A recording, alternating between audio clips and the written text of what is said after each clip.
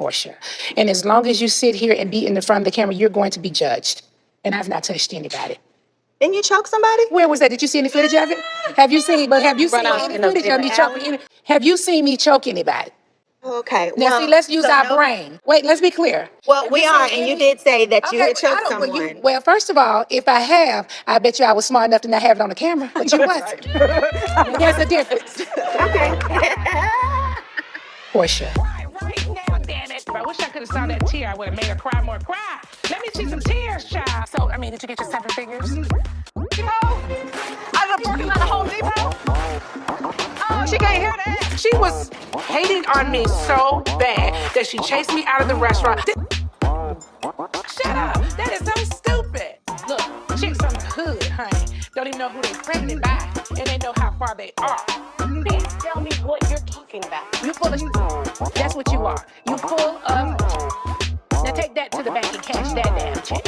I just wanted to get back to being the fabulous Nene Leakes. So, in order to do that, you have to hit the block button. Bing, bing, and bing. But I've opened up those doors again to Cynthia, so I think it's okay now. Getting for a new set of booty implants.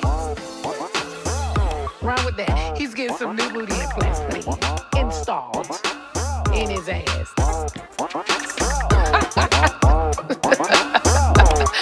That is funny. I don't see a whole lot more, honey, but let me say, yes, honey, for my Mexican dress, bitch.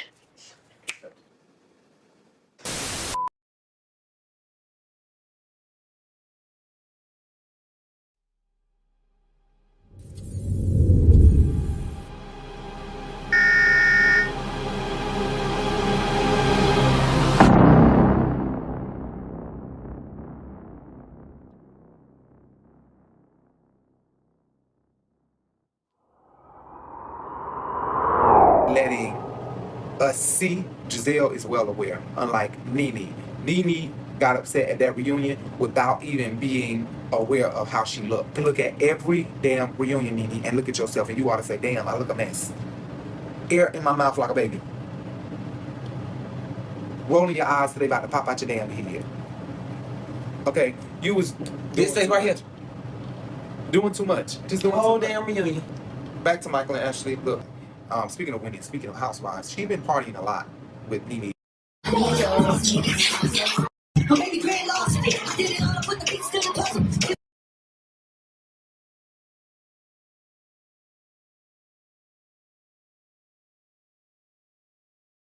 Miss Wendy Williams is a true rich bitch. Okay, she said she's gonna go to damn Miami Look at that for one network. day. Look at that network. And she said the storm is coming in and I'll be leaving out in the clouds just above it. Look at that network. That network. She ain't playing. She got some money, okay? She was supposed to go to Miami. It started raining. She still wanted them to come. But Wendy ended up getting out of a Rolls Royce, getting ready to get on a Delta flight. Nene commented and said, well, Tamar's not going to make it because Tamar flight was canceled, which I think Tamar is full of shit. Tamar said, somebody commented, a Tamar fan, like Tamar Braxton fans page, it said, I can hear Tamar now. Shabba, y'all ain't finna catch me out there up in no Dorian. Dorian can take y'all and not me, okay? That's her, honey. Dorian ain't gonna take me. Dorian gonna take y'all. Right. So she commented to say that Tamar's flight was canceled, that she was still trying to make it, honey. Child, I'm trying to make it. You know some fake shit when you see it. Right. Tamar ended up not making it because Nene was headed out there, and Nene and Wendy had to turn around because the storm got too bad. So Wendy hadn't left by the time Nene posted and said she was on the way there. So I'm like, oh, here's about to be some drama. Right. And she said the girls are just gonna meet me here in New York. We're gonna have dinner, da-da-da. And it looks like we will see Nene on the new season of Wendy Williams. Watching today. Nene Leakes is here tomorrow. Nene Leakes is here tomorrow. Quote me. I reported it here first. Nene Leakes will probably be on. She'll be there before. She got exactly because she got a promotion. So one of the things I did was I reconnected with Nene. Well, look, Chief got me her number, and here's how this all happened, right?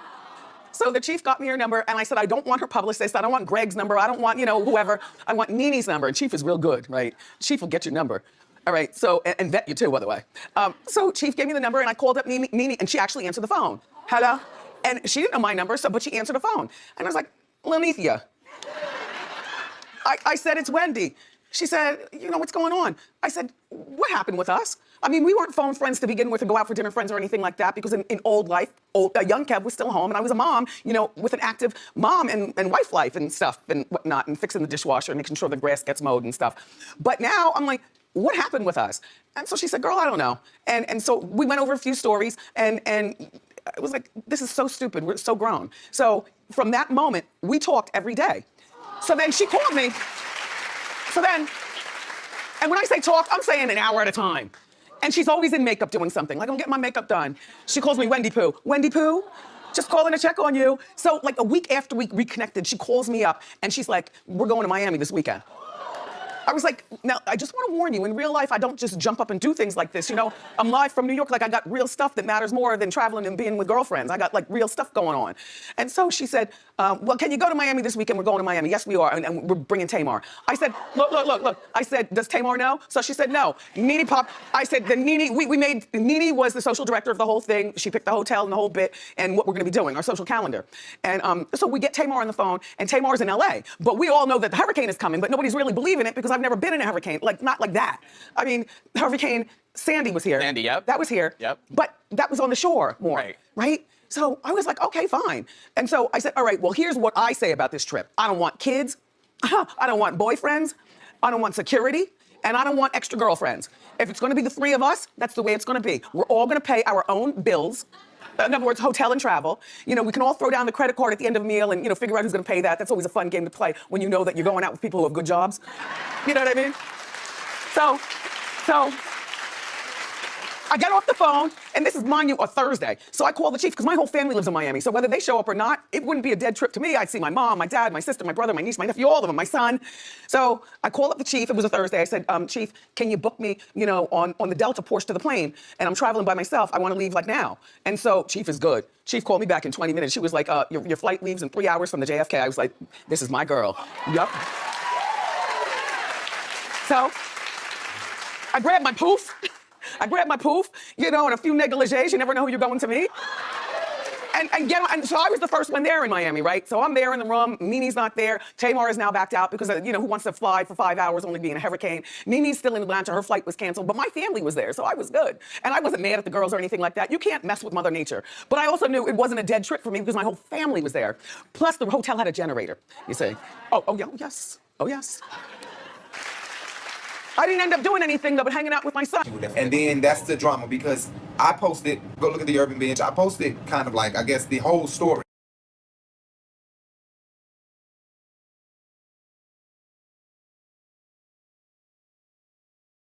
Of their fallout, falling in, the door's open. The door is closed. The door's Oh my open. damn bag. Yeah, it was like they were friends, they weren't friends, they were friends, they weren't friends. And this got into a fight at the Atlanta Women's Expo. Kevin was going off in front of all the guests. Like, Which it's a big seems to mess. be the common denominator between a lot of the negative interactions. That's why she's meeting up with all her friends now, because he seemed like he was the bad one. Wendy, we love you. Watch this video. How you doing? Shouts out to Wendy Williams. We love you. You are also one of our biggest inspirations. One of my biggest inspirations, truly. We love you, Wendy.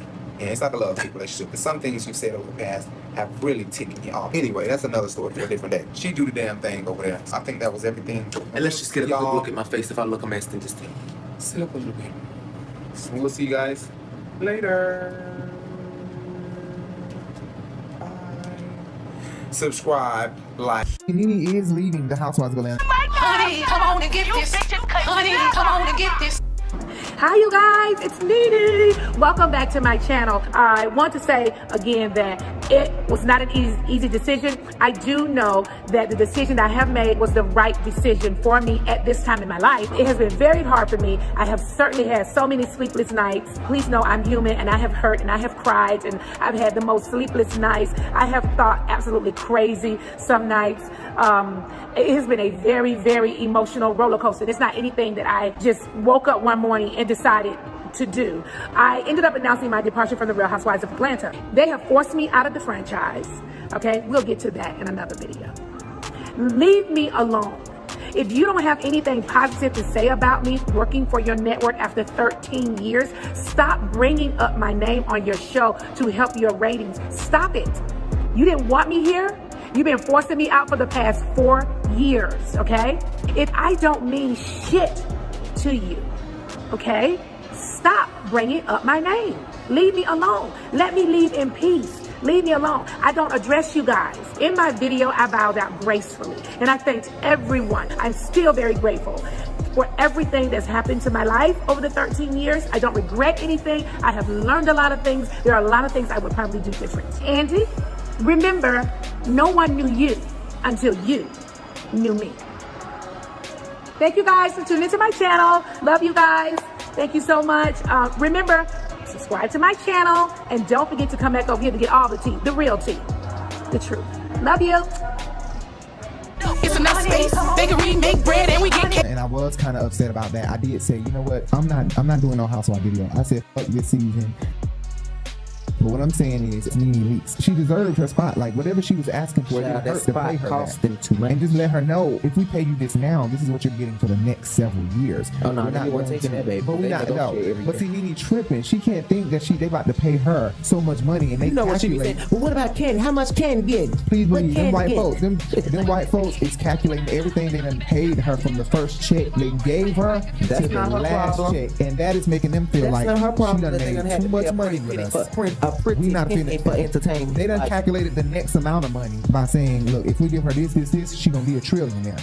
The bitch gonna be done been a trillionaire. Just like they sending these bitches on a private jet this season. That was really that.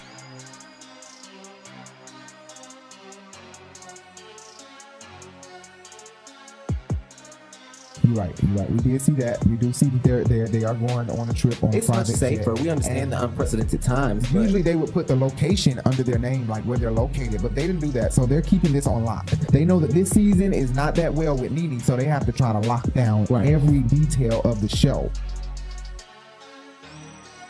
They showed you that salary that they were paying Nene. That jet, yeah, and that's what they're trying to do too. You said that earlier. They trying to show Nene that we got money, bro. This is what we can do with your money. This is what we can do with your money. We can put them on a private jet. We can pay her not even the new girl not even half of what you were getting, and this girl, this associate to the show, and Tanya, and still not spend what you was asking for. And they also put a black lady on Beverly Hills and New York season. New voice joining the show, Ebony K. Williams. This is State of the Culture. All the way to my left is the beautiful Remy Ma. How are you? I'm fine. You look amazing. Thank you. I want to stop saying that to you. We've got a new addition to State the Culture with us. Ebony K. Williams. While Nene is in the talks about racism and being treated in the kind of way as Bravo or NBC, so they want to be able to slap that in her face. And they created a talk show on behalf of Bravo, knowing that it was not going to be Giselle and Porsha. If it was just going to be them, it was going to be definitely Nene, because that's their #1 lady. Welcome to Bravo's chat room. I am Kate Chastain here with Hannah Berner, Porsha Williams, and Giselle Bryant. Looking gorgeous. Hi. Nene was supposed to have a talk show before. And they know that, but they trying to show you, Nene. They trying to show you. I'm telling you. They trying to rub it in your face. What I want to know is, Nene, you should have took that damn money. That's what I'm saying. How you not going to take for 6 episodes the same amount of money? Right, Nene. You should have took that money. You definitely, that means you're getting paid more than Kandi. Exactly. But she do deserve more than Kandi. She does. She deserves more than Kandi. If that's what she's worried about, then she definitely would have been making that for 6 episodes, 1.6 or 7 million. Right. That is astronomical. I understand that she feels like she needed more airtime. So I'm very disappointed. I'm super disappointed at the fact that Nene is gone. I literally told you right there, I don't want to do the show. I was like, fuck it, I don't even want to do the show. Right. I'm about to start back smoking cigarettes. That's how stressed out I was. Hell no. We do have to close this out though, y'all. We got to. No. But seriously, I'm glad Eva is gone. I think that. Oh my God, I didn't think that. I think that here's the exclusive.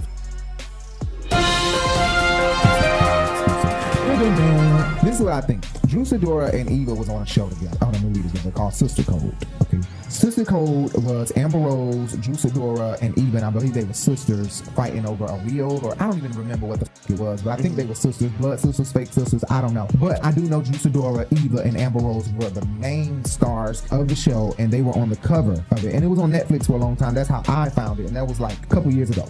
And now the calamari tonight, and I'm trying to get a double order. I'm eating for 2, you know? Maybe it's your profile pic. Yeah, it really doesn't scream. Drew Sidora is coming on to the show. Eva is leaving, and Eva said on the Ricky Smiley show show, and I may not be able to find the footage of this, but Eva did say on the Ricky Smiley show that she was not going to stay at a show where she already pre-knowledge that the bullshit is coming. All right, y'all, this next story, y'all, I know it's going to bring tears to a lot of folks' heart. I cried, honey, when I found the devastating news about it. Oh, clear your throat, Gary. Don't be sad. I know why I do this story.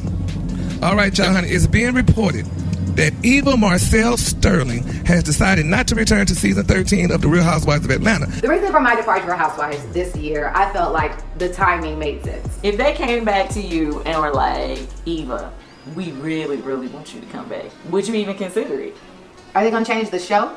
The show doesn't change. The show is what it is. We look for the buffoonery. We look for the who gonna flip over the table, who gonna act crazy, who's gonna bring up somebody's slanderous, fucked up past. Like, that's what the show is. And the idea that you can sign up knowing that that's what it is and do it, like.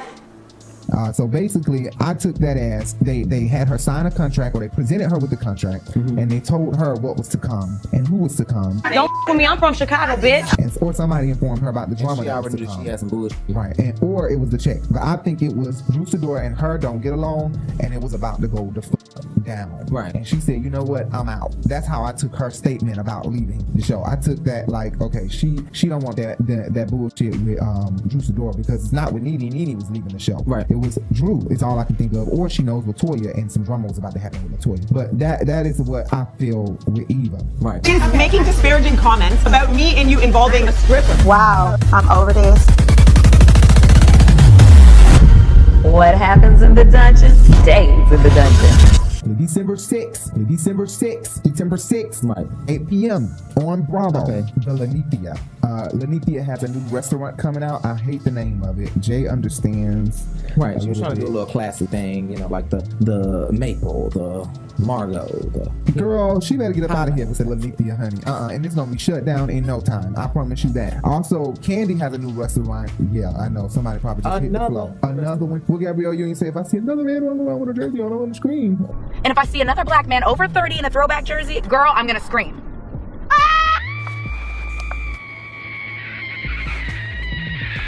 What was that? I just saw one. Right. Well, Fox Atlanta saying that Cynthia did a whole outbreak, and it was like 200 people. And Wendy was rude though for calling her selfish. What was Cynthia selfish, Bailey? Girl, you better get a virtual her wedding. In other Housewives news, Cynthia Selfish Bailey is getting married this weekend. In the meantime, congratulations to Selfish Cynthia and her husband, Mike Hill. They got married on Saturday. Honey, Wendy mad because she didn't wait for the time you wanted her to wait for, and you couldn't be there to show your fat ass legs. My God, today. I'm serious though. You said it, so I think I can say it. Wendy, for you, spend more of your time trying to figure out how you can drain your enormously large legs and feet, okay? You need to find the nearest water pill, okay? No, seriously. But anyway, this is going to be how we do it next time. Y'all going to see. We're doing it live next time, okay? Doing the show live. So episode 1, December 6th at 8 p.m.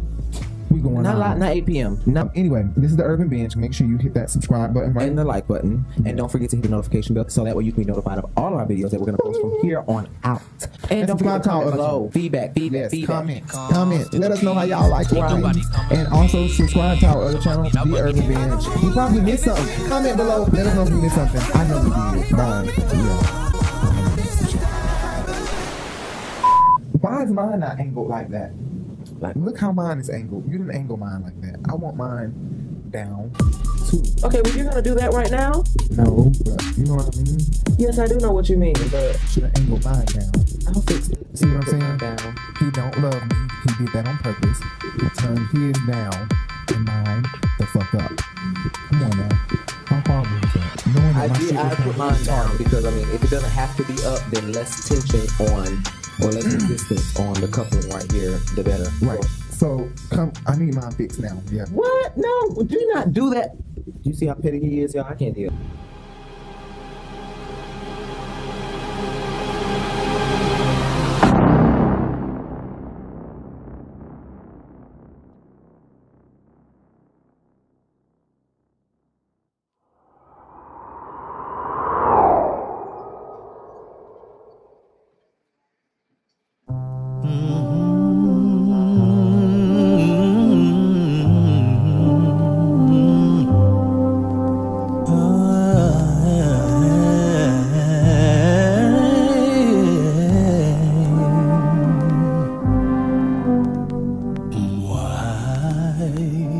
defining What's up? what needs no Everybody, I'm your boy Rico, and this is another episode of the Urban Binge. You might be watching on YouTube.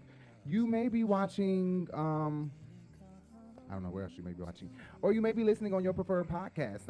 You may be listening on Apple Podcasts. You may be listening on the Google Podcast app. You may be listening to us right now on plenty of other apps. Google Podcasts, Spotify, iHeartRadio. You just type in the Urban Binge on the Urban Binge Radio on Google Podcasts, Apple Podcasts, Spotify, iHeartRadio, and you'll be able to find us. I'm grateful and lucky enough to have been accepted in the iHeartRadio library. So now when you search for other podcasts that are urban culture news, you'll run into ours, and hopefully you'll run into ours first, because I've taken a lot of time to create the Urban Binge here. If you're watching on Rebel TV, make sure you hit that subscribe button, make sure you hit that thumbs up, and make sure you hit that bell so that you can be notified of every video. You might not like what we talk about here, so you'll be just tap dancing on that thumbs down button, which is fine with me because I don't have a problem with you doing that.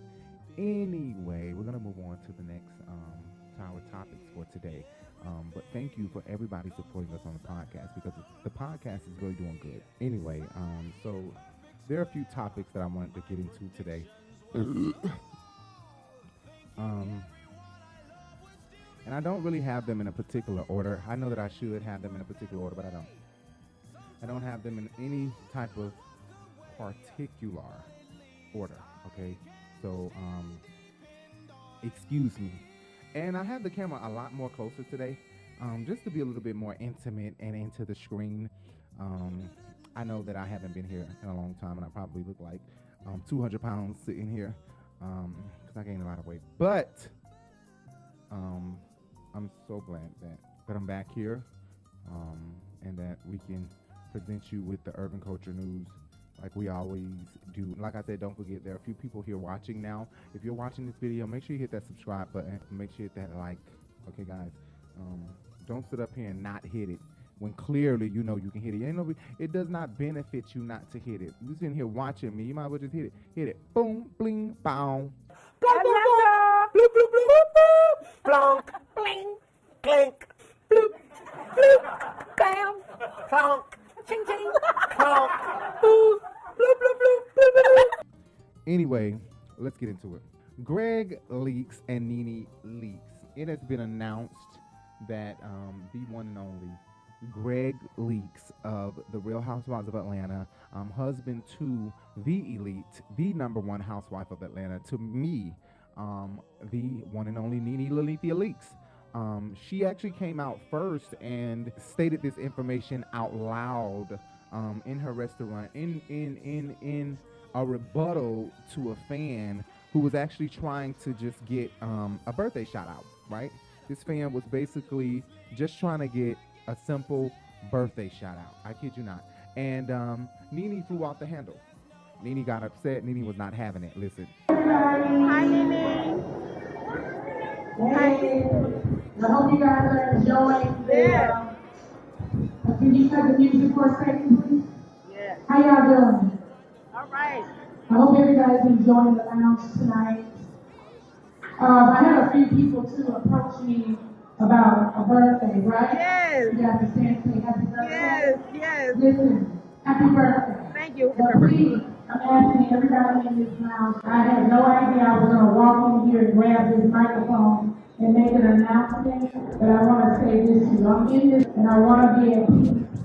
If you see me, you see my son, give us a lot of love, okay? My husband is transitioning to the other side, and I want to say happy birthday to you guys. Thank you. Guys supposed me that I was rude. The real truth is you're rude.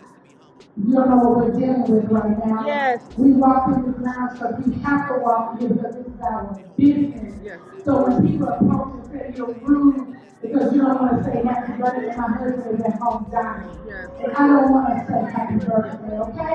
So please give us some respect, give us some love, okay?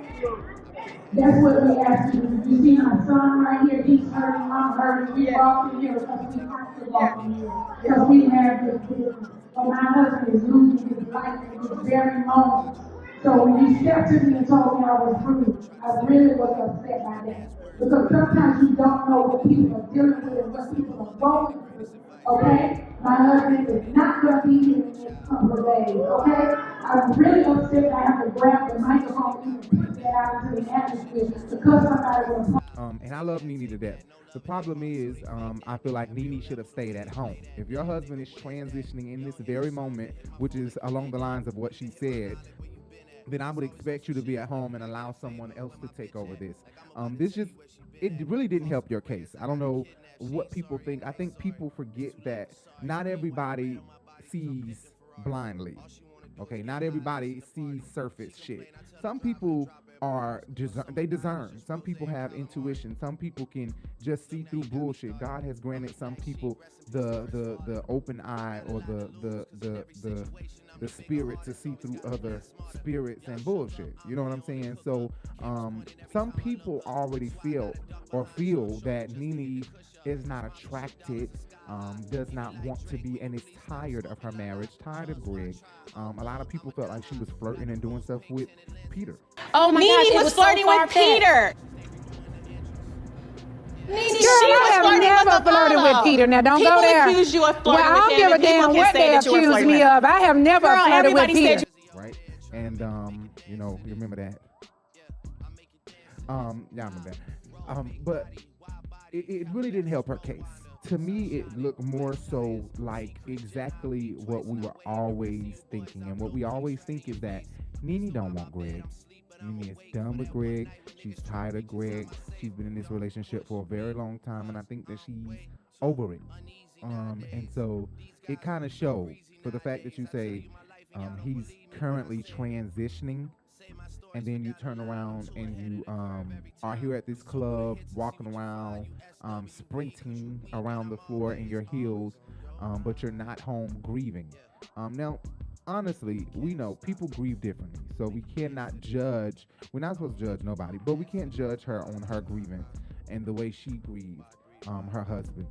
Her sons were with her, but we can't say.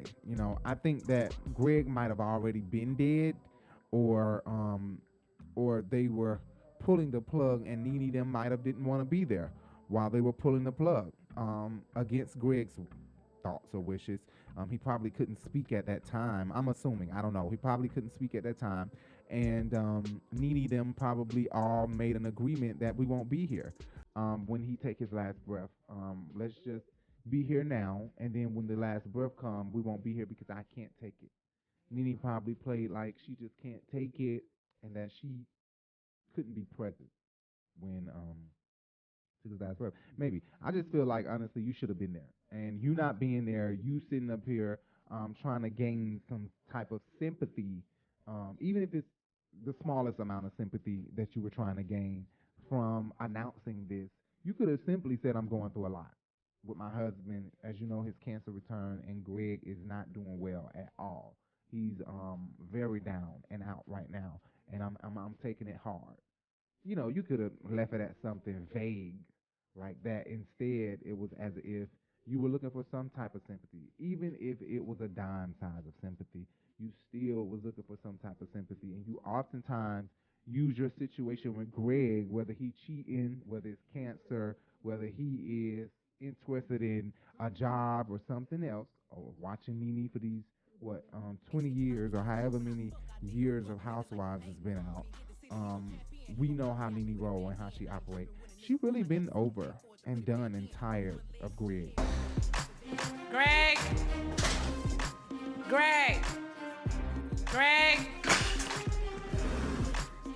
What's up? What's up? Is your voice all over the blogs? It ain't even about it being an interview for me, Greg. As far as I'm concerned, a stranger who should never be involved in your family life. Where the $300,000 you gave me? Where? When? That might have been a little bit exaggerated. And if you gave me $1 million, it doesn't matter. I am your wife of 13 years. Because I got with your ass when you didn't have a dime. And I didn't get with you for money. I got with you because I loved you. So now you telling me you want it back?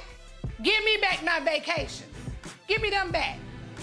Give me the shoes off your feet and the shirt off your back. I bought it.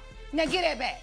Give me back the goddamn labor pains I had for your ass. I'm your husband. Okay, I'm your wife. Call Corey and tell him that. Are you done?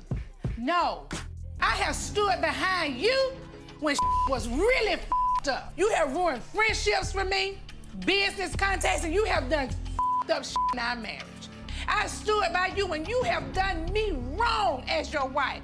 But you want to make other people think that I've done you wrong? I have never done you wrong, ever. One thing that I did do was put on a united front for your ass. I know you are so close to being done. I know it's got to be some immaculate fibers holding you here. I never wanted to be sitting here in this situation talking about a divorce or breaking up my family. That is not my heart, and you know that ain't my heart. I came from a broken home. So why would I want my kids to be in a broken home? Why? I have had your back in so many situations, so many, and I am pissed off that you put me on the goddamn line, not having my back. The way you're sitting here now looking at me is another person. I don't know that person. All this slick that you've done, I don't know that person. Whatever. Like, I have had it. Thank you for your time. You're not even man enough to say what it is you're saying. I don't even know who you are. Really? I don't know who you are. Sorry. This is it. This is it between me and Greg. We're done. We're over. I know I made a damn monster.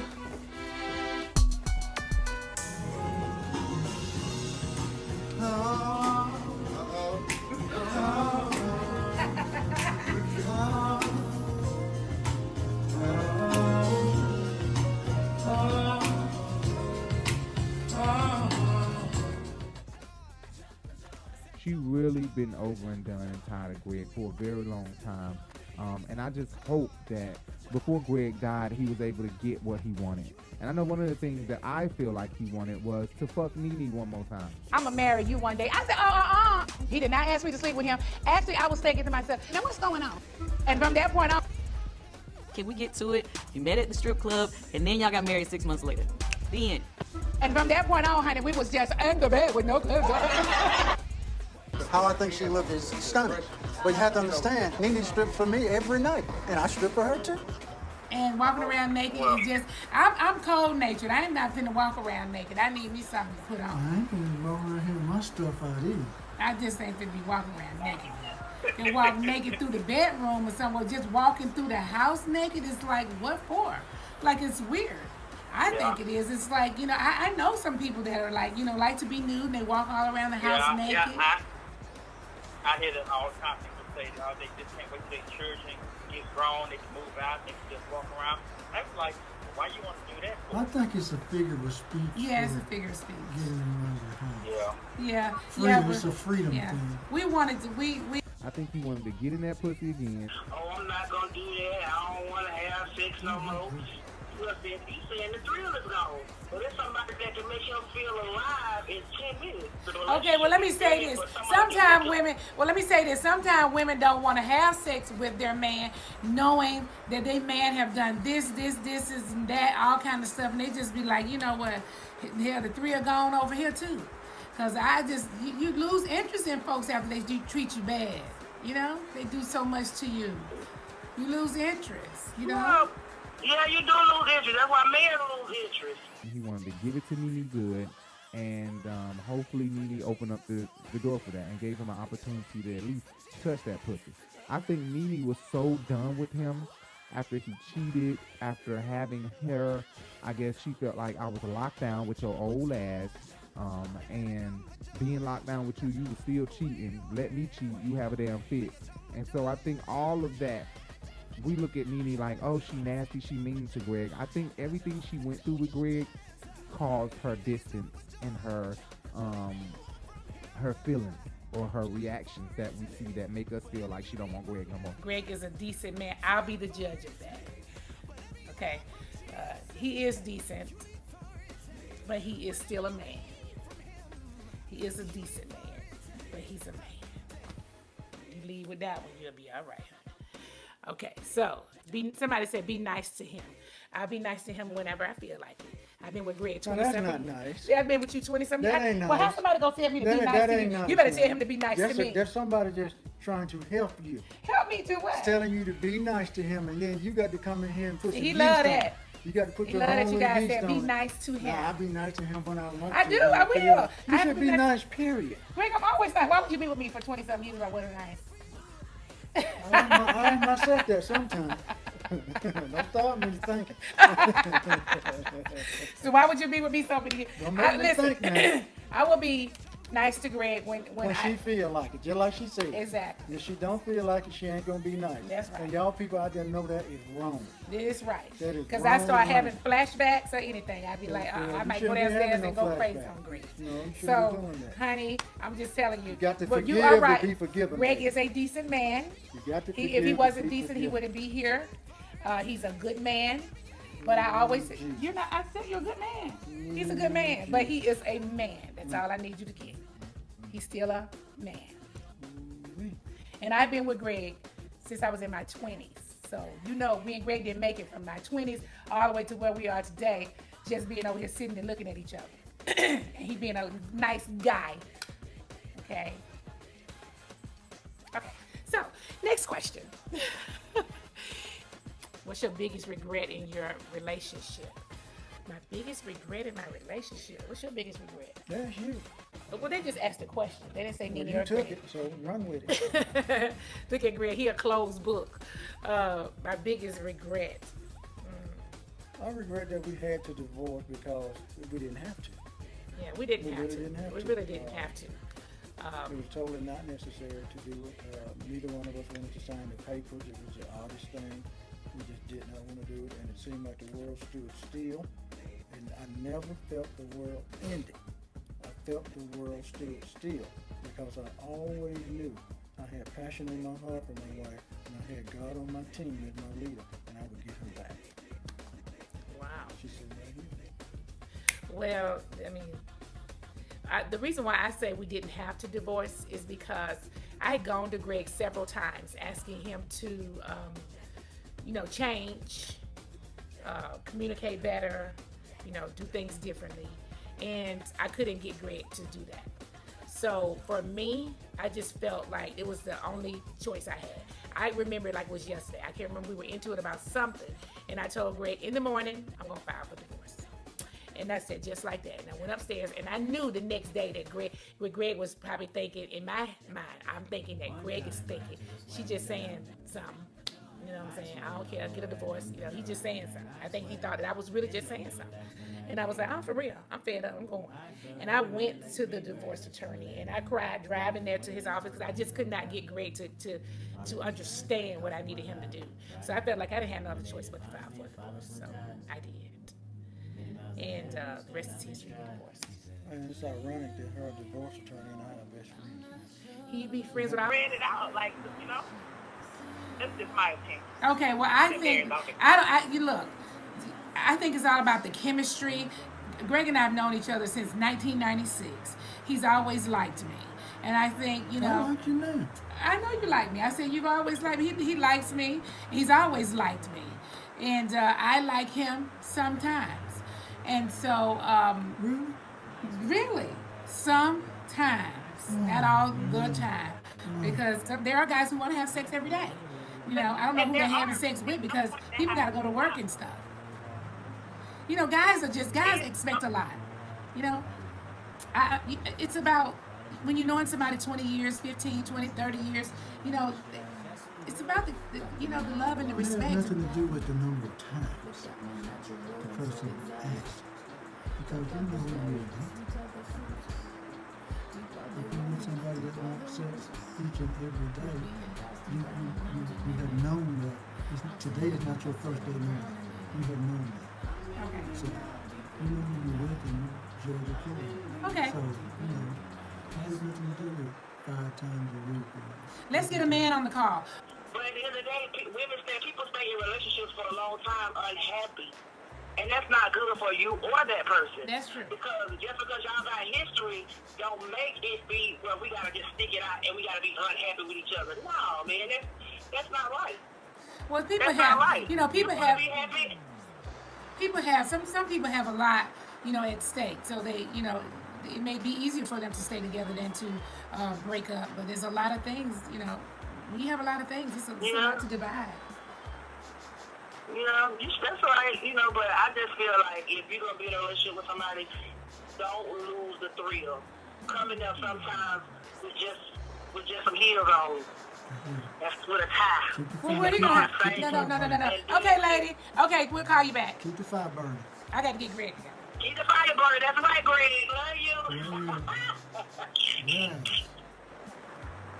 All right. Okay, check this out. Okay, wait a minute. No, I got to get Greg together. Because Greg think he loves some of the things that she was saying because he feel like stay spontaneous.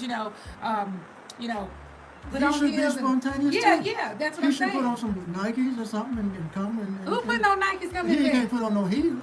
Well, he may well put on his toes then. And come well, you can put on some house slippers, some Gucci house shoes or something, and satin pajama top. Greg, listen, I don't know who that lady is. They just called in here and started all this trouble. I can tell you this. Listen, you got to do stuff too. You both got to do stuff. Okay? The same thing it took to get him or her is the same thing it takes to keep him or her. But the longer you're together, 20 years in, after a while, things, just... No. I'm not saying that... You got to reinvent and recreate yourself as time goes by. You can't keep wearing the big drawers. You got to get to the little drawers. Who wear big drawers? Some women stay with the big ones. Well, some men stay with the right, the brief things. You got to brief things. You got to mix it up. You got to throw something in there. You got to put a little spice on it. Well, I'm telling you right now, the spice gonna have to happen on both sides. Yeah, okay? that's why and then after a while, sometimes when people do stuff in their relationship, people just don't be feeling like it. You just be like, darn, I don't even like you like that. It just takes time. You you're talking about two different things. No, I'm telling you why some women just sometimes may not want to have sex with their guy. Yeah, but we're talking about something a little bit different. You're talking about spicing it up in the bedroom. You're talking about, the question was if he asked, do you do it? Every time he asks. Right, that was the question. Okay, you answer it. I think you should be accommodating. It has nothing to do with every time, 6 or 7 times a week, 3 or 4 times a day. It has nothing to do with that. It's when the time is right and you're both prepared and it's opportunity, that's when it will happen. If it's once a week, like you setting up a twice meeting. a week, 3 times a day. Maybe it's just a buildup of shit that Greg did and thoughts that she has come up with herself. Like, he cheat if I cheat. Okay, that's shit that Greg did. He cheat, then her own thoughts come up with, if I cheat, then he gonna have a fit. Ugh, I can't stand him. But I do think that Nene has been very insensitive. From what she has portrayed or what Bravo has portrayed in her relationship with Greg, it has shown nothing but insensitive. We need to do surgery on you tonight, or you ain't gonna make it. And so I went over and prayed to God, and I told him, I don't feel death. I don't want to go, but if my work is finished here, take care of them, let's go. So good. He gotten sick for a little while. Yeah. But Greg is doing good. Nene, how did you handle all of that? It was hard for me because I'm not a real nurse. Like, I'm not like a caretaker really good. I'm not good. Greg is good at taking care of me, but I'm not that good. So what I do is set the alarm in your phone and take your medicine every 3 to 4 hours, okay? So I can give a lot of hugs and stuff. And they haven't really showed us much of Greg. Then there was a season or 2 where they showed us a vindictive, conniving Greg, where they tried to put him out as a cheater and as a person who is a pimp sugar daddy type. And Nene is young, but he out doing what he want to do. And that was kind of like towards the end of Nene leaving. They had that big blow up. You creep around Atlanta. I creep around Atlanta. How you feel about open marriages? But before then, Nene wasn't as interested in Greg as she was in her shoe guy, Mr. Domino, Mr. Italia, whatever his name is. Sure. Oh, thank you very much. Hopefully these are the right size. Red bottom. The heel is super high. Thank you. That's not the final gift. It's not? She was very interested in that man. And when she left from dealing with him and being single and remarrying Greg, she still didn't come off as happy. She came out as if she was trying to make herself be in this relationship with Greg, when in actuality, she really didn't want Greg no more. She was done with Greg. She felt like Greg was doing her any kind of way. I'm locked down with him. I done married this man when I was young up some. Now he old. I think that she's in a mixed place. I think she's heartbroken, but she also feels whole in some areas where now she can live her life freely and flirt and live her last years of her life, because Nene is 50 something or 50. She can now, or maybe not, but she can live her last few years just peacefully flirting and everything like that. I really don't think Nene is going to get remarried. I don't believe Nene will get remarried. I just don't think so. I think Nene is going to stay single because she likes to flirt. Now, if she does get remarried, I would say she needs to marry Peter. I know that that's some messy ass shit, but her and Peter want to fuck so bad.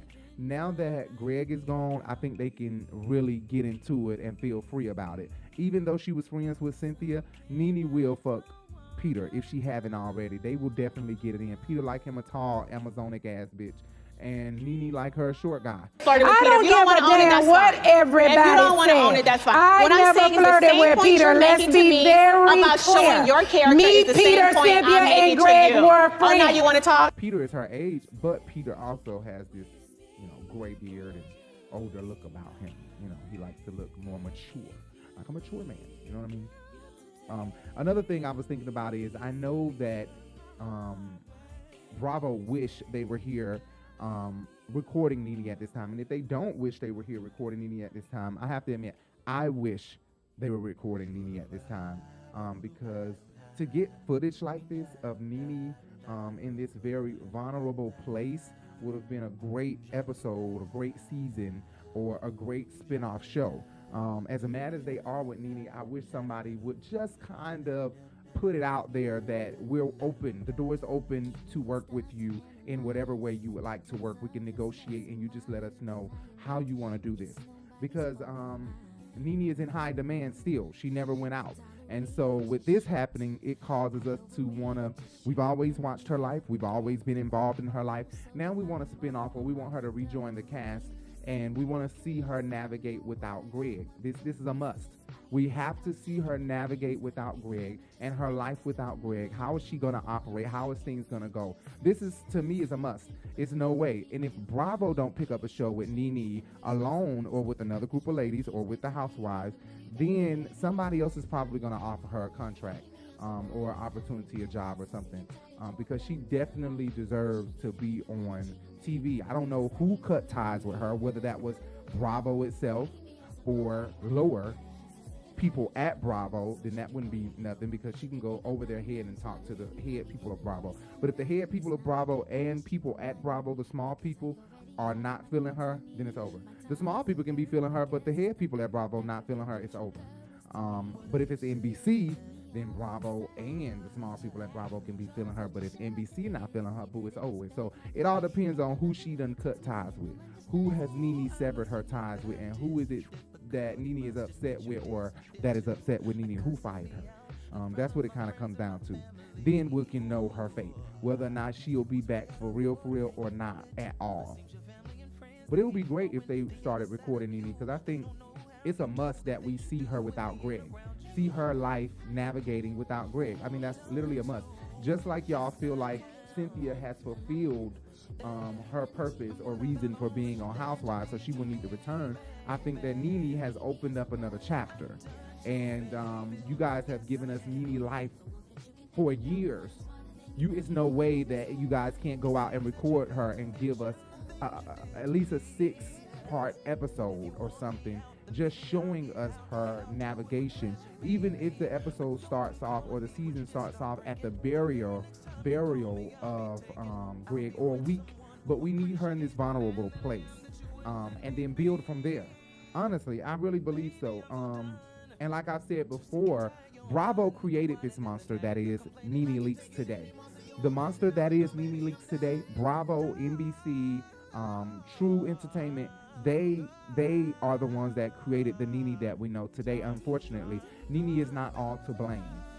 They created this person. They fed her the food on the spoon, and she ate and ate and ate and ate and ate, and gave them, regurgitated back what they wanted her to regurgitate. She literally gave them what they asked for, what they wanted. She regurgitated it back up. And in a fine way, because we constantly watch every week for Nene, and the ratings drop every time Nene leaves the show. So I think that is, what's the word, imperative, that they go pack up the truck, the production truck, get the tents, get the mics, get the cords, get the cameras, get the shit, get the waters, get the masks, the hand sanitizer, and everything else, and head out to Nene, get the pen and the papers, the printers and everything, get the contracts done, and give Nene her spinoff show. I mean, I think we need this. I think we honestly need this show with Nene, or Nene rejoining the Housewives. But the only reason why I'm not pushing that so much is because it doesn't give Nene enough time, unless they can do a contract that Nene gets more airtime than them for this particular season. But Kandi may not have that. So I can get jiggy with having Nene and Kandi have almost or the same amount of time on camera. I can get jiggy with that. I can get jiggy with a season of Housewives, just Kenya, Porsha, Nene, and Kandi. I could get through that. Phaedra would be great if they added her, and Kim Zolciak and Sherri, bitch. Add all of them back, and Marlo Hampton, of course. That is the fucking crew right there, okay? Period. That's the crew. When they were on the seasons, it was popping. Just as soon as y'all fired Phaedra, the show began to decline, because that cast that y'all had right there was the bomb. Even including Claudia in that cast or in that group, removing Cynthia. That is a group right there. I'm telling you. That's a group right there. Another thing I wanted to say about Greg and the Housewives is it is rumored that Greg will be cremated. He will not be having a funeral, which is understandable. I can understand him not wanting to have a funeral because Greg is a Leo, and my mom is a Leo. My grandfather, my mom's dad, grandfather. My mom, dad is a Leo. That's what I mean by grandfather. My husband is a Leo. My daughter is a Leo. My little girl is a Leo. I'm surrounded by Leos. And so I know that Greg will please Nene in every way, even in death. So even in death, if what is going to make you happy is having my ashes here in the house or everywhere you go, then that's a Leo for you. A Leo is, even in death, want to please the person that they love. That's what I feel. Even in death, because my mama talk about what she got left for me and what she gonna have for me when she die already, and she ain't nowhere near dead. And I know death can happen to bring love high, and anything can happen. But what I'm saying is, Greg, I feel like playing that for Nene. Give me ashes, or I don't want no funeral. I don't want all that extra stuff and all that stuff. You know, forget that. Maybe it could have been a situation like that. I don't know. But he will be cremated. It's rumored that he will be cremated. And not have a funeral, but Nene says that she will announce a ceremony for friends and family and co-workers and stuff like that. I assume co-workers would mean Kim Zolciak, Bierman, and Sherri Whitfield, because Sherri posted saying that she had been knowing Greg for 20 years. She said going to Falcon games and blah blah blah blah blah. I said, damn. They've been knowing each other like we already knew because of the first season of Housewives. Sherri, Kim, and Nene was Destiny's Child. They've been knowing each other for years, hanging out with each other around the ATL, being rich, elite women around the ATL at one point in time. And it's so sad that their relationship is where it is now. But it was awesome to read that post that she's been knowing Greg for 20 years. And everybody said the same thing about Greg. He was the voice of reason. He loved Nene to death, and we know how much he loved Nene, right? Mr. Mailman. Okay. I'm rich, bitch. Hey, player. Okay, Leakes. I'm gonna marry you one day. I said, He did not ask me to sleep with him. Actually, I was thinking to myself, now what's going on? And from that point on, Can we get to it? You met at the strip club, and then y'all got married 6 months later. The end. And from that point on, honey, we was just in the bed with no clothes on. How I think she looked is stunning. But you have to understand, Nene stripped for me every night, and I strip for her too.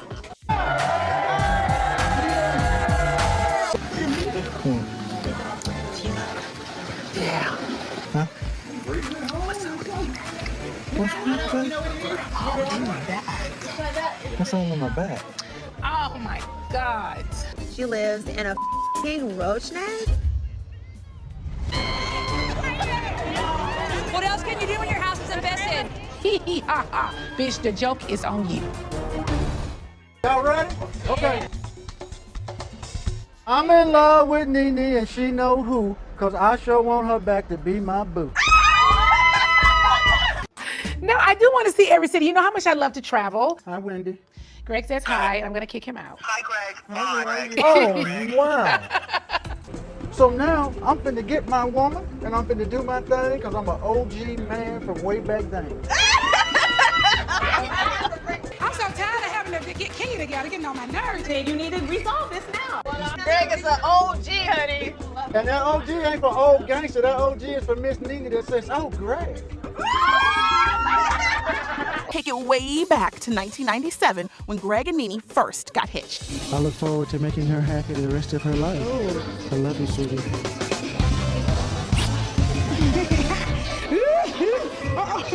Cut the camera. Let him know, Greg. Oh, I can show a Honk the pepper. horn on their ass. Boop, boop, boop. Bam. Right. He really loved Nene to death. He had her back all the time. And that was weird. You know, he transitioned in the bed. I'm not sure if that was Nene posted broken the day after she made the announcement at the club, and that was the day after. So I assume he died when she posted broken, and then about 3 days after posting broken, it was announced that he was dead. So I assume he either died while they were at the club, and then she posted broken because she had got home later that morning, or he died later that morning, the next morning after leaving the club that night. One or the other. Or he was already dead. You know, we never know, because, you know, celebrities try to keep stuff like that under wraps. So we'll never know the actual date for when this celebrity or this person died, because, you know, it got to go through word of mouth, like the telephone game. So eventually it gets around to this person, and what they said was going to be said, or what they said was happened didn't really happen that way, right? Like the telephone game. But it's so sad. Rest in peace, Greg. We love Greg. Phaedra, everybody had a lot of sentiments. All right, but then I gotta do the verse. Y'all ready for the verse? Even though can be cold, that's time. Memories of you, when you were I'm tarnished ring, tarnished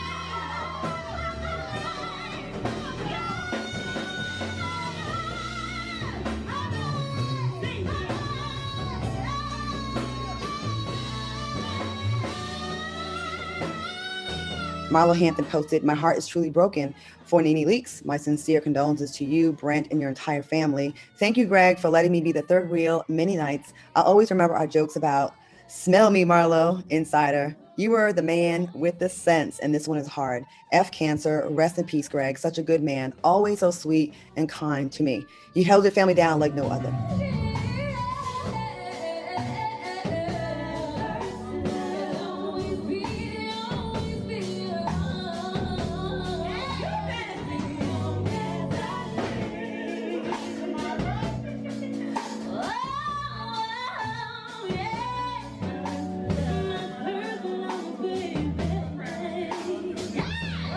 Also, Nicki Minaj posted, "Brokenhearted to hear of this tragic loss at Nene Leakes. Though I know nothing can stop the pain you must be feeling right now, I'm sending you love and strength. May God cover your family and now and forever, and equip you with what your heart needs to move on. Greg seemed like such a loving, funny, dynamic person to be around. I can tell he'll greatly be missed."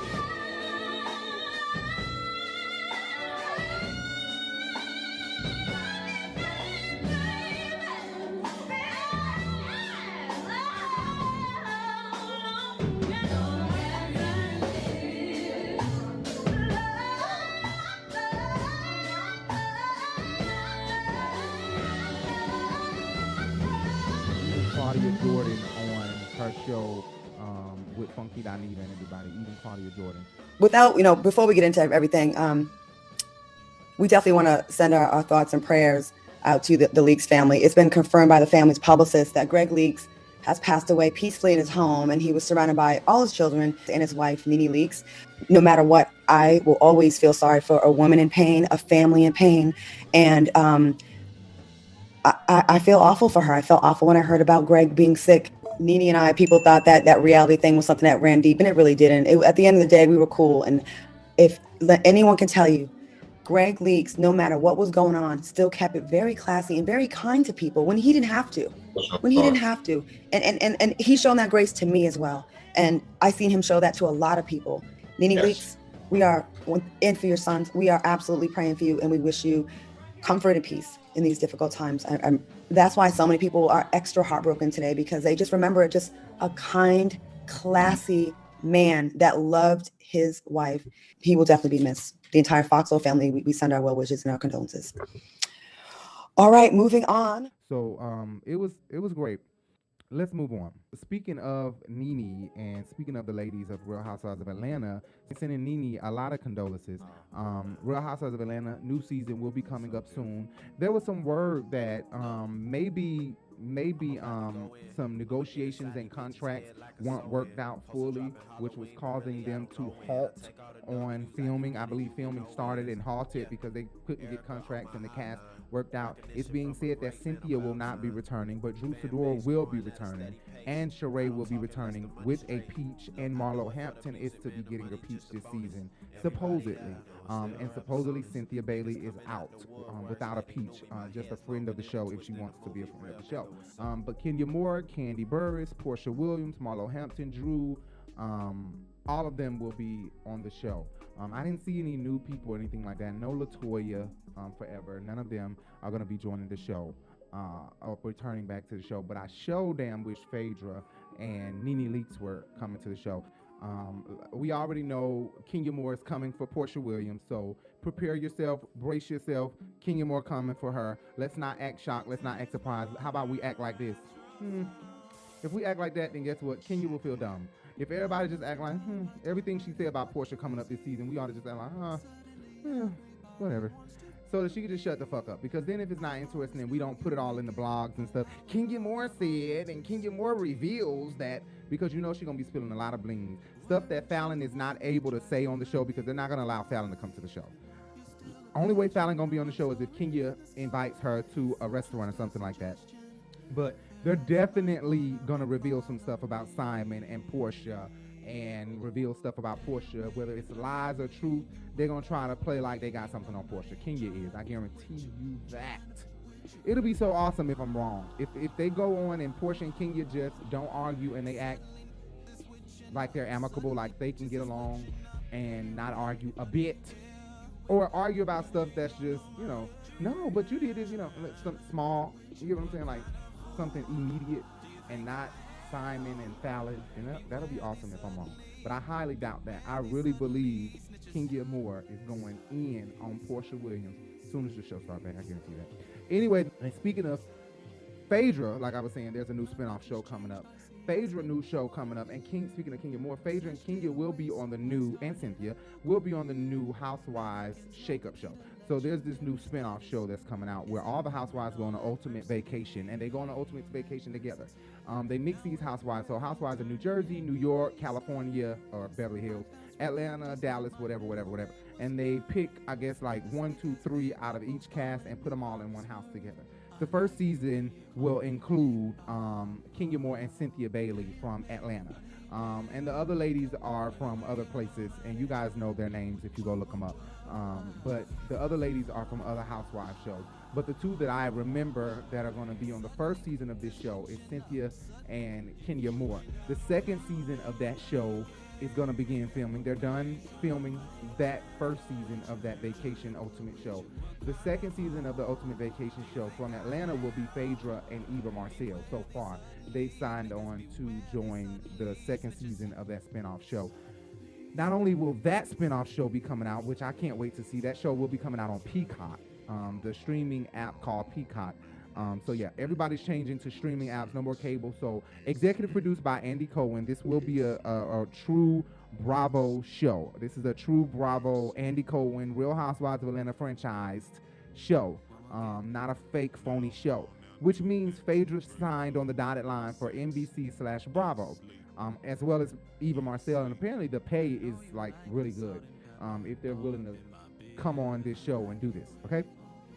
Another spin-off show is Porsha Williams. So Porsha Williams has a spin-off show that she's been filming. Who's to say that it's going to be picked up for Bravo? But Bravo is filming a spin-off show for Porsha and Simon Gubadia,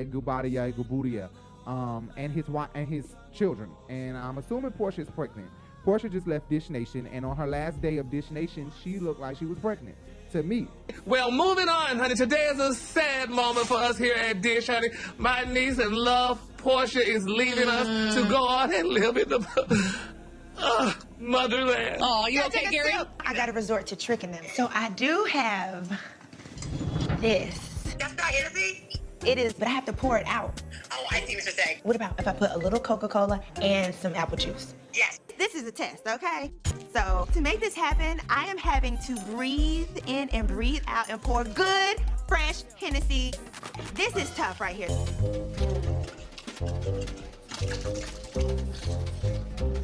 I really have to mix this potion up just right. It's almost too brown.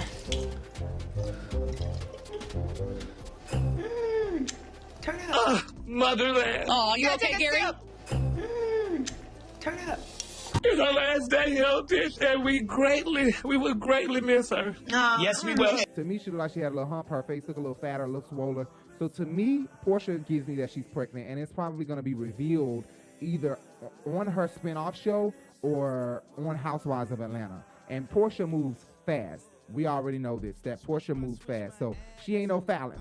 Porsha's a full-grown lady who done played rich niggas for a very long time, okay? So Porsha's not attracted to him, regardless of what that bitch say. She's not attracted to Simon, but she know how to get to the bag. And the way you get to the bag, she's showing you young bitches.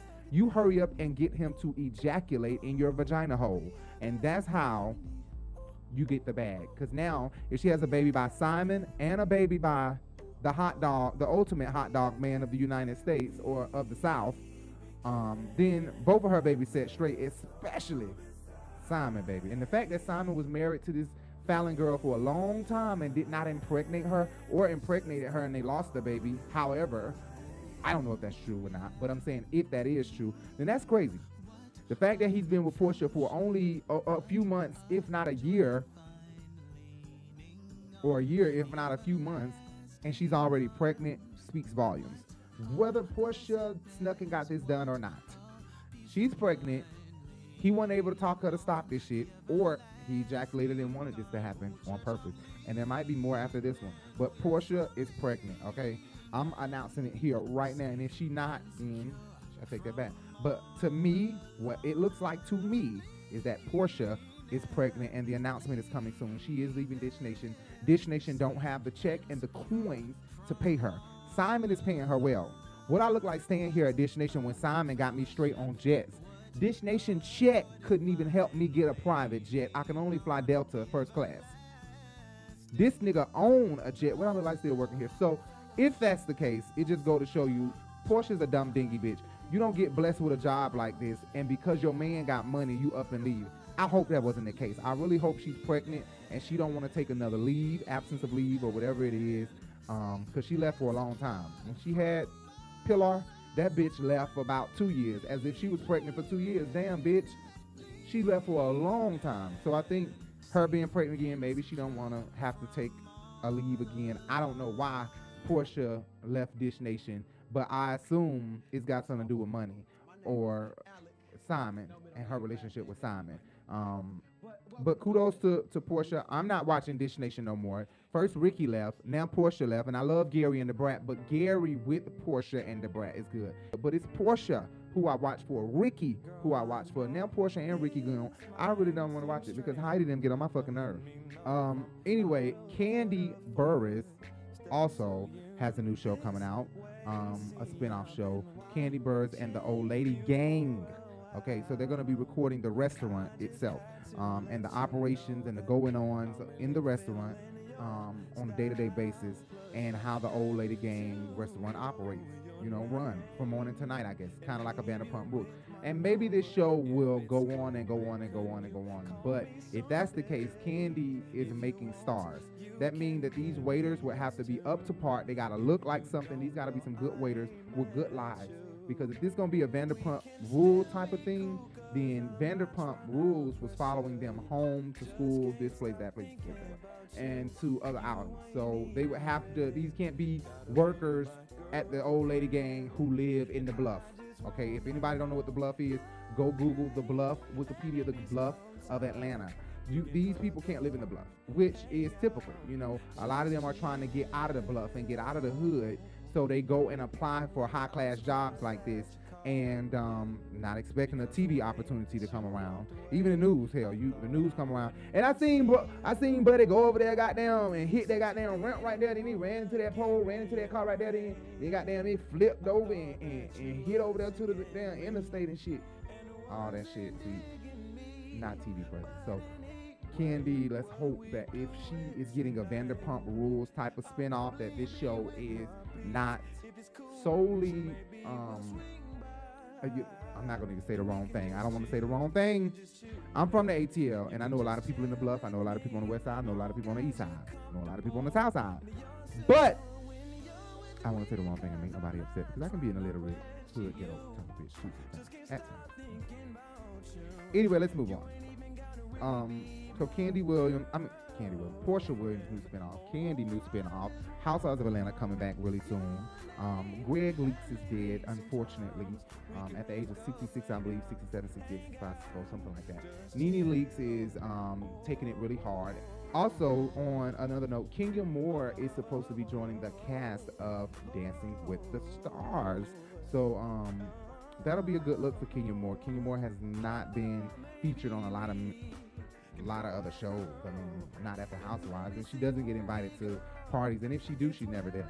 But we never see her at parties and stuff like we see Nene. We see Nene at parties, we'll never see Kenya Moore at parties, like Diddy party and this party and that. She's not even hardly invited to do interviews, and I think because she's put herself out here as Miss America or Miss USA, and then put herself out as a bully, it makes people really say, okay, no, we don't even want to interview.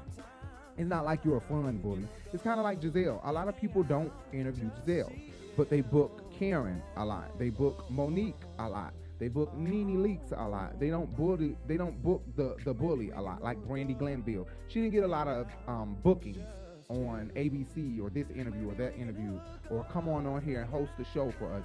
Kenya Moore won't get gigs like that because Kenya Moore is mean and she's a bully, and that's what happens, Let's move on to the next thing. I can't think of any other shows I'm going to talk about, but I will be back to talk more. But make sure you guys hit that thumbs up, okay? Even if you don't like the video, you better hit the mother-loving thumbs up. And make sure you guys hit that bell so that you can be notified of every video that we post. Every time we go live, anytime we post a video, you guys will be notified. Like a notification, like that notification that comes through when that nigga or that bitch texting your phone. We have mostly girls on here. Thank you, ladies. We have all ladies. For the most part, our analytics say mostly ladies, from Australia to Africa, China, United States, like ladies. Unless there's some niggas out there signing up to the app as a woman, we have nothing but women watching us, and I appreciate all you ladies for taking your time out to watch us, even while you sitting on the toilet cleaning that pussy. I appreciate all you beautiful ass ladies. Thank you so much. Hit us up in the DM, message us, contact us. We're gonna go live one day so that we can communicate with you guys live and talk, and we're going to start doing that a little bit more often. Anyway, guys, talk to you guys later. Make sure you follow us on all platforms: Instagram, Facebook, Twitter, Bigo, The Urban Binge on Facebook, THEE, Urban Binge on Facebook. Everywhere else is THE, The Urban Binge. Facebook, The Urban Binge, THEE, just 2 E's. And everywhere else, The Urban Binge. Even on Bigo. Make sure you guys check us out on Bigo, okay? Make sure you check us out on the podcast. iHeartRadio, Spotify, Google Podcasts, Apple Podcasts. Check us out everywhere. I'll talk to you guys later. We coming back with another video. We're going to start splitting these videos up. All right? Talk to y'all later. Stop that.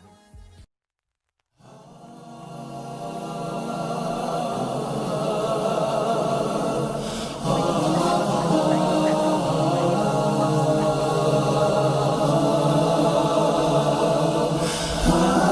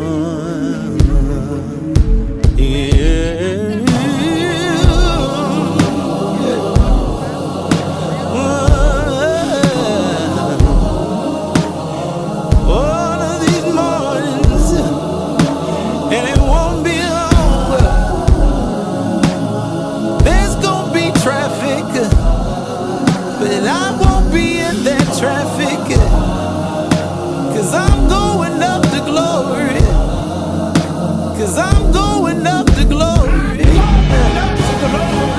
moment, in the twinkling of an eye, the daddy cries are gonna rise, and we that are alive, and we that remain, shall be caught up.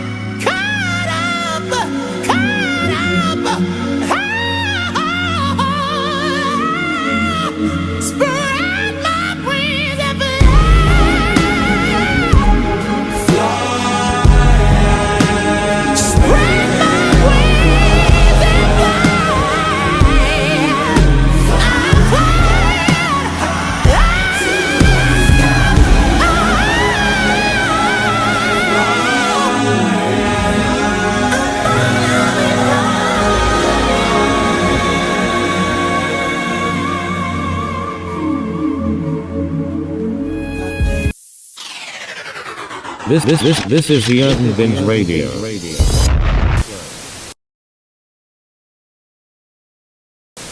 The fun part. Exactly.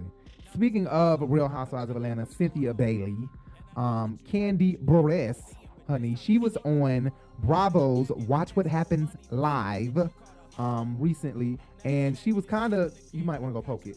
She was kind of throwing a hint at the fact that the show is going to be really good. Basically, kind of sort of saying Cynthia and Porsha leaving was a good thing. I'm just talking shit. That is what she was saying. She said she was really sad about them leaving, and she wasn't sure about it. And she's very happy with how the outcome of the show is. She's happy with how everything turned out. And she raised her eyebrows, and she said it's going to be fire. Right? Right.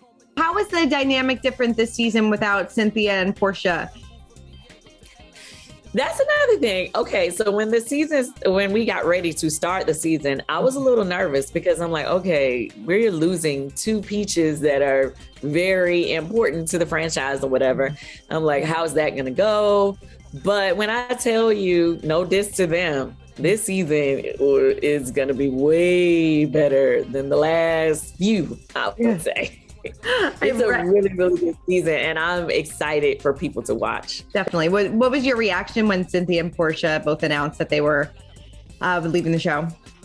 I was disappointed. Mm-hmm. I was disappointed because I was just thinking that, that we would all, be able to rock another season together. But everybody has to do what's best for them. Portia's, moving on in her life, and she had her own show, so she was doing her thing. And then Cynthia's doing so much. She got movies coming out. She's, doing her thing. Just got off of Celebrity Big Brother. So they both are doing a lot. And so I'm happy for them. Mm-hmm. But yeah, I was a little disappointed at first, but I feel like everything happens for a reason, because it really allowed for this new season to totally change and bring on new players and make the show different than it's been in a while. And we needed that, really. Yeah. She said it's going to be fire this season. So I believe her. I don't know what she mean by that and what's going to go down, but it must be about to go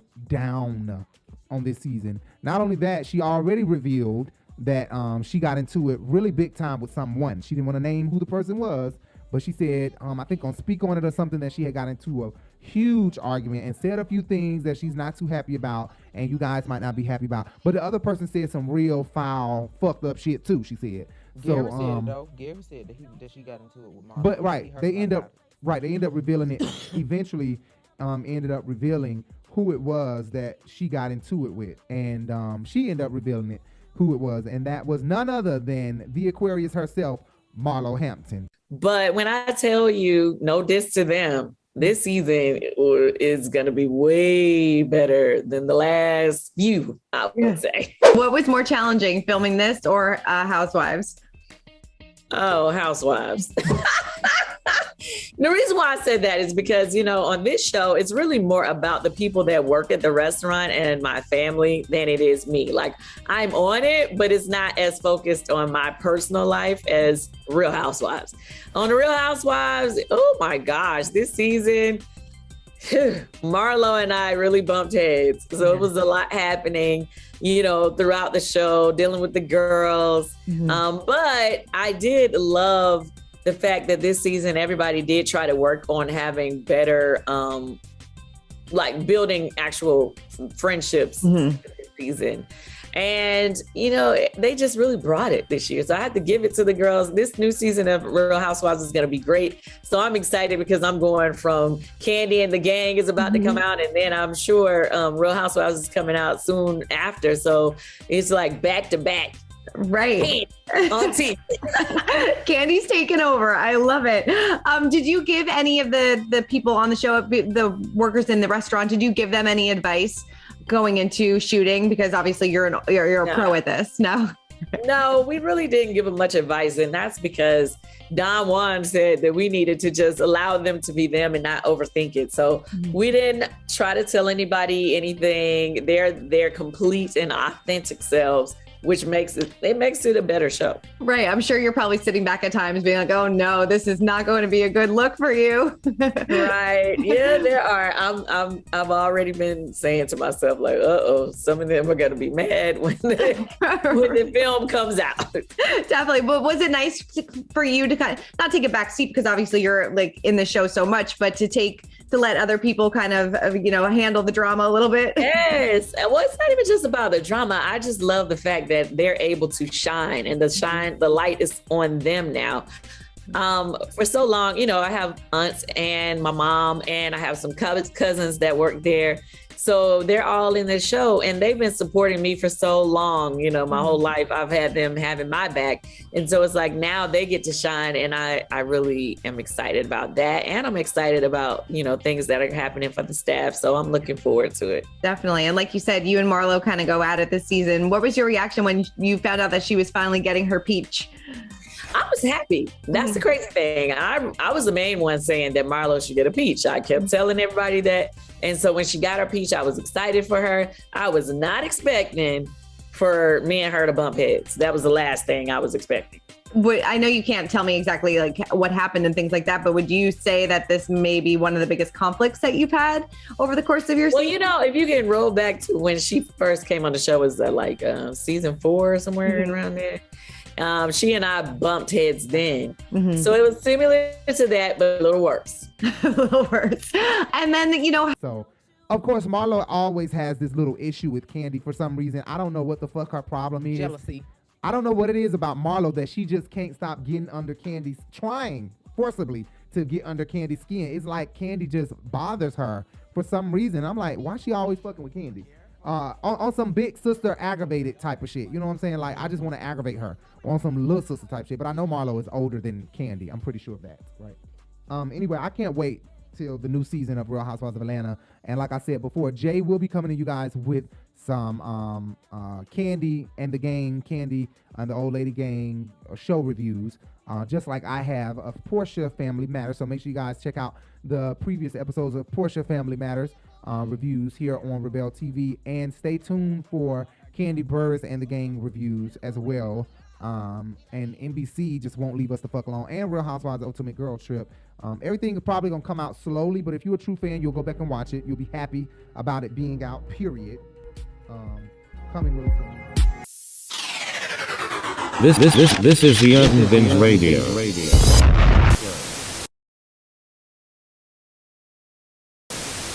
Anyway, let's move on. Shifting away from, I guess, the whole messy Zeus thing. Let's shift into the whole messy Bravo thing, right? So we out of the whole messy Zeus thing. Let's move into the messy Bravo thing, okay? So Carlos King being the executive producer of The Real Housewives of Atlanta from the first season till about season 10, season 12, season 11, season 9, season 8, something like that. He was on there for a lot of years. The one that started the show, helped create the show, helped pop it off, Carlos King. He tweeted out that Nene Leakes was the best housewives of all time. And I believe Nene responded with that. Number 1 on my list of the greatest housewife of all time, this should not come as a surprise. It is the one and only Nene Leakes. This is no surprise. And if you are surprised, then you are not a Real Housewife fan. Nene Leakes is the greatest housewife of all time. Period. Point blank. Nene Leakes is the face of Real Housewives to me and to others. Nene Leakes is so fun to work with. And I mean, this woman is responsible for so many iconic moments in the history of the franchise. And I have to say, responded to that, I'm sorry. And I have to say that I totally 100% agree. She is the best, the number one housewife of all time, of all of the franchises. Nene Leakes is the number one, period. Y'all better get with the program. And if they don't give her another show, they're fucking around and they're going to fuck some shit up, because I'm telling you, she is what you consider ratings. She is the ratings. You know how people say, Larry was saying the other day, I am the clout. Okay, I am the clout. That's true. You know, she, just like some people, all the bag, you know. But my whole thing is, this is what Carlos got fired for. If I'm not mistaken, allegedly, Carlos was kicked out because when the rape allegations came up with Kandi, Porsha, Phaedra, Porsha said she was pushing it off on Phaedra because Phaedra told her. Phaedra said, well, a producer told me, and come to find out the producer that told Phaedra was supposedly, allegedly, Carlos King. So Carlos King got completely dropped like a hot tamale from Housewives of Atlanta and had to move on with his life. And so he went and created Hollywood Divas, R&B Divas, all the divas, the next 15 with Claudia and Karamo and New York, Pollard. He went on to do a lot of stuff. And Carlos King knows exactly what good reality TV is. A lot of people can't say the same thing. But Carlos King knows exactly what good reality TV is, what's juicy, what's popping. Anyway, guys, make sure you hit that subscribe button. Make sure you hit that bell. And make sure you hit that thumbs up, guys. Please hit the thumbs up and hit the bell. Hit that subscribe button because you want to be notified every time we go live. And check out our podcast. You can check out our podcast at The Urban Binge. You can search for us on Google, The Urban Binge Radio Podcast. You can go to our Facebook at The Urban Binge and go listen to our podcast. Our podcasts are uploaded to our Facebook every time a podcast is uploaded to our website. It uploads to Facebook for convenience. For the people who are on Facebook and don't want to leave Facebook, who love Facebook, who are obsessed with Facebook. This is the Urban Binge Radio.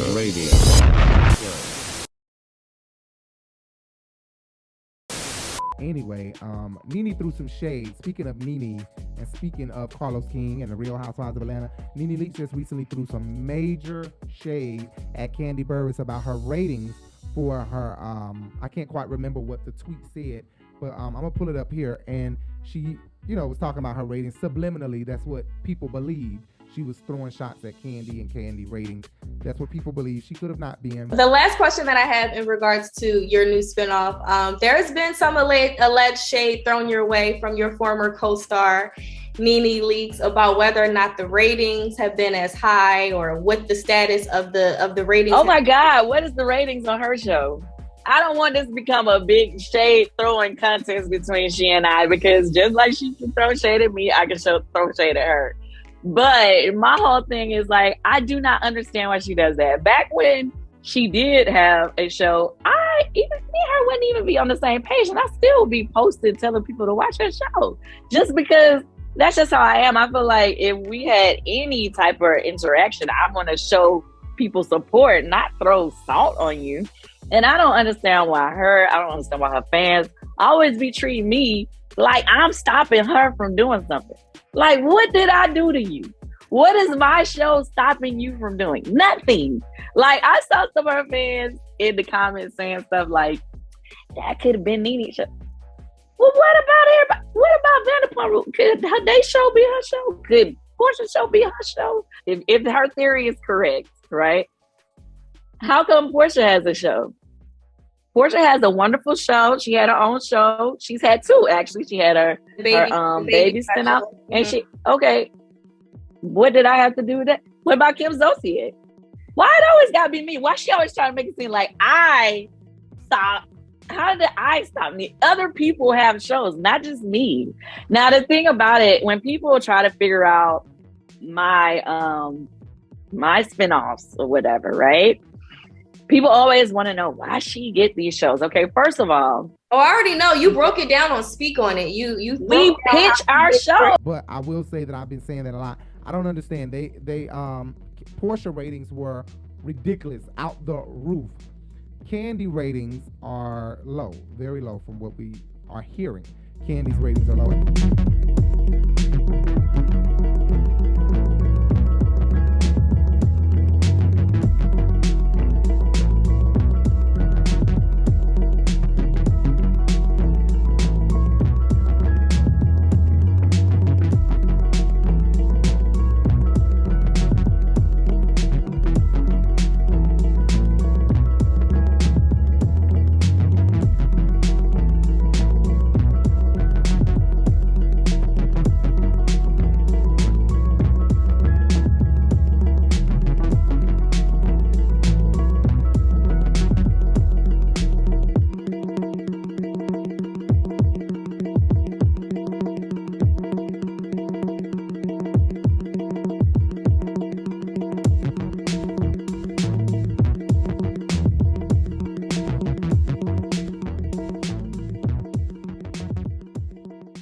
She has two shows getting ready to come out on Bravo. So this one and another one is about to come out on Bravo. And then she got, of course, the Housewives. So they are paying her, Kandi, a lot of fucking money. Okay, Kandi is getting paid over at Bravo. You think she ever gonna leave?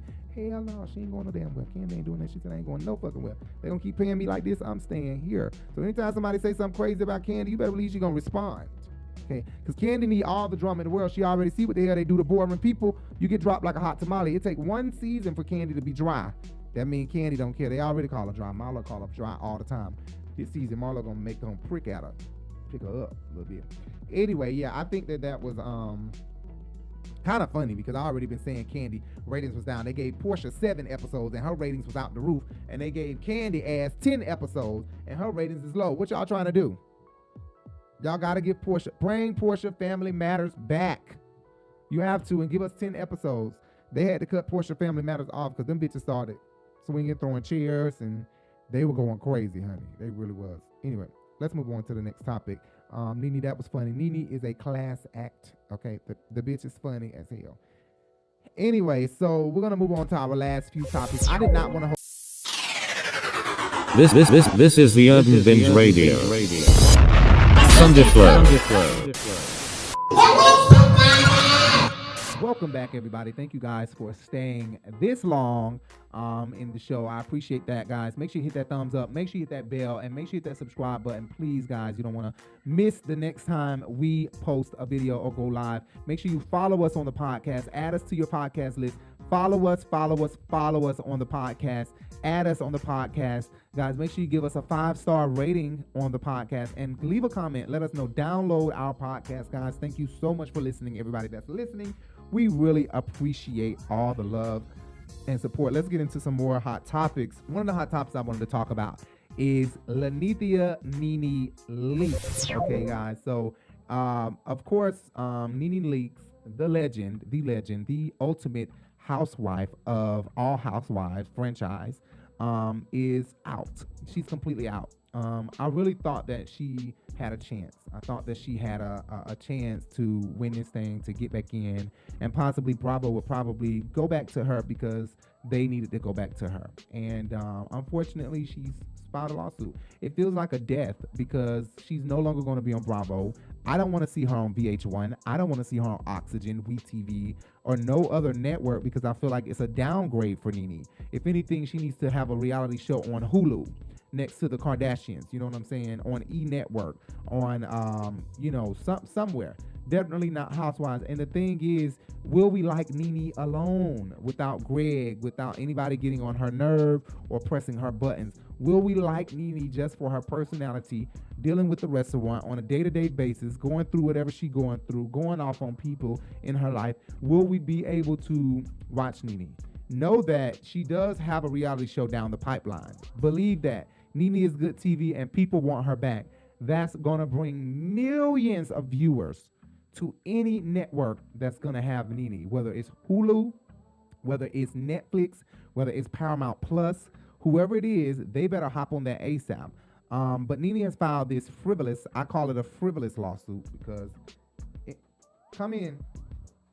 I call it frivolous because I think that it's frivolous. I think that if Nene really felt like racist stuff was being done, why didn't you do it then? But you can't really say that because, like somebody else said, when you're in the moment of making the money, you don't think about none of that. You don't think about any of that. You know what I'm saying? Because she's in the moment of making these bucks. You know what I mean? So, it's so very unfortunate that Nene is going through what she's going through and that she decided to name Kim in this lawsuit when Kim ain't got nothing to do with this. Kim is living her whole entire life, and you're sitting up here naming her in a lawsuit that is probably not about to go hardly anywhere. You know what I'm saying? So I feel so bad for Nene Leakes. Let's pray and hope that Nene Leakes win the lawsuit because apparently she ain't got no money. Or she losing money, but maybe not. Let me not say that because that's what everybody say. When somebody sues somebody, oh, they losing money. When they lose their job or something, oh, they ain't got no money. I don't want to be the one saying that, okay? But I just feel like if Nene really felt this way, Nene should have been did something about it. But I understand the fact that Funky was trying to make that when you're in the moment, you don't think about none of that. You know what I'm saying? You don't really think about any of that. You thinking about making your money. But I will say that those times that Kim might have did something racist to Sweetie or anything racist, Nene always found an issue with it, no matter what. When they were on good terms or bad terms, Nene always found an issue with Kim trying to act black, saying something racist, any slick thing that was racist or anything Kim would say racist that she played like she didn't know was racist or that she acted like or assumed or said that she wasn't being racist with. Nene always called her out and always found a problem with any slick talk or anything Kim Slick would say. You know what I'm saying? So is there anything else that you haven't addressed that you... Yeah, I didn't like when Kim said on the show, I didn't want to go to Deshaun's barbecue and hang out with Nene and eat chicken. We didn't have chicken. We had lamb and shrimp. Chicken, hot dogs, hamburgers. I mean, I just said chicken. I found that comment to be very suspect. What do you mean? Like, what do you mean by that? You think it was racist? Yeah, it is. It is somewhat racist. No. I'm going to share with you guys. Half of my friends are black. I'm definitely not racist at all. I don't even see color. I never have. She pisses me off because you know how they be talking real snappy to each other? Yeah, they do, and I don't like it. Exactly. I feel like Kim does talk to Sweetie crazy. Sweetie get my cigarettes. Sweetie do this. Sweetie do that. Sweetie. So I'm glad Nene brought it up, and it's not just me. They keep saying the B word. Now look, you saying that so much, I feel like you just saying it from the gut. Listen, you shut up. You better watch your tone and how you speak to people. Especially when you're talking to a sister. You think you can talk to people like they're a slave? Your slave is behind you. The way that Kim is treating Sweetie is very unacceptable to me. I don't like it. Not only are you disrespecting Sweetie, you are disrespecting me. And she's a fool for sitting here letting you talk to her like that. Call my assistant a slave. You call her a slave. You call her every day. I never called her a slave. I'm not nobody's slave. Somebody need to step in. You call her all day long. She's standing right there. My slave. Pay her a lot of money to call her around her neck and pull her.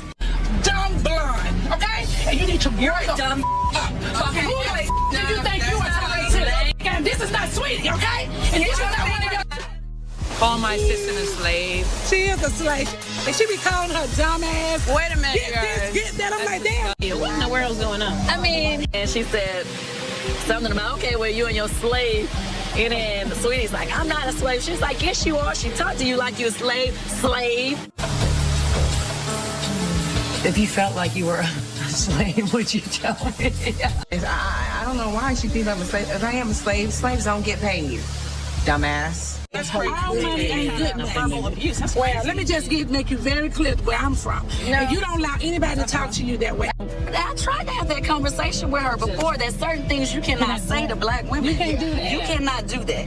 Yes, exactly. Amen. Please refrain from doing that in front of me. Because when you sitting up here saying, sit down, sit, dumbass, and you bitch, where's my dad? Go and get my cigarettes. It's just like, bitch, you a slave. You might well put a chain around her neck and drag her. When you call my sister a slave, I'm going to say, you well, bitch. you Do not call basically my treat her sister like that. one, honey. You didn't call You my can sister a slave, apologize excuse to me, her. and disrespect I Sweetie did, in front of I me. did. So Kandi talked to I me did. like, I don't want to say in private, but we had a little conversation about you this know thing. what? Derek I also called in private. Sweetie a slave, but the things that Kim say to her are Why the do you care? acceptable. Just me and my family. Yo, I don't have no problem with that. Okay, Peter, not here. Not now. We're not doing this. We're not doing this. This is not the time or the place. That's what I'm saying. We ain't got no problem. We ain't got no problem. If I got a problem, you got me walked out. Like I got a problem, I have no problem with that. We're saying, we ain't got no problem, then we ain't got no. Hey, what's wrong? Just stupid people. Who? I don't give a what happened. There's no excuse for it. It's a baby shower. I'm not in the hood, and I got my kids running around. No, sir. I was just so upset. Oh, why does only one gate open? What the Welcome to the hood. Sweetie said this area, Kandi, is... What? She was scaring me. Where Kandi's new house is located isn't the safest area. So when I got off the exit to go to Kandi's house, I locked my doors. What? The mayor lives around the corner. What are you talking about? Did you make that blue up there, Kandi? It's not gonna be blue. You're not finished, right? Yeah, no, I'm not finished. I know how you are. When you move, you want everything immediately done. Hell yeah. Guess what? We're homeless. What do you mean you're homeless? Well, we have to be out of our house in Roswell. What? Kim is my girl, but I'm not really feeling some of the remarks that she's making. Go ahead, it's more to see. More? Yep, this swimming pool. Indoor pool. Well, you don't need sun, so that's perfect. Well, if I was black, I'd have one inside my house too. You are killing me.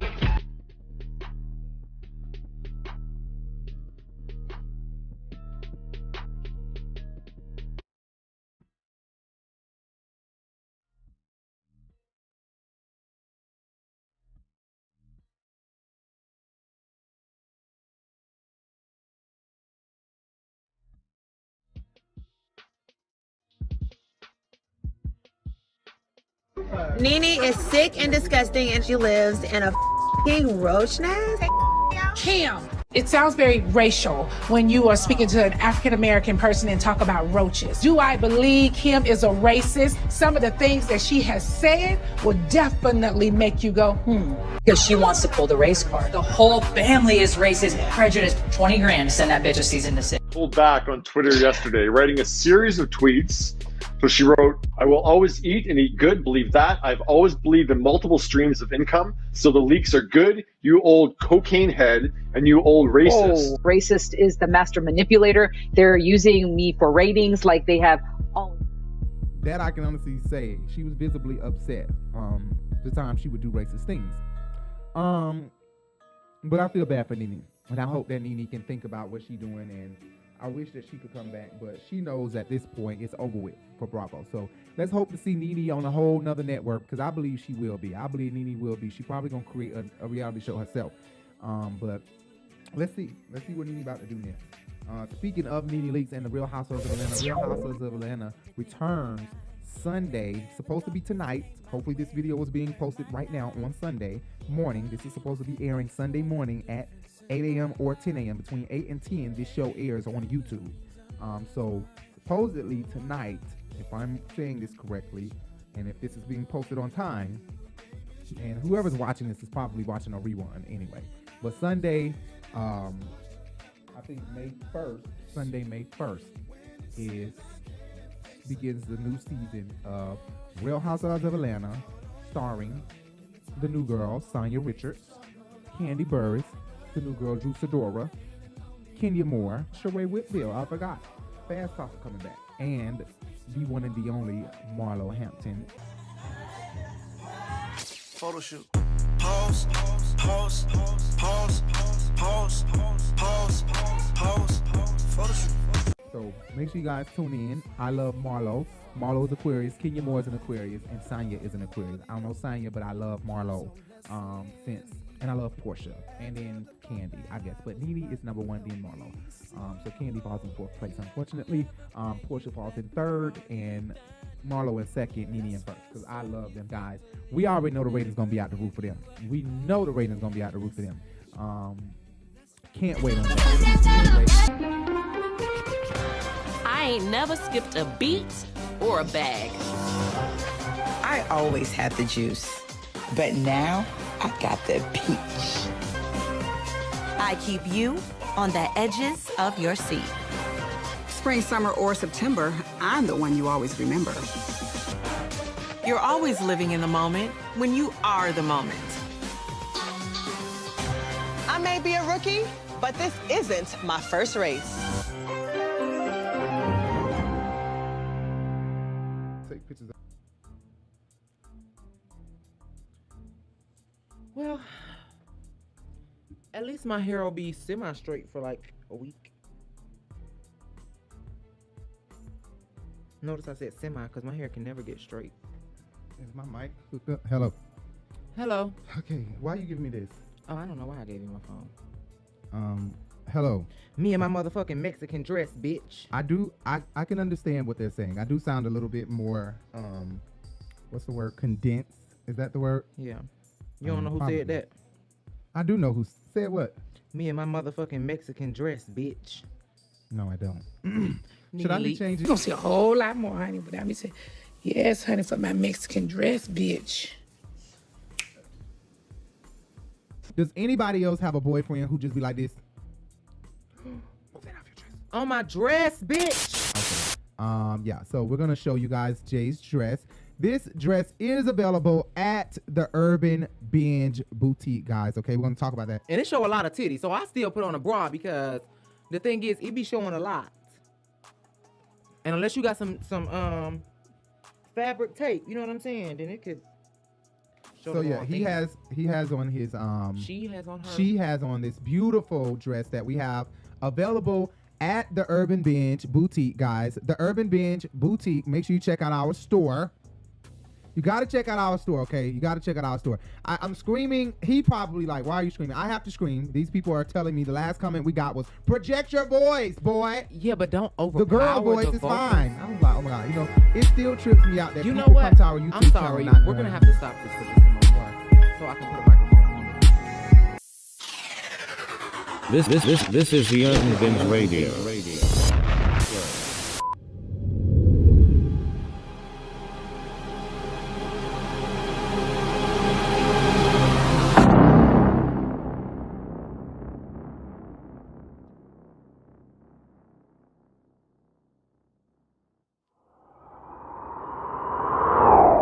So, Real Housewives of the ATL, Carlos King, and the OG Housewives of the ATL. Now, this cannot be disputed. This cannot be argued down. And nobody from any other franchise matters, even if they tried to argue this down or give any kind of explanation for why they can say a better franchise of Housewife that's better than Atlanta. You cannot give me a Housewife franchise that is better than the Atlanta Housewife franchise. So, oh, sorry, Joe. You can't give me a franchise that's better than the Housewife of Atlanta franchise. They are the #1 franchise. It's like literally legendary moments that top other legendary moments. Of course, there are other legendary moments on other Housewives franchises, you know, such as Teresa flipping over the table and whatever else that I cannot think of that happened on other Housewives franchises. I've literally never watched a full episode of any other Housewife, but recently, yesterday, I just watched a full episode of another franchise, and I'll let you guys know. But I've never watched another Real Housewives of any other country until just recently, right? Not a full episode all the way through from beginning to end, okay? So of course Atlanta is just my number one. Now I did miss the entire season 13 with Toya. I only caught a couple of episodes of that, and the middle of the season with the Bolo situation, I caught full episodes from beginning to end of those. But a lot of those episodes I totally missed. I totally missed the second half of the season, all of the end of the season, the last 4 or 5 episodes, and I did not watch the reunion at all of season 13. So I don't know what I missed and what happened. We'll have to go back in and literally watch it, because I literally do not know what happened on the last episode at all. Right? So, with that being said, Housewives of Atlanta is the number one franchise. Carlos King, it has to be credited for all that he has done for the Real Housewives franchise, the Real Housewives of Atlanta. Because of his work, he caused other franchises to step their pussy up. You know what I'm saying? Where they thought they could come in the game and be mediocre and simple and plain, he caused shit to shake up with other producers, other franchise owners, and things like that. Carlos King, he wasn't even a franchise owner. He was simply a producer hired to run the show and do his damn thing, and he did the damn thing. That's why season 1 through 9 is so legendary and has had the best ratings of Housewife history overall. So those seasons are his seasons. He was the best number one producer of any Housewife franchise. He was, he's now the producer and creator of Love and Marriage Huntsville. And a lot of people love Martel and I forget his wife name, Melody Holt. They love them. He's instantly made them stars overnight, putting their business out here on Front Street. They are putting their own business out here on Front Street. Carlos King is a producer extravaganza, a producer extraordinaire. The man knows how to do reality TV for women, and he does what he has to do and what needs to be done.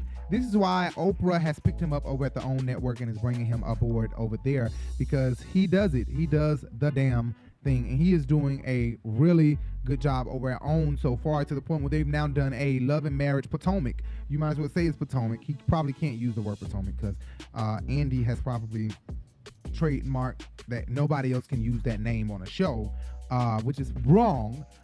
If he did, I don't know, but he should have named it Love and Marriage Potomac. I'm assuming Bravo trademark or probably did some type of I don't know what you call it, I don't know, locked it in where nobody can use that for a reality show, the word Potomac or the name Potomac. But that doesn't make sense, because that should just be free to use. It would have got, I think it would have been more. And it's called,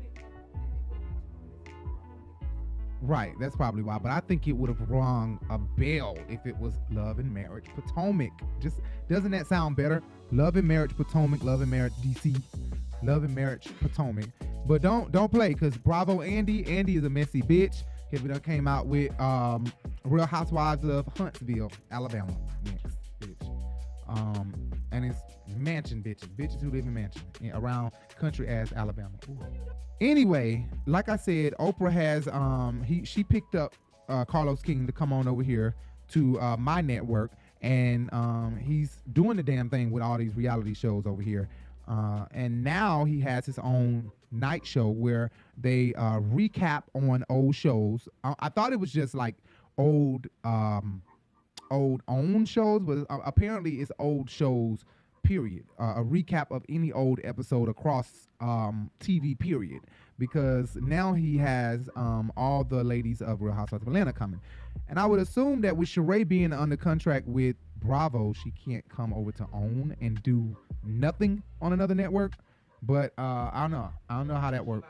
But Nene won't be on that nightcap episode coming on Sunday, and I believe it comes on Sunday at 8. They really pressing each other. They really stepping on each other's toes, because OWN has these love shows that they're putting out, and now all of a sudden Bravo comes out with a love match. Now granted, they did already have love match shows on Bravo before Housewives even came out. They was doing home decor, love matching shit like that, boring ass shows on Bravo before Housewives blew the network up.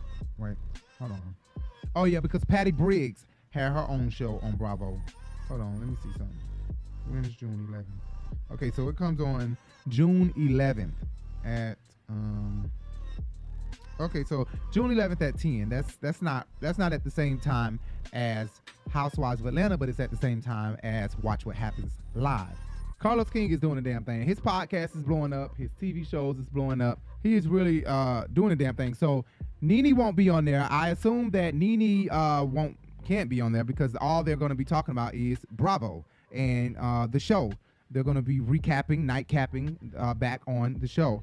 And with Nene having an open case in Fulton County, a lawsuit against Bravo, Andy Cohen, Stephen Weinstock, and Truly Original Entertainment, I would imagine that Nene, anything good or bad that she says about them, the attorney is going to use it against her.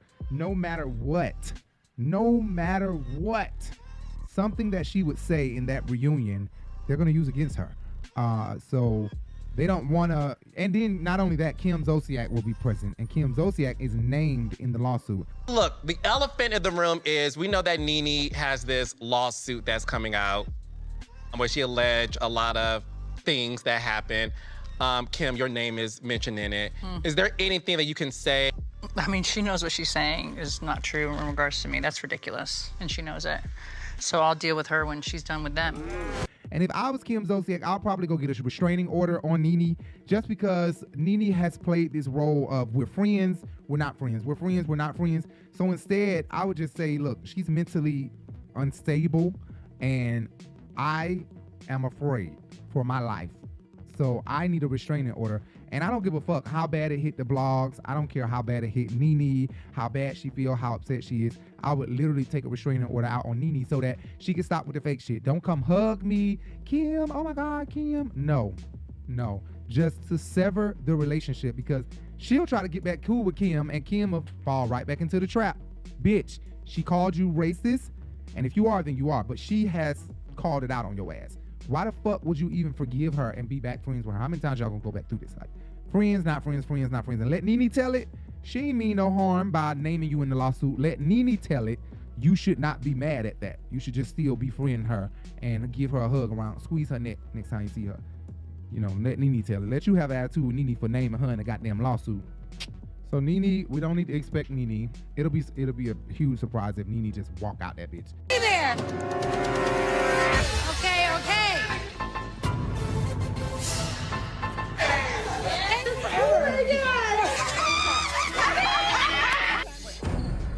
Nene gonna always be around now, so you got to wear that hat. She may be gone for a couple weeks, but she's back. She ain't never leaving. Never. I don't know what that It ain't means, got nothing but to do with okay. you, and I've made that very clear. Can I say something? Okay. Is it a bird? Is it a plane? No. She's back. And come out, but I highly doubt it. They've already named everybody who's going to be there. So yeah, but Nene won't be there. Speaking of Nene though, Nene is being sued by, oh wait, but before I move on, let me say this, that I tweeted out to Carlos King that he should do a Love and Marriage Atlanta. And if he did a Love and Marriage Atlanta, the star of the show should be Nene Leakes and her new boo. And then I just recently seen Simon Gubourdier have a birthday party at Lanithia Lounge, and Porsha and Nene took a picture together. And I was like, you know what? If Nene and her boo don't want to do it, they should do Porsha and Simon as the lead of Love and Marriage Atlanta. I think that would be great, but I think it should be Nene. And then he comes on, Carlos King comes on Dish Nation, and not Larry, what's his name? Gary with the T asked him, would he do a Love and Marriage Atlanta? Now, Carlos, I'm a huge fan, honey, of all your shows, of Love and Marriage, honey, of Huntsville, and now DC. Uh-oh. Yes. So, Carlos, now, when are you going to do something here in Atlanta? Well, listen, I did the Real Housewives of Atlanta for, 9 seasons? Yeah. So, I had to grow and branch off and spread my wings. So, I am definitely going to figure out what a Love and Marriage Atlanta could look like. Atlanta is filled with so many personalities and swingers. So I am If you could make a dream cast, who would be in the cast? Ooh. So I want to see what Porsha and Simon are up to. I miss seeing them on television. Yeah, did you see their show? Of course I did. Me too. Don't think it went over. I'm like, really, Gary? Gary be watching our channel. I know Gary be watching our channel. Gary know damn well I was screaming his name one day. He was driving in his convertible down, I think that Peachtree Street. And I was standing right outside my apartment building. And I was like, that's Gary with the T with his convertible down. And I'm literally screaming Gary's name. I was young. I was like 18, 19. And I'm screaming Gary's name. I'm like, Gary, Gary, Gary. He looked over and looked back at the light and ignored me from then on. And I'm just like, damn, I'm waving at Gary. He just straight up ignored me. I was a little embarrassed, but hey, it is what it is. Kaya did the same thing, kind of, sort of. She embarrassed me, the rapper Kaya. Let me tell you what Kaya ugly ass did. This is not on the subject, but Kaya, she was at Gay Pride at Piedmont Park. Like I said, I'm from Atlanta, and we were all at Piedmont Park, and she was coming out of the bathroom at the park with some friends, and she had on a shirt with her album printed on the shirt, and she had albums in her hand like this, holding a bunch of albums. And I said, hey, oh my God, y'all, this is Kaya. Nobody even noticed her. All my friends, Jay didn't notice her. Shane, she's really an unrecognizable bitch, but she looked normal, right? And she was short. And so I never met Kaya. I noticed her because I love Kaya. I love female rappers, so I noticed her. I said, oh my God, y'all, this Kaya. Shane them still looking like, who? I'm like, Kaya, the rapper, Kaya. Oh my God. Then it finally dawned on y'all that it was Kaya. Shane them still want to act like, oh, let me get a picture. I said, let me get a picture. Guess what this bitch said? You gotta pay me for the picture. But yeah, Kaya, it's always something in the middle of my tape, always something. Anyway, Kaya asked for $5 to take the picture with her, or buy an album, and then she'll take a picture while you holding the album. I'm like, no, fuck no. Your music is not that bad that it's this hot out here at Piedmont Park that I'm gonna pay $5 or $10 for a goddamn picture with Kaya, and I need a goddamn slushie up under this tent in a minute, and a funnel cake possibly. And you think I'm gonna spend my $5 or $10 on you, snagger tooth bitch? No. So needless to say, I took pictures of her from behind, and she walked away. Like, I don't give a fuck. I don't give a fuck. That's what the fuck I'm doing. I'm selling my goddamn pictures. People, they overheard me. Of course, this crowd, people looking at me. People everywhere. They looking at Kaya, they looking at me.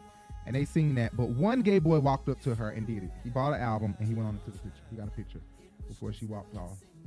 We went all about our business. But I'll never pay Kaya for a picture. Kaya? Please, just get out of here. And it's this hot outside and I need a funnel cake. Bitch. Nene and her new boo for Love and Marriage Atlanta. And then maybe you could do Love and Marriage Nigeria for Porsha and Simon. Maybe you could do that. Make sure you hit that subscribe button. Make sure you hit that bell, and make sure you hit that thumbs up. If you hit the bell, you'll be notified of every time we go live, guys. Thank you so much. Check out the podcast, Urban Binge Radio, the Urban Binge Radio, and check out our boutique, Urban Binge Boutique, stylish urban wear, streetwear for ladies of all sizes. Make sure you check us out. Urban Binge Boutique, urbanbinge.myshopify.com, at Urban Binge Boutique on Instagram, at Urban Binge Boutique on Facebook, and our blog is the Urban Binge, Instagram, Facebook, and Twitter at the Urban Binge. Make sure you check us out.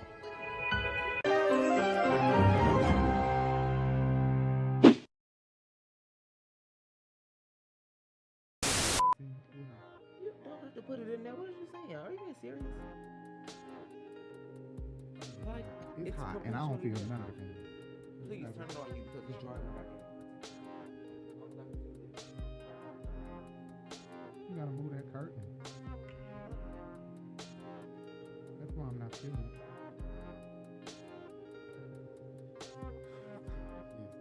And then the bear daddy came over there trying to ask me for my lighter. I'm like, nigga, I can see the lighter in your hand. He got his own lighter in his hand. The bear daddy. Can you move that over, Simone? Just tap it. Just over, look at it. No, to me. Get more of my shoulder. Okay, thank you. You seen the bear daddy come ask me for my lighter? As if I didn't know he already had a lighter. I don't do bears. Jay do bears? I don't do bears. Huh? You said you do trade looking at your booty. I said I was too busy worried about trade looking at my booty. Of course, I'm sure you are. I ain't gonna do the video. I'm about to get out. He know I'm just playing with him because he always do shit like that. I always be trying to play with me. No, I'm always out. do shit like that. Always. Like you can. Can you Anyways, go we just happy Pride. Wait, can you go look up we're the gonna name of the start off episode? with that first Can you because say we look a mess. You wear my hairstyle, and I love it. I love the gays. You know, they invented everything, nail polish and weaves and earrings and how to walk. And, you know, gays have invented it all. Looking worse. If my face looking worse, looking worse in my face. You look a mess. You look a mess. You look a mess. Not only do you look a mess, but you smell like a shit. You look a mess. You look a mess. Now you push that in. Push that in. Baby, you don't scare me. You don't scare me. You look a mess. You look a mess. You ain't gotta get nowhere. She been up there 15. I'm going home to scrub my pots with this color. And she can scrub cars in that car wash with that buff. What buff? That buff that she just put on my head. Being out loud, and you don't care what nobody say, and I live. They're half man, half lady. You can't beat that. So, I'm Jay Bellucci, and this is... I didn't ask you to angle it towards me, honey. I don't need to see myself. I don't care. Anyway, yeah, I'm Rico Bellucci. And I'm Jay. Right, you already said that. You mean... Huh? I mean? No, I said you mean she. Sorry. We are coming straight from Gay Pride. Okay, everybody. So, excuse the washed. And this is what the he washed, wore, and this is what I wore. So. The washed, drained look that we have, like literally, excuse us, okay? Yeah, I didn't like, put on too much makeup because it's hot as fuck outside, and I don't want to look like the Wicked Witch of the East. Call me, boy, a minute. And I'm back.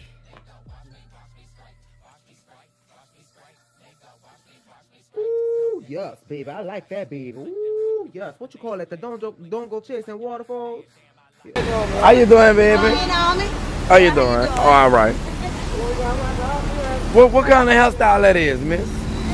I like that. That's what I'm doing. I'm promoting for hair shows. Yeah. Let me get the back. Let me get the front. I like it. The back it's old. Oh yeah, baby. Oh yeah. Oh yes, I like that. What you call that? Don't go chasing waterfalls. Water. Go on. 5, 4, 3, 2, 1. Oh yes, then I'm back. But right. Speaking of that, Beyonce and this new song, bitch. She did that.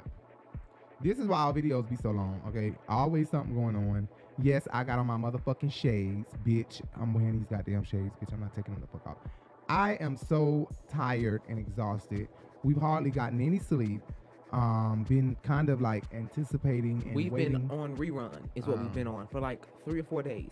Right. Consistently, we've probably over the past 4 days we've probably gotten like 6 or 7 hours of sleep. Right. In total. That's true. So I mean, it is what it is. But it is. We've been trying to get this video out to y'all, episode 5. Yeah. We already recorded episode 6, but we had some very difficult, strenuous, aggravating, bullshit ass issues with episode 5 being rendered and uploaded. So once we handled all of that after 50,000 tries, we finally have the video done. That's episode. And that's 5. Yeah, 5. And it's blocked right now by NBC. We've already explained that many times. We'll probably just post a video like that. As that's episode 6 actually, and episode 7 is what I gotta edit. No, this is episode 7. This is episode 8. Oh, so I put 14.7. Okay, well, bitch, I'm wrong then. Oh yeah, it's 8. So then 6. It's what we're having the issues out of. Giving us a lot of issues. We are so sorry. 6 is the number of the devil, so of course it's giving us issues. Well, fuck. Satan. And we love chasing Atlanta, but let me tell you one thing: we don't want to do what they did. We're not finna keep giving chasing Atlanta, Ondario, or Reese no goddamn promotion if they ain't goddamn paid for it. You keep bringing up their name. Every time you bring up their name, I or you or whoever is editing and decides to put a clip in regarding who they are. We ain't got it's to as do that. if we are promoting them. But hold on. I'll promote them all day if Reese will come on over here on the open bench and do an interview, or maybe Ondario. I would love to have Ondario. But you know what? Reese and Ondario are both gone now, right? No. Oh no, that's the one from Ondario ain't going nowhere. Come up, he created the shit. It's his YouTube channel. He owns the YouTube channel. He ain't going nowhere till they damn drop him from YouTube. I'm pretty sure of that. Let's make sure we keep this turned on and know that this shit is fucking recording. So yeah, let's move on. I said look up the name of the episode real quick for me. I'd rather be kissing you. Whoa, we are so behind and we are so exhausted, guys. Don't forget what Jay said. We are running on a little bit of sleep, okay? And also my mother came up here to visit us since we right now currently cannot go out of the states, or not really cannot go, but choose not to keep down, some problems, because we got a lot of work to do and we got a lot of shit to watch and pay attention to. So we ain't got time.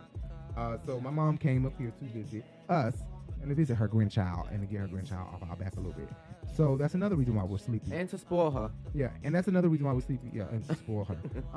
Because going along with, speaking of spoiling, my mom gets here at like 4 in the morning, and boom, Yaya wakes up. Yaya is the baby. She wakes up. She's 4, autistic, nonverbal. Wake up and partially nonverbal. She does know how to say something to us. Right. I guess something. Yeah, but not to other people. She was talking a lot this morning. I'm like, girl, don't tell my business out there. That's all I'm saying. Anyway, it's NBC. Episode 6 is up. Currently, it's just not visible to you guys. So maybe it will be in like a couple hours from now. Right. But like by the time you guys see this video, it'll definitely be available. Episode 7 is kind of sort of in the making. Let me just say that it's in the making. And here we go with episode 8. So episode 8, healthy glows and healthy flows, or healthy glows and low blows, child. Low blows. And we already know who they talking about with the low blows. Gotta be the Aquarius. When you think about low blows, you think about Aquarius. Maybe a Cancer, but Aquarius, yeah. This is the Urban Radio. This is the Urban Radio.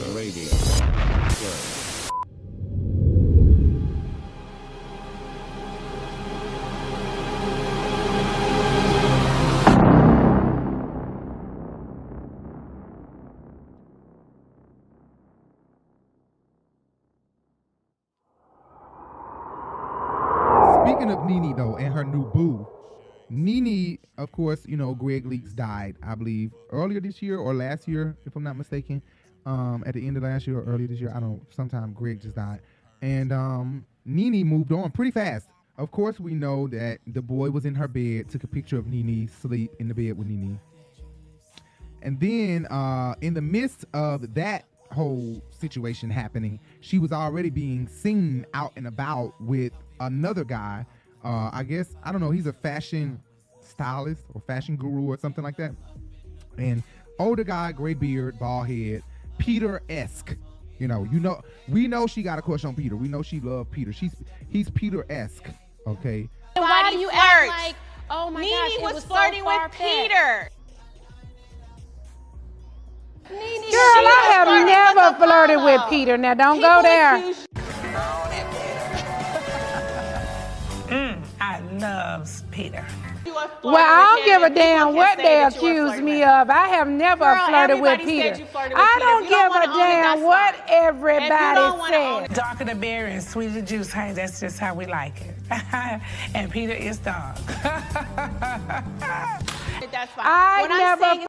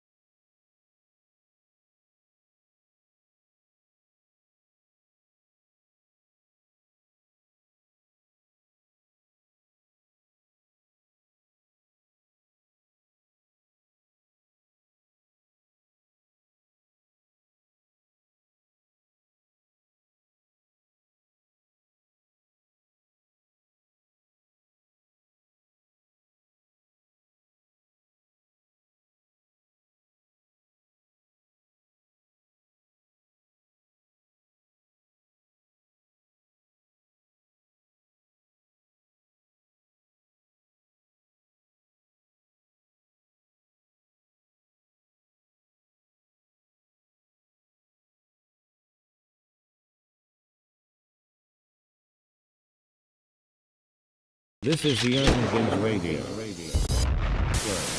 Say they know where I was coming from. Not throwing shade to you, but coming from my upbringing, a lot of doors have opened for me just because of my appearance. Okay, can we go back to that fire question? You agree?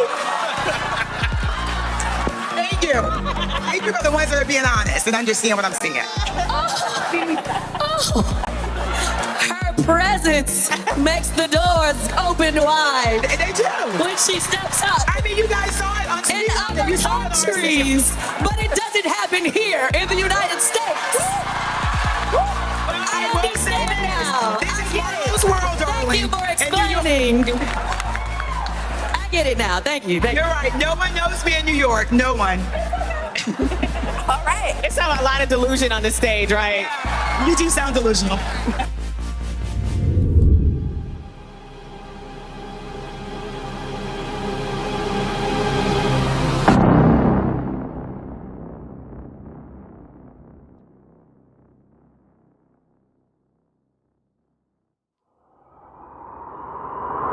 So another thing that Nene immediately tweeted out teacher's pet, okay, about glorified teacher's pet is what she tweeted. Immediately after Kenya and the whole BravoCon clip is put out. And Nene, speaking of Nene, we're gonna talk about, like I said, Larry Reid. This is my last topic, and then we're gonna move on to what we came here to talk about, which was not initially what we came here to talk about, what became what we came here to talk about. It became what we came here to talk about. So we're about to get into that, but Nene Leakes did tweet out glorified teacher's pet, and it seemed as if she was coming for Kenya more. Jay was saying for a moment, I don't know how Jay feels now, but for a moment he was saying that it was Marlo. I don't think it was Marlo, not just because I love Marlo. I would definitely say if I think it was Marlo. I don't think it was Marlo because Marlo didn't give a reaction. And not only that, Jay said this before we watched Larry live, and Larry Reid live did just, on Larry Reid live, she did just say she just talked to Marlo like either 2 days or 2 weeks ago. She just talked to Marlo. And she is good friends with Marlo still. There's never a beef between Yeah, she me said and she Marlo. hasn't talked to her. She hasn't. Hasn't. She said she has. Has not. Are you kidding me? She said she has, but she said there's never a beef between her and Marlo. She said we can call each other the worst names in the book and then be like, bitch, come over here so we can get ready to go. Respect the queen when you see him, bitch. What time you get off work, bitch? I'm tired of people like you in the world. Now respect the queen when you see him, bitch.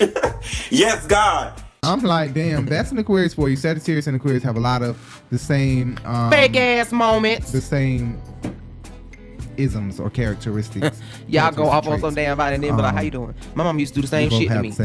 But go off yes, on me I and love say, come on, Nene let's go to the store. Jay a hater. Anyway, so yeah, I don't know who Nene was talking about. I kind of feel like now that I've watched this whole panel and not just that clip that they put out first, I watched the entire panel, okay? And now how I feel is she was talking to Sherri. At first, I was hell-bent on she was talking about Kenya. I can she see was talking why about you Kenya. say that. Yeah. Now I think it was Sherri because what I think Nene is saying is, I've always said Sherri was good for the show. She has. Nene, I bet I can't find the clip. It's okay. But I know Nene has always said Sherri is good TV. Always. And she said about Kim Zolciak. Always. And she Kenya. never said it about Deshaun and Lisa Wu. No, but you know Never. what? I think She that said it about them too. this is one of those things that y'all have a commonality in. Y'all, because if I could see why you say that, because she said Kim. And of course, because she just called Bravo racist, she included Kim in the lawsuit and said she was racist and been saying Kim was racist. It would make sense that she would say that Sherri is a glorified teacher's pet because she's kissing up to Andy. Of course, let's bring the white bitch back. But I think that, especially with what Nene said on Larry, although she was, tiptoeing around the issue, she was saying basically we're able to get our job done together to make good TV, but that don't mean we good friends. She sure was basically. So I'm gonna tell you who I used to love to see you and this other castmate interact, and I think it's stellar right now. If a show dropped with both of you guys, everybody's gonna watch, and it's you and Kim. Yeah, people love me and Kim together. There's no doubt about when we are on, and when we are off, we are off. And there's no doubt about the fact that we can capture a camera and work. So it's on and off again. I think our relationship is just always on and off, and I don't think it has any. I think it's weird when you're in the interview. She does this thing where she kind of throws these insults in the same instance as giving somebody their props. And it's like, why She did does do that. she? She's been doing that for years. It would make sense, but why would she tweet out glorified teacher's pet? Kind of shading the fact that Sherri would say bring back Kim, but then at the same time give Kim her props on Larry Reid just a few days later. That was just a few days ago. That was just over the last weekend, right? So she said that, and then already knew that she was going to be on Larry Reid because this has been booked for Oh yeah, a you while. gotta believe this been booked. So probably. Why would He said he seen her in the grocery store. Yeah, right. Why would she, kind of shade Kim on Twitter by saying that Sherri's a glorified teacher's pet just for wanting to bring her ass back because she ain't good for TV or whatever she was trying to imply. Right, and now right. she's trying to say something that's kind of opposite. Right. Well, I think she was talking about Sherri. I don't think it was Kandi. At first I thought it was Kandi, but if you go back and watch it, you'll see there was no reaction from anyone. But if we really process it and think about it, it might have been Sherri, because Sherri said she would bring back Kim Zolciak, and Nene just like, Nene, don't cross her at all. Like, I don't understand what she think. If she say you, then what Kim gonna feel like? How you gonna be mad that she said Kim and not you? I mean, I don't know. But you know what? Well, maybe Sherri has been a hater of Nene. Let's not forget that. She's been a hater. I think it's dead, baby. Oh, she can't hear that. She was hating on me so bad that she chased me out of the restaurant. This is deep. Lying, trifling bitch. You don't feel like getting up. She said, I don't feel like getting up. Go ahead. She looked at me like a crazy. Okay, so anyway, Jay is rushing me, so we may have to end this video. OMG, I am not rushing you. I'm trying to keep you on track because we keep going off track. I would sit here and I could talk and talk and talk till I fall. And you're gonna be editing and editing and editing and editing. I'm not. This is going up live. 3 and 4 different damn videos. Go ahead. No, I'm not. I ain't gonna do that. I'm gonna cut them up into pieces. See that. So on to what we came here for. What became what we came here for. Say what we came here for. Stop wiggling in the chair, please. Sit still and eat that pizza. Just antsy. Sit still and eat. This is the Urban Binge Radio. Right? That's not the question. They had a taste of a lot of different chicks and Kandi. Tanya got the hell out of town, so she took the first thing smoking back to Toronto. Came back. She never came back. She was like, She wasn't by herself. Anything to add, Kandi? But this house is saying you have all the answers. They had fun.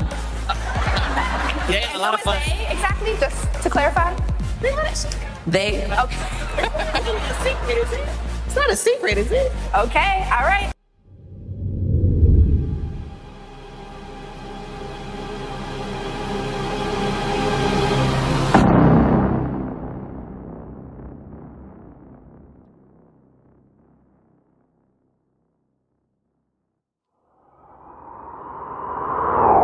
But anyway, speaking of the panel, I don't know much that happened on the panel. One of the things that I do know is Kandi is very mature. Speaking of the Real Housewives of Atlanta panel at BravoCon, Kandi is very mature. She was able to answer the question truthfully and honestly about whether or not Marlo brings a lot of heat to the show, whether or not Marlo is good for the show. It changed the dynamic of the group with having Marlo finally get her peach this year. Are you asking our opinion or her opinion? On the existing group. I mean, I think it changed and didn't change. I mean, I think Marlo's always been a part of the group because she's been with us for a very long time. Yeah. Kandi answered the question so maturely. What I hated is that Kenya kept trying to pull Drew in her bullshit. Every time Marlo would talk, Kenya would giggle, Kenya would laugh, and kind of turn towards Drew and kind of make Drew come into her bullshit. And I think she knew Kandi wasn't gonna play the petty kitty games of the giggling and the laughing to make Marlo feel like, you know, we're talking about you. Marlo already has low self-esteem, so to make a person who has low self-esteem and who has abandonment issues and shit, to make what was that? What you heard? You didn't just hear that noise? What was that? Yaya? To make a person low self-esteem, no low confidence. Marlo has low confidence. Marlo has low self-esteem no matter how much she portrays that her esteem is up. Right. Because I dress like this, I get out of a Maybach, and I look like this, I act like this, honey, I'm good. Marlo has low self-esteem. Marlo has low confidence. Kenya Moore has low confidence, low self-esteem a little bit, but not as much as Marlo does. Marlo tries to mask it. Kenya knows to whisper, laugh, giggle, just like Kandi, and a lot of people know that. You can't do that. You can't whisper and laugh and giggle about people. A lot of people automatically feel less of their self. They feel like you're discussing them. You're whispering about them. You're giggling about me. Right. I think Kenya automatically knew that, just like Carmen and Kandi knew that when they were giggling. Happened. When they were giggling at Porsha, I pressed the command button by mistake. I didn't know command meant play. I pressed it by mistake, beating my hand on this like this. I was doing this. Baby, the blunt is on you, baby. Oh, I didn't know that. Anyway, oh yeah, let me take that. I ain't got no. But yeah, so she was able to answer her questions. Kenya wanted to kind of get up under her skin by giggling and kiki and kaka. But the main thing that I wanted to talk about at BravoCon was Kenya saying that she wants Nene back. I've not always gotten along with her. I know that people are not in a good place with her, but Nene.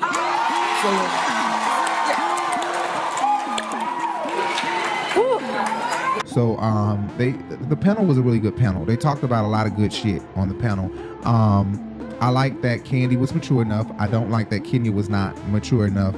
But I think Kenya knows that it bothers Marlo to feel like I'm getting along with everybody but one person. Even down to the fact of who would I bring back? I would bring back Nene. It's as if she is trying to get under Marlo's skin, knowing damn well that would get under Marlo's skin. Kenya's okay with everybody but me. How is Kenya okay with everybody but me? So I think that it's purposeful that she would say Nene. I think that Kenya has always said that Nene was good for TV, like Nene has always said the same thing. So I don't really find it really significant that she said that, because she didn't say it before, and she gives Nene her props on many levels. Like, you could tell when she was arguing with Nene and Nene was about to spit at her, she was still not really giving it all to Nene. All you do is talk you don't do nothing. We don't want, nobody's gonna do anything. Nobody cares about you. You get your ass whooped. Go away. Bye. Stupid bitch. Bye. Stick up your dress. Y'all two are blowing. And then what we have not seen is the finale of season 12.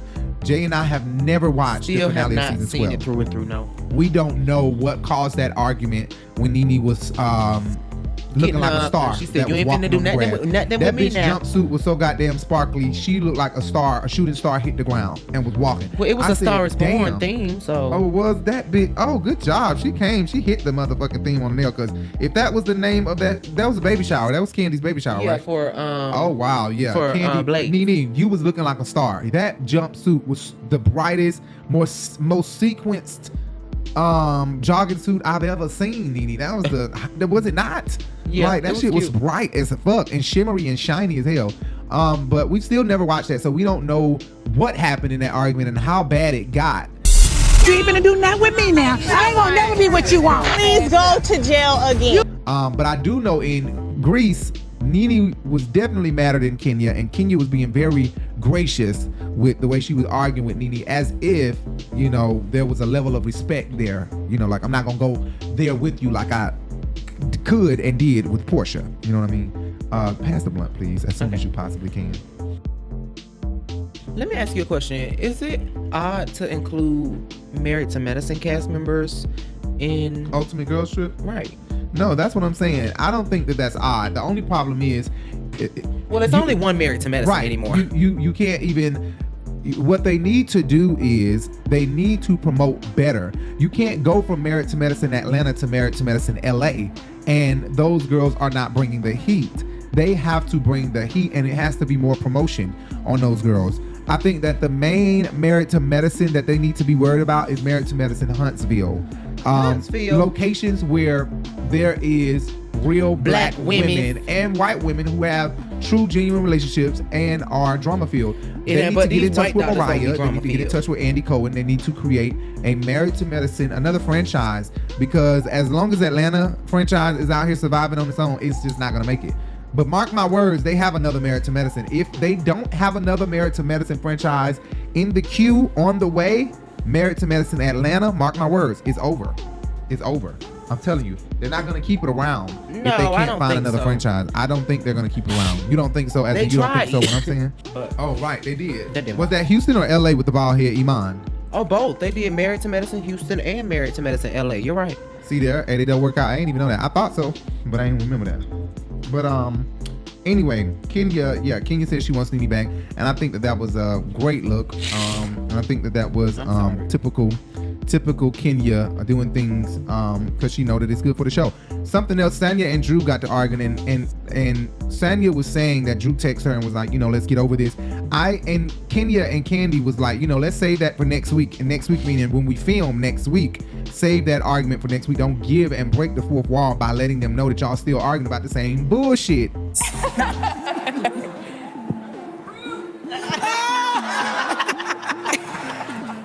Well, obviously I had the hardest time with Drew, but it's crazy because I think we both went into the show really wanting to be friends and really wanting to build a friendship.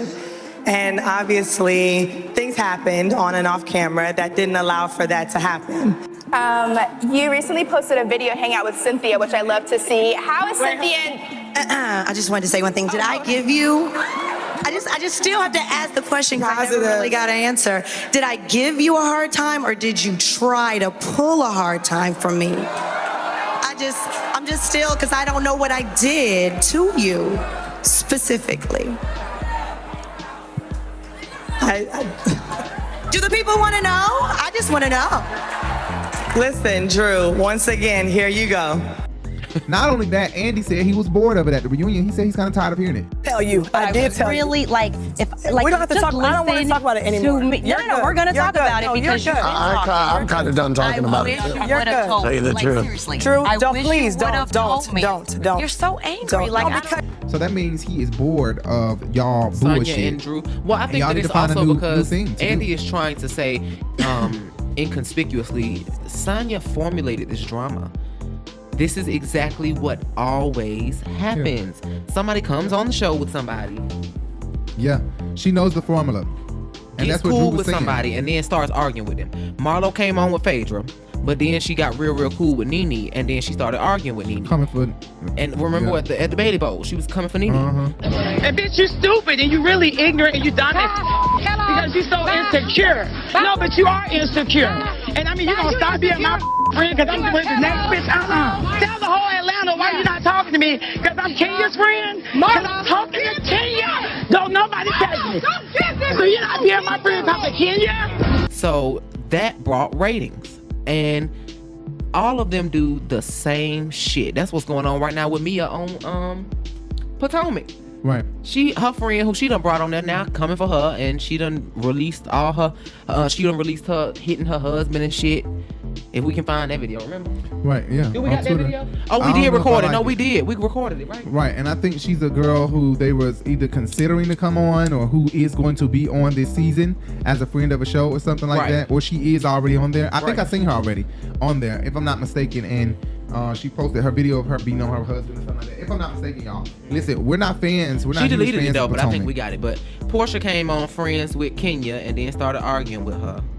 So it's like, to increase donations. I have heard of the Hosea Williams Foundation. It's one of Atlanta's best known charities, so when the founder's granddaughter asked to meet with me, I was happy to take the meeting. My grandfather died in 98. He died in Thank you. After he and you sitting up here trying to act like you are a dumb hoe. Shut up. Yeah, you want to hear me? Liar. I will you up. I will liar. No.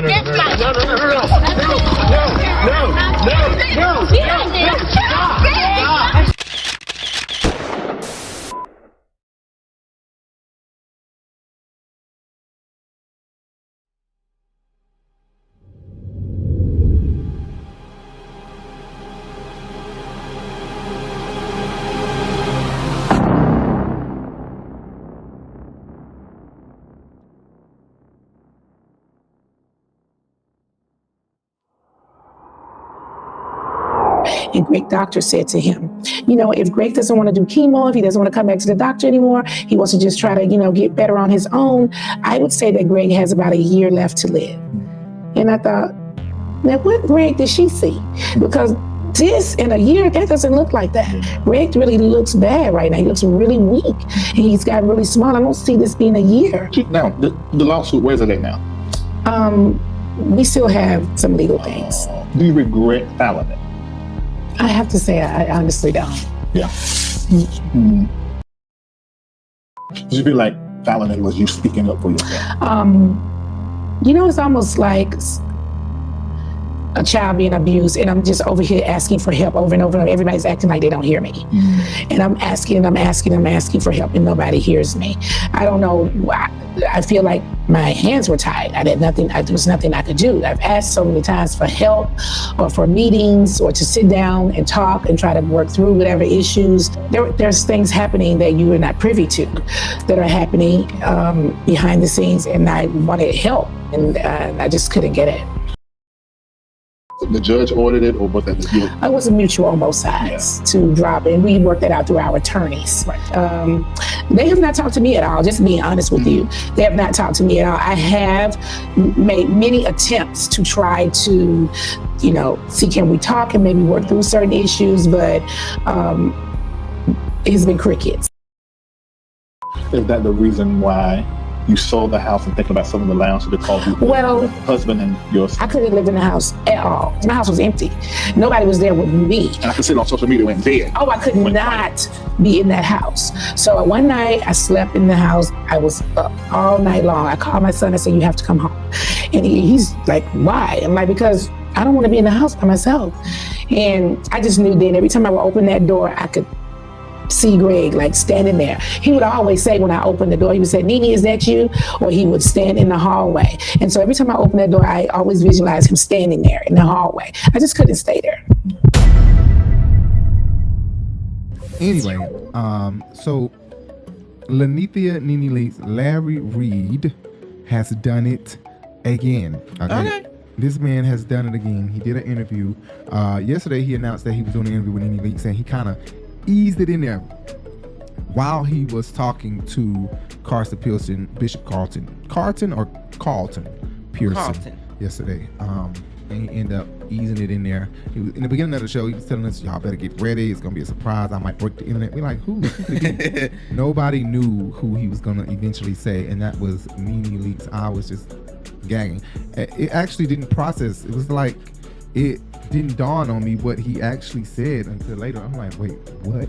Nene is gonna be in the studio? How in the fuck did Larry manage to make this happen? Yes. Okay, Larry, if you're watching this right now, this is what I'm asking. He paid that motherfucking booking fee.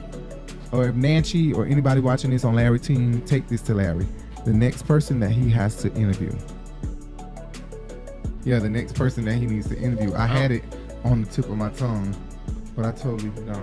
Although she has her own platform, I would really, because she does love God. She talks about God a lot on her YouTube channel and her podcast. I want to see Monique Samuels on Larry Reid. I want to see what she has to say.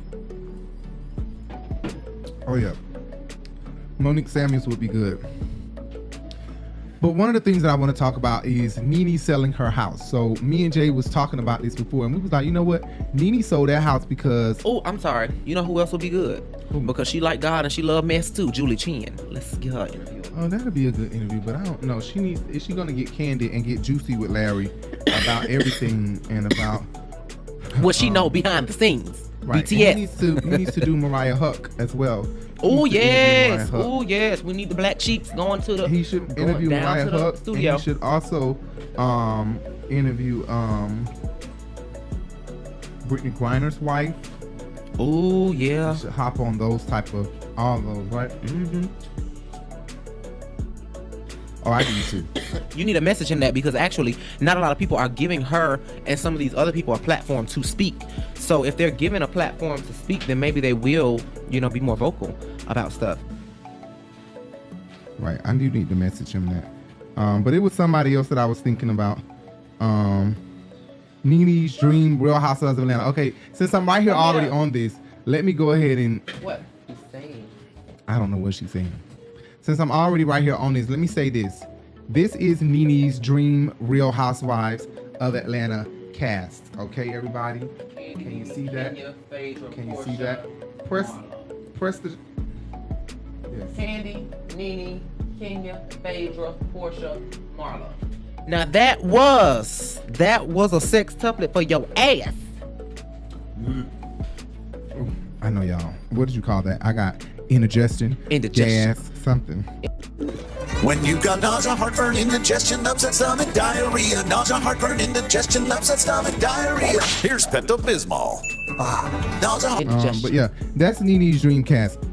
Something else she said was she'd be looking at the cast and she'd be like, what is this? What is Bravo thinking? And hearing her say that is just like, she is like an executive producer that they missed out on, like that they need. She's like somebody that they truly need, because for her to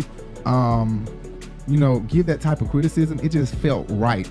It felt like they're not listening to the owner. It's like it's like a Mariah Huck thing. It's like Mariah on social media saying, I've been cast away from my own show. It feels the same way with Nene when she's giving an opinion the way she's giving, saying when she's looking at the new girl, she's like, well, where did they find this girl from? Right. Personally think about, they got so many questions. Personally think about the last few seasons of Real Housewives of Atlanta. I haven't watched the season since I left. I only see the clips that come down social media. You know how they get those little clips, and I've clicked on some of those and watched them. I'm probably like some of the viewers. Where they get that girl from? Where they get that girl? What are they doing to the show? Like, they should have there's so many fabulous Black girls that are fun, and I feel like, the Housewives of Atlanta should have fabulous Black girls. That is the truth. I said, damn, the first person Jay said is, she talking about Sanya. Jay hates Sanya. Okay, he's a hater. I can't stand that bitch. I am a hater. I'm a hater. She that bitch. She that bitch. She that bitch that ran around the track a few times and got a couple gold coins because of it. But that's cute. I don't care for her that much. That's real cute. But I'm just not concerned about her life that often. And neither was the other people. Whoever housed her reality show before apparently let her go. Sanya may grow on me because she loves Marlo, and I love that she loves Marlo, and she loves Kenya in a way. Seems like. And she gonna hate him tomorrow and then love him again the next day. Take it in the kitchen and put it on the counter. Take it in the kitchen, put it on the counter. But Nene did address the Kenya Moore. Like I said, I don't know if I said this earlier. Nene did address the Kenya Moore shit. She straight up and down said, listen, here's what it is. She wants to do this shit for TV. She wants to do it for TV. She doesn't mean her wanting me on the show. It's just for entertainment purposes, her answering a question like that.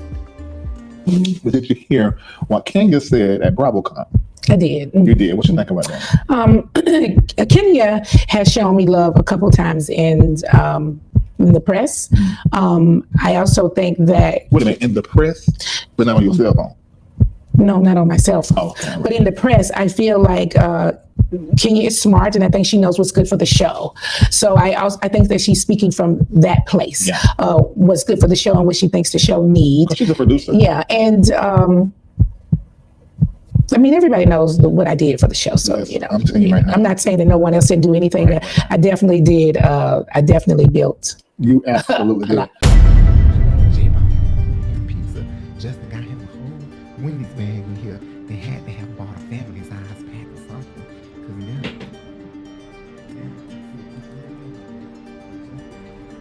And Jay has got a whole pizza.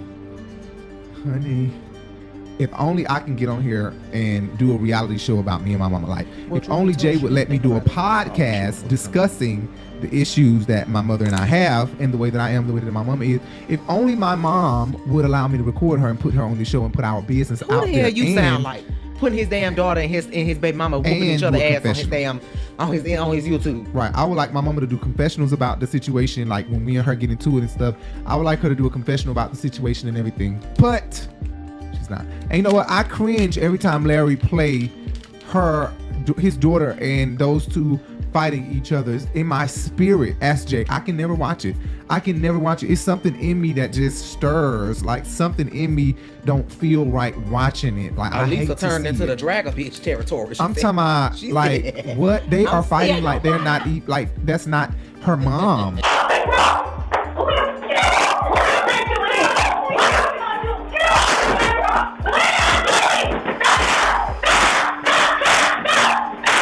And I know that a lot of mothers and daughters, that happens with a lot of mamas and daughters.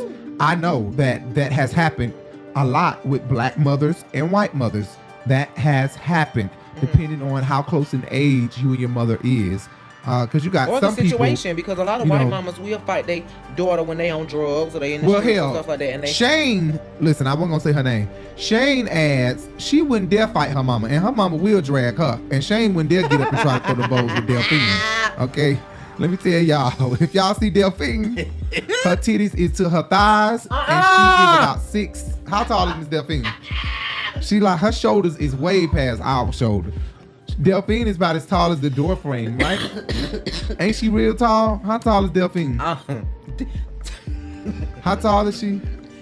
The length of a queen size mattress, because I'm dead to the damn bed. No, seriously, she is tall. Miss Delphine is tall. Miss Delphine is like a second mother, a third mother to me. She really is, y'all. I'm not trying to be shady, but Miss Delphine is very tall. And Shane wouldn't think once about bucking up at her mama, because her mama just do one of these, whoosh, and it's air conditioner in the house. It's cold. She'll be done knocked the ass. She got wind with her arm. I'm talking about she would knock the hell out of somebody. Ass like a fly. Seriously, she would. And Shane is small. Shane is short. She's not like her mom and dad. She is not short, but she's shorter than her mama. But she's about our height. I'm just saying, there's some, girls and mothers who fist fight and have fist fought. So it's probably not foreign to a lot of girls out there. There are probably some girls out there who has bucked up at their mama, shit like that. But anyway, hell nah, I would never. And I was a nigga.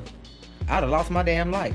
Really? So yeah, that was Nene's dream. It was so much that happened with Larry Reid and Nene Leakes.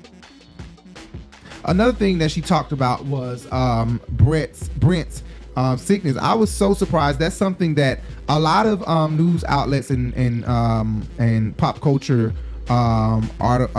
editors and stuff would have probably loved to get that exclusive interview and to find out, what happened. And she was really candid. I mean, big time, more than what I thought she was going to be. Because one of the first questions that he spit out about Bravo and Housewives, it seems like she was very, like hesitant on answering it, or so I thought, that the interview was gonna be wishy-washy. Like some questions I plead the fifth on, and some questions I'm gonna answer. But for the most part, she answered just about everything. Larry said, she said, you can ask me anything. I'm an open book. Right. What she said. And he did. She said. She didn't say she was gonna answer everything, but she said he could ask everything. Right. That's true. Nene will hit you with that too. She sure would have hit him with that. She was a yes. Well, when I do interviews, I always say I'm an open book. So it doesn't matter if I'm doing you or Kelly and Ryan out in New York City. The deal is I'm an open book. You can ask me anything you want to ask me. I don't have to answer. So there's no need for us to go back and forth over the questions. You know what I mean? You can ask us a child. I ain't gonna answer it today. Now go on. And we're going to the next question. You know what I mean? So I always just say I'm an open book. So let's just talk about whatever you want to talk about. It's not a big deal to me. So whatever, anything else you want to talk about? But she talked about a lot of shit. So she said Brent called. It was so scary the way she said Brent called. She said Brent called her talking with his tongue. She said, "Oh, Yoni." Yoni. Her boyfriend called her and said that we're gonna play it. That's why I was trying to get tidbits and pieces. Oh, right, but go ahead. Of it. Son, he ran the lounge. So when he got sick, and what was it officially they said he had? He had congested heart failure and a stroke at the same time. So it's very hard. Take me to the day you got the call. So I didn't actually get a call. I was in my garage and Yanni, who you met, came in and said, I just got a call from Brent. And he said he's sick, but it sounds like he's playing a joke with me on the phone. But I'm going to walk on over to his house. And I said to him as he's walking out, I said, why would you think he's playing? I remember he said a couple of days ago he didn't feel good. And he had told me a couple of days ago that he didn't feel good. And so I called him. And when he answered the phone, I said, put Brent on the phone and he was saying, "This is Brent," like that. And I was like, oh my God, something is wrong. And Yanni thought they were playing. He thought it was Brent and his roommate playing, with him on the phone. And I hung up and, because we live across from each other. So I started running to his house and that was a stroke. He was slurring. So we couldn't really understand what he was saying. And once we got to his house, he was on the floor. And he's a big guy. And so Yanni couldn't get him up. His roommate's a smaller guy. He couldn't get him up. And we had to call the ambulance. You saw that. Yeah. But, I really would have thought in a situation like that, I would have just been freaking out. But I was really calm. He was freaking out. So I had to be calm because Brent was, y'all gotta, help me. And he was just all over the place with speaking and trying to get up and couldn't get up. And I'm on the phone with 911, asking for an ambulance because we can't get him up. And I've never called an ambulance before. They told me it was going to be about an hour before they could get there. I never heard of that before. And I called them back another time and they said to me, we don't have any ambulances right now. Whoa. And I was like, really? I've never heard of this before. I called them like 3 times and finally they were like, we have someone that'll be there in 15 minutes. I was like, what kind of mess is this? There's no ambulance. Right, and then. Right. Stop calling that damn man that. He might be like the call. He might like to be called that. Through the pussy. Right. But yeah, he said, and Nene, you know what? Nene went into mother mode. Nene went into Lenithia Nene Leakes because she told Yoni, why would you think he playing? Okay, look, don't play with Brent. Don't think Brent playing. Don't try Brent. That is Nene baby. Okay, she don't play by Brent. Okay, she may not give a fuck too much about stealing ass Bryson. I just died a little bit inside. You did not just say that. Her name, honey, you're so rich. What's your status at the bank? Walmart shoplifting, honey. I can't Walmart either, sweetie. And don't let bring kids in there, sweetie. We ain't gonna go there with the children. We're not gonna go there with the children. So you want to back up off the whole kitty thing. We're talking about being rich. I can say about everybody's child. But she loved the last little bit of Greg that she has, is what I feel like. I feel like it's the last little bit of Greg that she has. And that's the youngest her baby. Piece of Greg. Yeah, that's her baby. And Greg has a lot of sons who look just like Greg. I just be looking at them like, damn, Greg look like he just peeled a piece of his skin off and you just grew like a tree. Because he got a couple sons that look just like his ass. Ain't none of them Kurt, unfortunately. None of them. None of them. But Nene talked about that. She talked about, Brent, and it was just, it's really crazy because she said, and we heard about this already through the media, that Brent actually owns the lounge. So it was Greg and Brent's idea, and it was in partnership with Nene because we're going to use Nene's name. But when Greg died, it became a Nene and Brent thing. Right. Now she was considering, giving it up, selling it. And now that she's was really mostly considering his it. venture, his business venture. Right. Now she's really considering it because from what Nene said, and Nene is being candid, but at the same time, she's holding back. And she's still holding back because she kind of brushed over the fact that Brent is bad off. It seems as if she was saying that Brent is not doing as well as people may think he. Months after my husband passed. Right. And so are you going to keep the lounge? It's like your new baby? No, I would love to sell the lounge. The reason why it's a long recovery for him. And it's a lot on me to do. I have to be there. And I'm there regardless, but it is a lot. It's just a lot. And I need Brent. I got in this business with my husband and my son, right? And my husband's passed on and my son is sick. I don't want to run the business without them. This was for us to do together. And I wish that Larry would have delved into that a little bit more into that, right? Because I know that it's a little personal, and he probably tried to stray away from that just to keep it cordial with her. But I do want to know, excuse me, I do want to know the status of his health. Like right now, he's on the mend? Did he? Well, did you not hear what she said? It's gonna be a long recovery. Is what she said. It's a serious recovery. Like this is really serious. She already put out there that he had to learn how to talk. She said this is going to be a real recovery. Well, yeah, my grandma had a stroke and she had to learn how to walk again. When she learned how to walk again, it was like inching. It was a stroke and a heart attack at the same time. That is scary. And when they got over there, she said they couldn't even move him. He was so big. And they didn't have an ambulance available. I'm just like, I totally believe that Nene probably stayed way out in a newly built area of Georgia. No, she live in a condo now. And it's probably way out somewhere. It's no telling where it is. Right across from each other. So no, I think it's Buckhead. it's probably Buckhead or far something out like that. because And I think what she did was she no probably ambulance moved available into for an hour. That's too much. That's got to be far off somewhere. or Roswell or something like that. But I just think that Nene probably moved into one of them buildings that her boyfriend owned, so you get a discount. I'm gonna be like Cardi B. If I see you and I don't speak, that means I don't with you. Okay, girl? Well, maybe so. Maybe I'm so. just playing. I don't know if he own buildings or not, but I was just saying. Right. And another thing, so yeah, she said she's gonna sell the Lenithia Lounge. She said that Brent has a recovery process, basically, and it was given that she was saying, I can't run this lounge alone and have Brent and help him through his recovery process. Months after my husband passed. Right. And so are you going to keep the lounge? It's like your new baby? No, I would love to sell the lounge. The reason why it's a long recovery for him.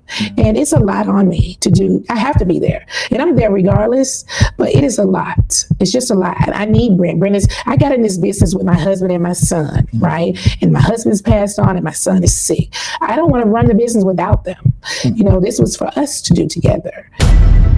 Another thing Nene kind of got into is the pizza shop man. I was so surprised that she went all the way back and was telling us. Larry said that he was talking about the few people we've seen her dating on the show. It's been about 2-3 people. Really? Of course, Greg, the pizza man, and probably one other person. I can't remember who it was at the moment, but she said, he owned a few. The hell is in it? Tastes like tap water. He owned a few pizza shops, a friend of a friend, whatever, blah, blah, blah. She discussed the Claudia Jordan shit. She said she just be shooting. They come at her with some bullshit, she just get the shoot. I said, Nene give me, she be behind a brick wall like, and looking this way while shooting that way. Shooting that way, looking this way. Because I heard people talking about, Claudia was a great sparring partner, which you go on record to say. Because I heard people talking about, Claudia was a great sparring partner with you, and that's true because she done great in her reads. But you just took it to another level. In the back of your mind, while that was happening, and then after it happened, what were you thinking? I don't know because it was so long ago. I just know that usually when we're in those kind of battles with people, for me, I'm just shooting. You know what I'm saying? I'm quick. Yeah. You know what I'm saying? I'm kind of just quick on my feet in situations like that. And I'm just thinking, let's get this recession going. Let's go. Girl, let's go. Because this about gonna be bad. What is you thinking? So I don't know. I don't know what happened there. All these things, I go back and look at them and I'm like, I don't even know how I said it. I'm just like quick on my feet. Okay, that's what I want to know. I'm just saying it. Like, don't give a fuck who she hit, bitch. You get hit, you get hit. Exactly. Don't give a fuck who she hit, because she'll be done hit the wrong bitch. That's what it's giving. Another thing that she said, she was talking about Kandi. I don't have an issue with Kandi. I don't have an issue with Kandi. I don't Kandi got an issue with her. Girl, gone with that. She said the same thing about Kenya. I don't really have an issue with Kenya at the reunion. I just think Kenya got an issue with me. And Kenya said, girl, stop. There's more. But it seems like there's been a thaw. I would have to say that Kenya and I have gotten in a much better place because I have wanted to just snatch Kenya's eyes out of her head. I've never really wanted to fight with Kenya. I just think Kenya wanted to fight with me. Oh, girl, stop. No, I'm serious. You tried it. Serious. Is there a shovel for all this BS that's being thrown out here? Okay, I've sat in this seat before and it was coming from both ends. Okay. Well, girl, please. And that's the thing. Nene has this thing where she thinks that, or she tells herself that and makes herself believe that. But if she don't remember, she came for Kandi first. At least that's what they portrayed and that's what they put out there. She did come for Kandi first about that damn song because Kandi approached Nene about doing the song with Kim, but it was Kim's song. So Kim ultimately decided she did not want to do it with Nene, and Nene kind of took adverse reaction to Kandi on that situation. But that was not Kandi's fault. Kandi was not the one who made the decision. It was Kim who said she didn't want Nene on the song. Them say the same thing about each other. Neither one of them wanted to work together. You know what I mean? So I don't see why it's a big deal now because she still don't want to work with it. You know what I'm saying? It was her song originally and she wanted to do it by herself. I never heard her say that she didn't want to work with Kim, though. I didn't. I never heard you say that. If I said I don't want to work with Kim, you're dealing with a lot. And that's what you're going to have to do. It's really up when you work with somebody and they talk about you behind your back. That's really what's up. That's life. I mean, it's like. So, I was surprised that Nene was skipping back, jumping around, going here, going there. Something else she said. that she has tried to reach out to Bravo, have meetings, discuss with them, talk to them. She's open to talking to them. She's reached out, and it's been nothing but crickets. Now, the lawsuit, where's it at now? We still have some legal things. Do you regret filing it? I have to say, I honestly don't. Yeah. The judge ordered it, or was that the deal? It was a mutual on both sides to drop it, and we worked that out through our attorneys. Right.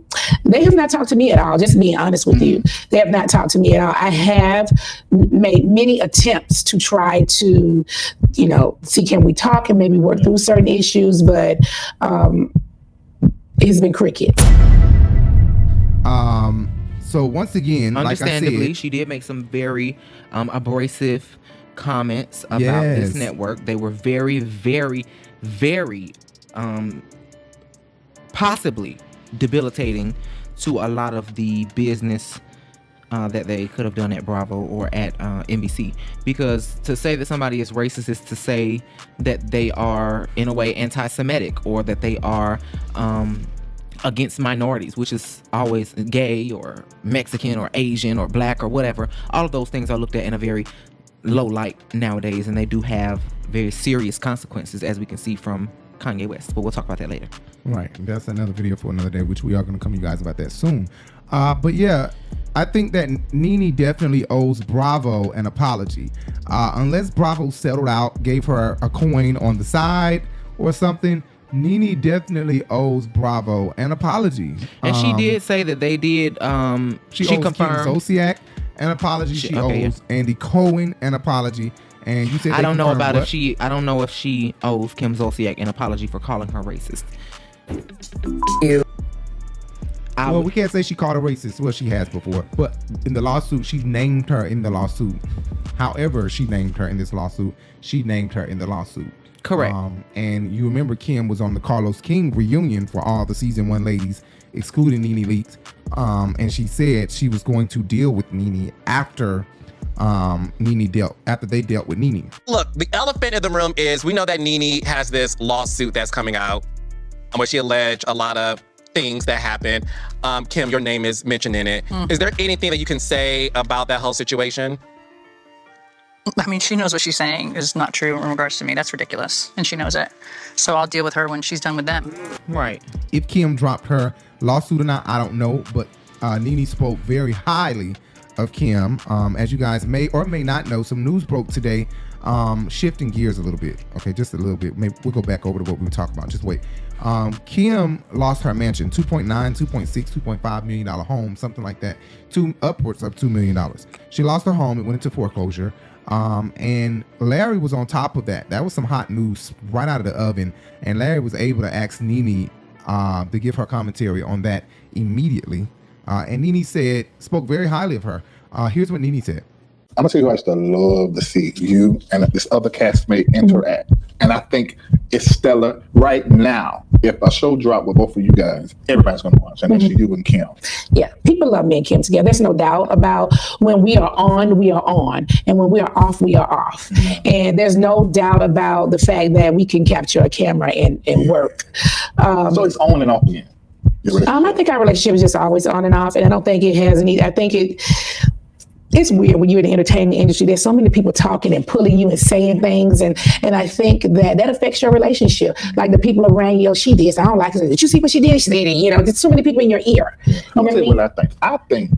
I think y'all have real love. I don't like some of her ways. I'm just being honest. But sometimes, in the entertainment industry, there's some people that work really well together, make good TV, and probably can make a lot of money together. So we can probably do that part of it and then go home. And that's okay. So there are some people that you can work with really good, and then after you be like, they know how to do their job, and then that's it. Yeah. And it may have to be like that, and that's okay. I think that we would do really good in some television together, but I don't know. But it don't sound like any real beef between you and Kim or you and Kim. It don't sound really No, me, I don't have that kind of beef. Again, I'm a Sagittarius. I don't know if they have anything to do with it. I will argue with you today, and I'll be okay with you tomorrow, honey. I really ain't got time, child. Once y'all get it off the chest. Yeah, once it's over, let's go on and have a drink, honey. It's really not that deep. Some people be holding on for 5 to 10 years. I'm still over here like, girl, when we going back out for a drink? I think what's interesting, I remember there was a big deal about your house and the roast. Now, I just saw Jasmine Brand post this before we went live. I don't know if it's true. I didn't read it, but it said that she just lost or foreclosed on her $2.6 million house. Yeah, they said it's going into foreclosure. It's going to be sold on a foreclosure or something like that. Yeah. And that's and I like that's hard to believe, and I believe that they will fix it before it gets to wherever it's got to go to the sale or whatever. I think that somebody's going to come and rescue her. Yeah. Then they may not come rescue me, but they will come and rescue her. So she will be rescued. We will have to work and go get this bread and pay for it. Yeah, I know. Somebody gonna rescue her. Yeah, it could be. BravoCon, were you invited? I was not invited. Hold on a minute. You were not invited to BravoCon at all. At all. So the way that Nene is speaking of Kim and clearly, steering clear, trying not to say the wrong thing, clearly is giving ass kisser. No, it's giving that she is probably in a better place with Kim, and Kim probably gets so tired. I can hear Kim, in my head. Oh, whatever, bitch. I'm a movie creator. I like to create movies. I like to create scenes, and write movies and write and shit like that. I have a very imaginative mind, and so I done played this shit out in my head.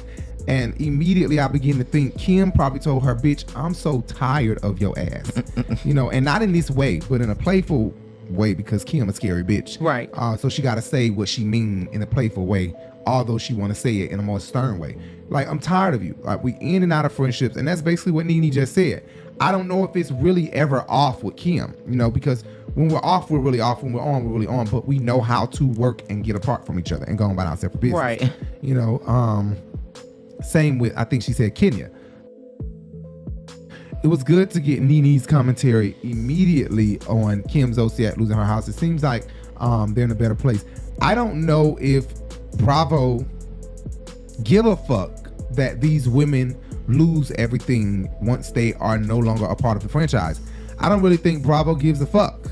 You know what I'm saying? Right. It's kind of heartbreaking because, they bring all these ratings, they bring all this success, and the people who are able to be let go lose it all, but the people who do the hire and firing never are let go and continue to make money regardless of who they fire and hire. Right. So Nene them brings the executives at Bravo all this money. Nene them get fired, and it's as if they were used. I feel like there should be money all the time. Which they were used. There should not be a $1.2 million per season, $2.5 million per season. There should get royalties. You're right. A royalty check that they get every fucking year, a royalty check of at least $500,000. They play them episodes every damn year. Right. Every year they want to be playing season 4, season 3, season. And these clips stay in the trending moments constantly year round. Housewives stay trending in gifts and shit. You know what I'm saying? Right. In They are relevant to the show as a whole. They keep reusing them in the show. They flash back in the show or whatever, and they utilize them as content for further episodes. So I think that when they do things like that, you're right, they should get paid. Nene said, she get paid in the 7 digits, but could be better because they making trillions. Yeah. Checks. You get to the check. Glee, College Hill recently, and then all these seasons of Bravo and the other acting you have done.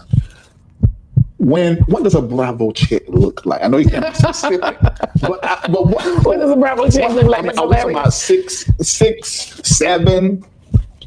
They have nice checks. They could be nicer. Are we talking about 6, 7? I don't think it's 6 now.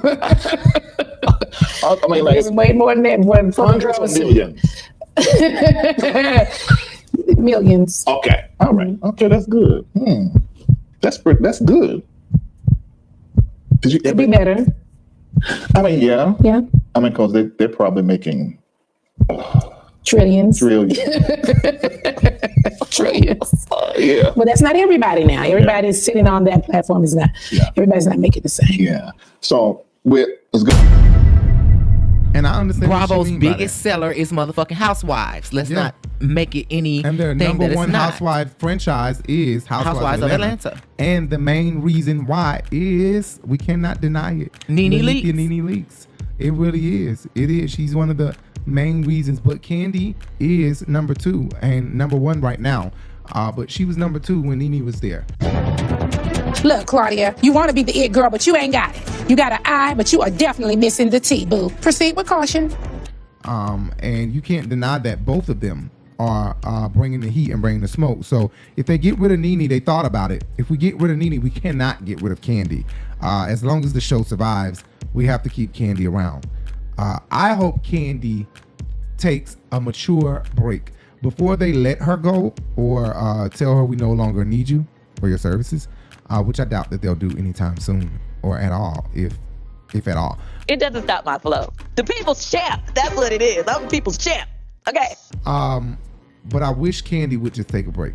I wish she would just take a season off and allow for the SWV show and Kandi and the Gang to be her thing for at least a year, because I would love to see Kandi and the Gang season 2, and I would love to see another SWV Escape show. SWV and Escape are dropping a new show next year, coming next year.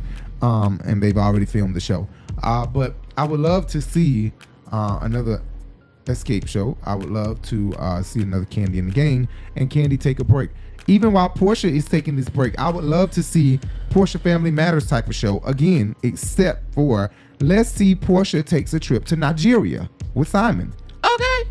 For 7 Back days. to Africa, bitch. Yes. For like 13 episodes. You know what I'm saying? Let's see her get her shit together. That's yeah, like 13 episodes. 13, 14 episodes. Like 9. Okay, 7. well, no, 9. No, let's give Porsha like 12 episodes. 11 episodes. She only had 6 episodes of Portia's Family Matters. Right. 7. But that's because they got defined. I feel like she would have had as many. They cut production. It's over with. We're not doing. But yeah. Oh, Larry did ask Nene what she thought about. Did we already talk about this? Kenya saying she wanted to bring her back. Oh yeah, I talked about that first. That was one of the first things I said. And what do you want to say about that though? Nothing. I was just saying that Nene was basically saying that was for TV. I'm sorry, right? It was Nene was basically saying it was just for shits and giggles. That's what she do to make sure her check good. But I don't know if Nene really was trying to put it off like that. I think Nene respected Kenya saying that, but then again, it was like a downplay. Nene, don't try to downplay this girl having your back. Now you know when I wouldn't having your back respect that shit. Having your back is Nene really has to humble herself and apologize for what she said. I think if she completely humbles herself, the Jews are forgiving. They will forgive her, and they will accept her back in like they did Nick Cannon. I think that Nene can be accepted back if she does a public apology. The only thing she knows is that with a public apology, the amount that I get paid may go down, because now they're gonna try her. You know what I'm saying? You publicly admitted that you said we were racist and we weren't racist. You know what I'm saying? So that may be the only thing she's a bit worried about. That, you know, if I apologize publicly, I can't get paid $2.5 million. And Nene probably refuses to come back to the show and get paid less than Kandi. But you know they're gonna try. She's gonna have to. They're gonna give her less than Kandi for and at least Kenya.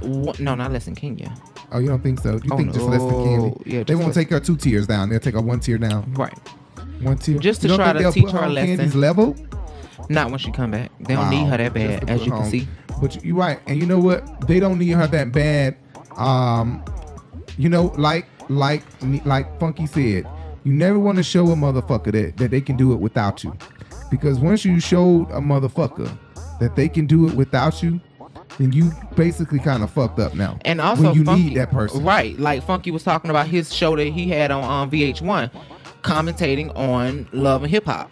He lost that job because he was talking shit about VH1 in those same reviews. Right. He was saying, VH1, y'all motherfuckers need to get y'all shit together, blah, blah, blah, and you can't bite the hand that feeds you. So that's kind of where Nene is at this moment. And she's learning the hard way. And it's so unfortunate. It's so unfortunate because like she said, she kind of revealed, in a way, she revealed what she is going through or what she feels like. Okay, in a way, she said somebody gonna come rescue her, as if to say Kim is white, she'll be rescued. somebody will come and give her a job, give her a gig. Well, I think and that help is her what she was out trying to get before they at. come help me out. And that would make sense as to why she was calling Sherri a glorified teacher's pet, because what she's saying is Sherri already planted that seed there after she already knew that Kim was on the outs with her bank in her house and she needed money. So Sherri was saying, I'll bring back Kim. Right. So now we can bring her back and she can get a check, a 6-figure check on the show and keep her damn house. And I wouldn't be surprised. Don't be surprised if Kim is spotted filming with them coming up. You know, Kim might have to go back to her roots, and Nene may have to humble herself and go back to her roots. But it's so unfortunate when Nene say that she's reached out to them and it's been nothing but crickets. They have not talked to me at all, just being honest with you. They have not talked to me at all. I have made many attempts to try to, see, can we talk and maybe work through certain issues, but it's been crickets. They're not emailing back. They're not responding. They don't want to do work with Nene unless she can go live. She needs to go live on her YouTube. She needs to go live on her Instagram. She needs to openly discuss what she felt and apologize. That leads me into something else that she said. Nene, and along with what Jay was saying, not biting the hand that feeds you. Nene said, she's learned in these streets, in these Hollywood streets, that you can't keep it 100. It's so hard because her and Larry was saying how they keep shit 100. Keeping it 100 is the thing, keeping it 100. And Nene was saying she's learning now. In these streets, ain't no keeping it 100. You know what I'm saying? It's more so keep it 75. And sometimes she said you can go 80. You know what I'm saying? One of the things I say to my team around me is I love to keep it 100, but I have learned being in this industry that you have to keep it about 75. Whoa. You can't keep it 100 because 100 is too much for some people. So you just have to keep it about 75, and sometimes don't have an opinion or keep your opinion, very mediocre. I mean, so I don't keep it 100 now. I keep it 75. Now, when we're at home, I keep it 100. The truth is, because there's a lot of people out here who don't want to see you win. So you might keep it about 75. Every now and then go to 80, but then bring it on back. Right. I totally agree with her. She's learning the hard way that I can't keep it all the way real because everybody can't goddamn take it. Yeah. You know what I'm saying? So it's so unfortunate that in them Hollywood streets, when you are a celebrity, you have to put on a lot of fake smiling. Yeah, you have to put on a lot of fake smiling. That's why a lot of these boys who are hip hop rappers stay isolated and stay in isolation. One of the people that came to my mind is Jay-Z. Jay-Z he could be going to any famous people event he want to go to. Him and But Beyonce. I really think he too street to even be in the presence of some of these motherfuckers because they interpret his actions the wrong way. He too street to be. Yeah. You know what I'm saying? If he was standing there when that nigga kissed Beyonce damn near on the lips, Ghostface, Ghost or whatever, damn near kissed Beyonce on the lips. There you go. Then he's gonna go over to Beyonce. Watch this. So, people are not liking that. They're not liking the double kiss. Man, I'm telling you, it would have been a fight right there. Do you hear me? It would have been a fight right there. I'm pretty damn sure Beyonce or Jay-Z has He knew what the checked fuck this he doing. He motherfucker. been wanting to kiss Beyonce. He said that's the closest I'm ever get. So I'll take that. He's sneaky, and he the type that'll take your bitch. He give me that all over him. He will steal your bitch. Watch me take your and bitch. laugh in your face about it. And do that bitch wrong. And have somebody bending you over. Stop it. And you sit there. He is not gay. Somebody bend you. Are you gay? How you gonna ask me a question like that? How do you marry a woman and then turn around and let a man bend you over? Ain't nobody bending me over. Oh, so you doing the bending? Is that what it is? That's what she was talking to, though. I know, but he ain't gay, though, for real. No, he not. He fine as hell, though. I do think he a little bisexual. I do, because him and Tank maybe on Saturdays. Him and Tank are like brothers from another mother. Oh, you mean I they said booty brothers bandits. from another mother because that's dicks swording together. So they booty bandits. That's what you saying? They dick bandits. They kissing. They kiss. Put your head on my head. Put your shaft on my shaft. That's hunch.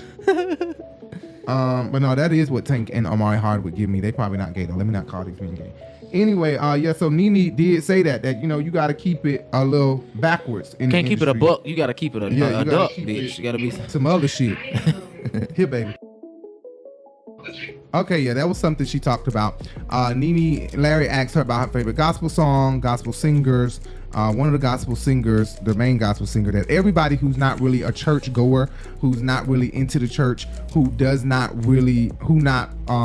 you know, Larry and other people have bigger and better words to use. I don't know the proper words to use, but you know what I'm saying? I don't want to say no relationship with God. They do have a relationship with God. I don't want to knock nobody's level of their relationship, but I just feel like people who not deep in their relationship with God, who don't constantly seek out in all that they do, seeking knowledge and to be better in Christ, in God. That's being righteous. You know what I'm saying? So that's what you mean. That not everybody is righteous. People like can that, be religious but not righteous.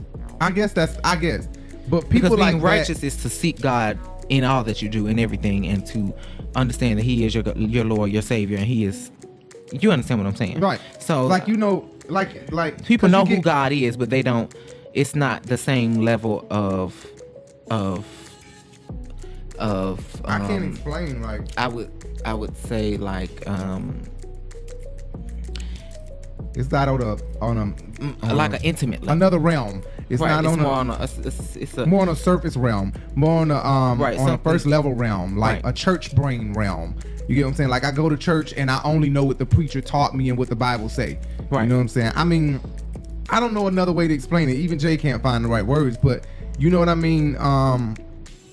People like that will typically choose Yolanda Adams, Kirk Franklin, CeCe Winans, you know, they listen to the song, Dunham Clerkin, the household names, songs that come on secular and mainstream B103 on Sundays, and then exactly right. Of course, speak to my heart. And that's I'm walking, Mary. They became a household name. But Nene said Yolanda Adams, and then Leandra Johnson was another person that she loved, and then Shirley Caesar was another person that she loved. Mm-hmm. I want to ask you, since you are a person of faith, who is your favorite gospel artist? Oh, my favorite gospel artist. I love Leandria. Let me think. I would say Yolanda. I really like her a lot. She came down. Yeah, she sung at my husband's repast. And I just love her. And she's always in my inboxing me, you know, how you doing? Are you okay? You know, I see this is a beautiful picture. I love her. And so we flew her in for his repast, and she brought the house on down. Isn't she great? I texted her right. Her voice is amazing. I texted her before we started the interview. I said, make sure you watch. And I didn't know y'all had a connection. She didn't tell me. Yeah, okay. Yeah, so that's. But she will say, yes, I was there for Nene when Greg passed. Yeah, she is such a great representation of the gospel music industry. That was really good to know.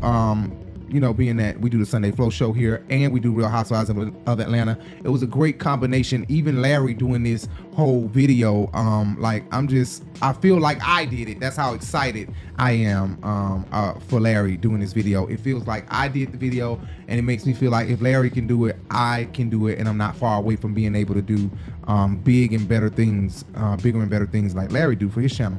But when people say stuff like Kiki Wyatt, when she just said on the uncensored preview, she just said, what is the artist that you've always wanted to work with? She said, oh my gosh, Dorinda Clark Cole. If I could sing with Dorinda Clark Cole, that would just be like heaven. Well, if heaven was here, then it would be like get right up under it. Wow. And you know what? That's probably a lot of people would be saying Karen Clark Sheard, but a lot of people have turned their ears on to Dorinda when Dorinda was not being heard the way Karen and Twinkie was being heard, because their sound was just different and on another level. So people were seeking sounds that were similar or better. So LaShawn Pace, Twinkie, and Karen, Lucretia Campbell, Taryn Ramsey, if you wasn't up there singing like some of these people, although they weren't all over the radio and shit, but if you weren't up there singing like some of these people, then you weren't really being heard. And Dorinda was, I guess it was too many Clark sisters in their ear back then, so they weren't able to really hear Dorinda, but she didn't get as much hype as Karen and Twinkie. Dorinda came out with her first album really late, so it just makes me feel really bad for Karen, because people tried to come on here and come for me when I was saying Karen Clark Sheard's voice is dwindling. people were really coming for me, and I understand that Even Karen would say that she cannot sing the same. They were really coming for me, and anybody that know me, that truly know. We never said she didn't sound good, but still. Justin, the real me, for real, bitch. Anybody that know me know my number one female singer, bitch, is Karen Clark D. Sheard. No, it's not. No, it's not. Okay, it was. Who is it now? Not. No, it's Tone. No, I said female. Oh, you said female. Right. Female. Okay, so then Karen Clark. My number one singer is Leandria for time female right now. Entire, it's Leandria. Yeah, it's Leandria. Oh, but what? Oh my God, it's Leandria number one. Kiki, I love Kiki, but Leandria is number one. It's Leandria, Karen, Kiki, then Kim Burrell, yes, then Dorinda. On my nerve, but the lady can sing better than everybody he just named. Okay? Yes. Okay, but we ain't gonna talk about that. That's for another day. Nene Leakes probably wasn't gonna talk about that, but Nene, Kim Burrell has been in Nene Lounge. I think she came for the funeral as well, if I'm not mistaken, but I don't think she got around to saying Kim Burrell. She named Yolanda Adams, and she named Leandria Johnson and Shirley Caesar. And she also named a couple of bishops that have influenced her in her entire life. So she talked about the Athens church that she grew up in, but she talked about a person that I always talk about here at the Urban Bench and on the Sunday Flow show here at the Urban Bench is Bishop Eddie L. Long. Representation of the gospel music industry. So your favorite gospel preacher or favorite gospel song? My favorite preacher, I've had some preachers that I really liked. Okay, so I would say this. So when I was growing up and going to Hills Chapel Baptist Church back in Athens, Georgia, the pastor would be preaching and preaching and preaching, and at the end of the service, I don't know what he preached about, right? So when I got to Atlanta and went to Morris Brown College, Bishop Eddie Long had buses to come over to our campus and pick us up to take us to his church out in Lithonia.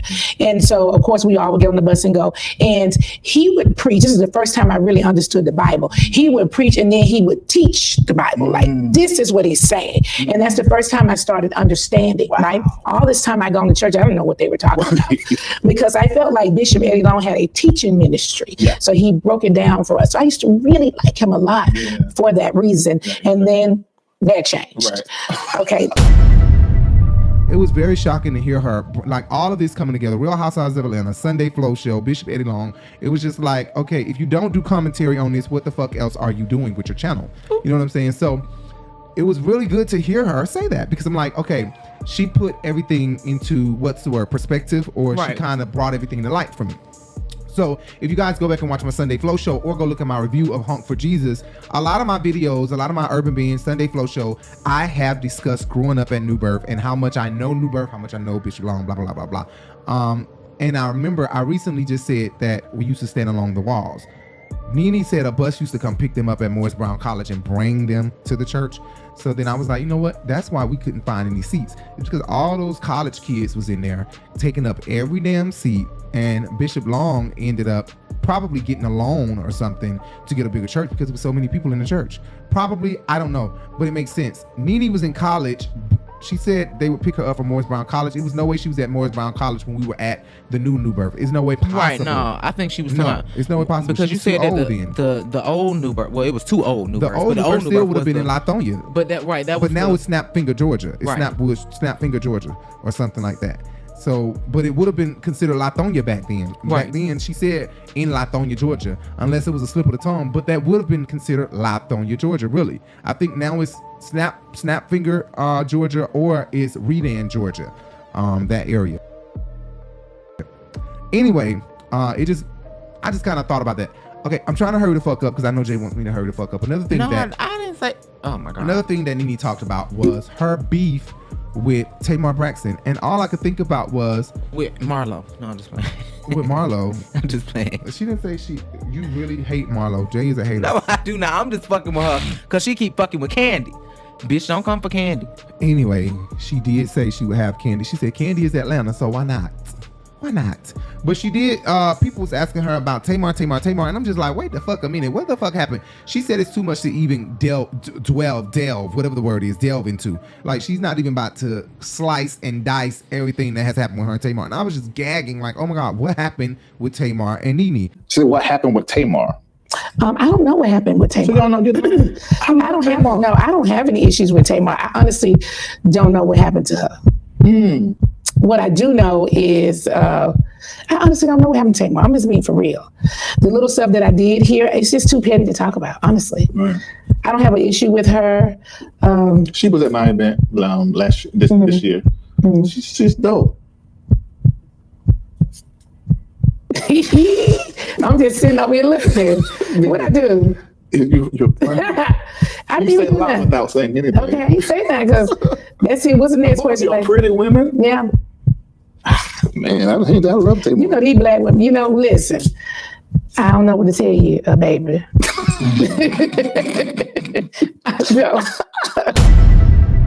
Literally, Tamar is a little Nene.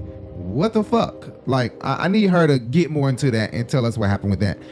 Because that was a gag. I really don't know what happened. Maybe House of Aaron or somebody could let us know in a video of Kim Pye or something. Or maybe I should go do my research and look it up.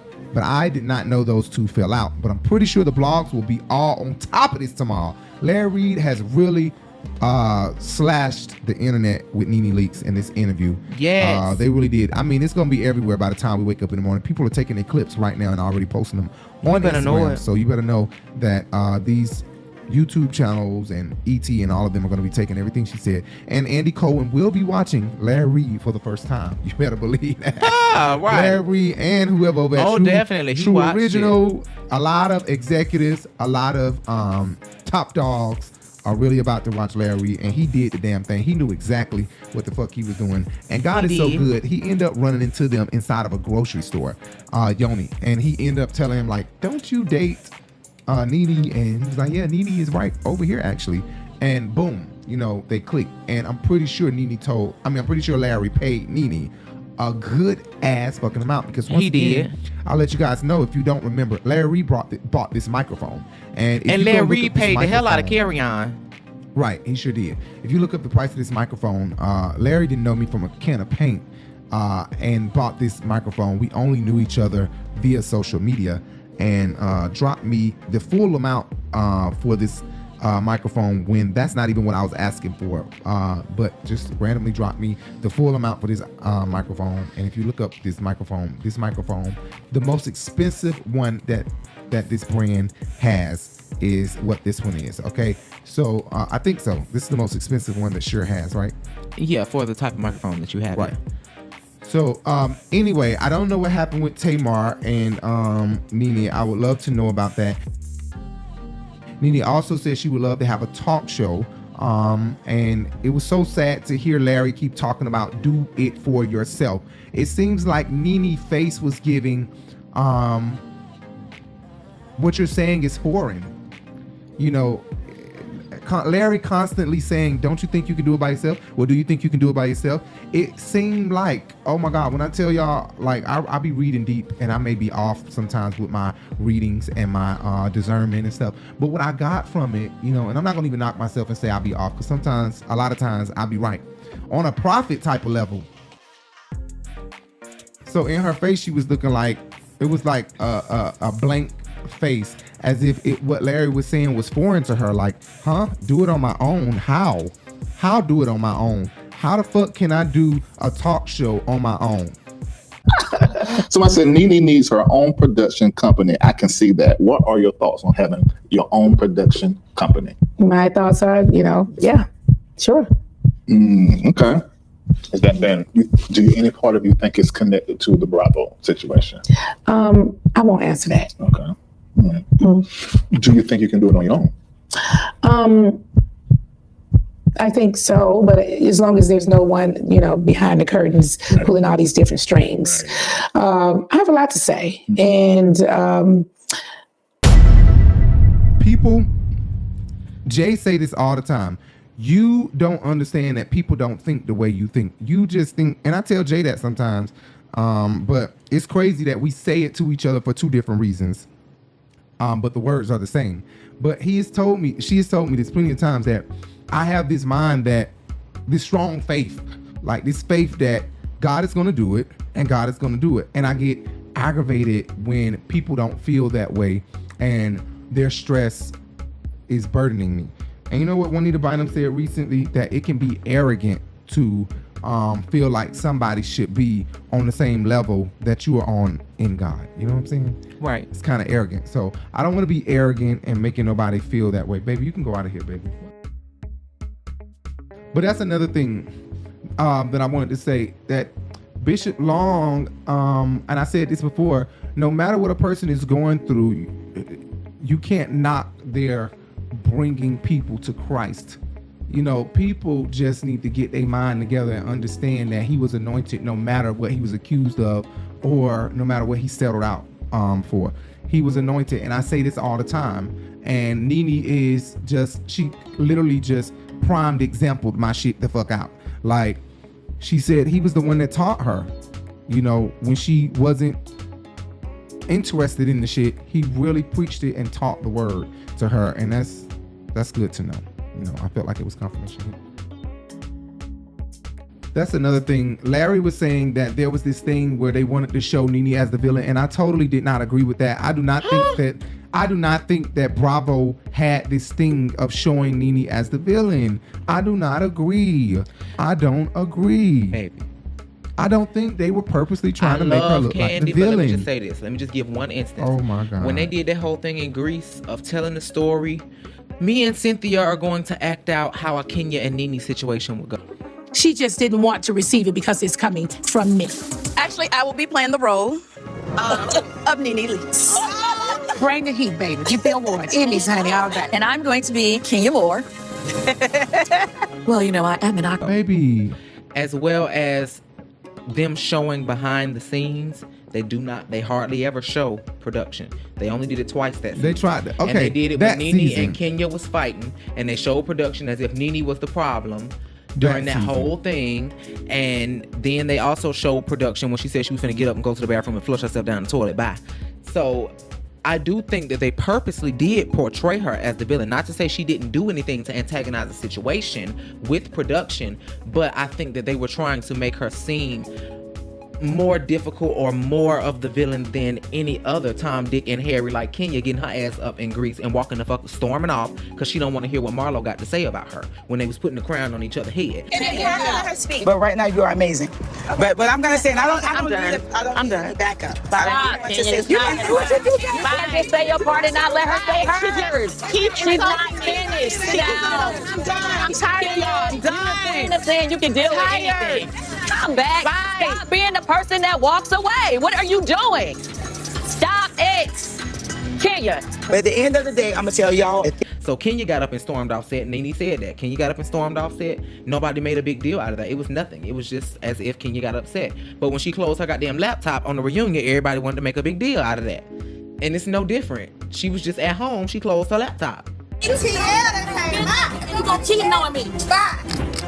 Oh, what happened? I don't see Nene anymore. It sounds like you were not difficult to work with at all. No, I didn't mind saying whatever it is they want me to say.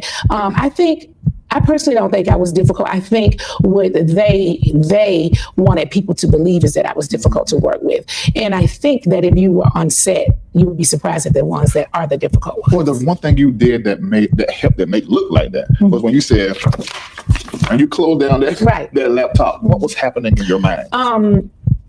What season was that? 12, I think. I'd been through a lot. You being attacked by everybody and ganged up by from everyone. That's never okay to me. And you have a person that's like, if you're running an interview and you see all these people are ganging up, you're supposed to do something right. And I felt like I just wasn't protected. There was no need for me to stay in the interview with being attacked by everybody. Yeah. And then I think the final straw was they brought on a person into the reunion that was not a part of the cast, that didn't have a contract, that we'd never done that before. Like, I just didn't think that was fair to do. That's and so I feel like people made a big deal out of me closing the laptop.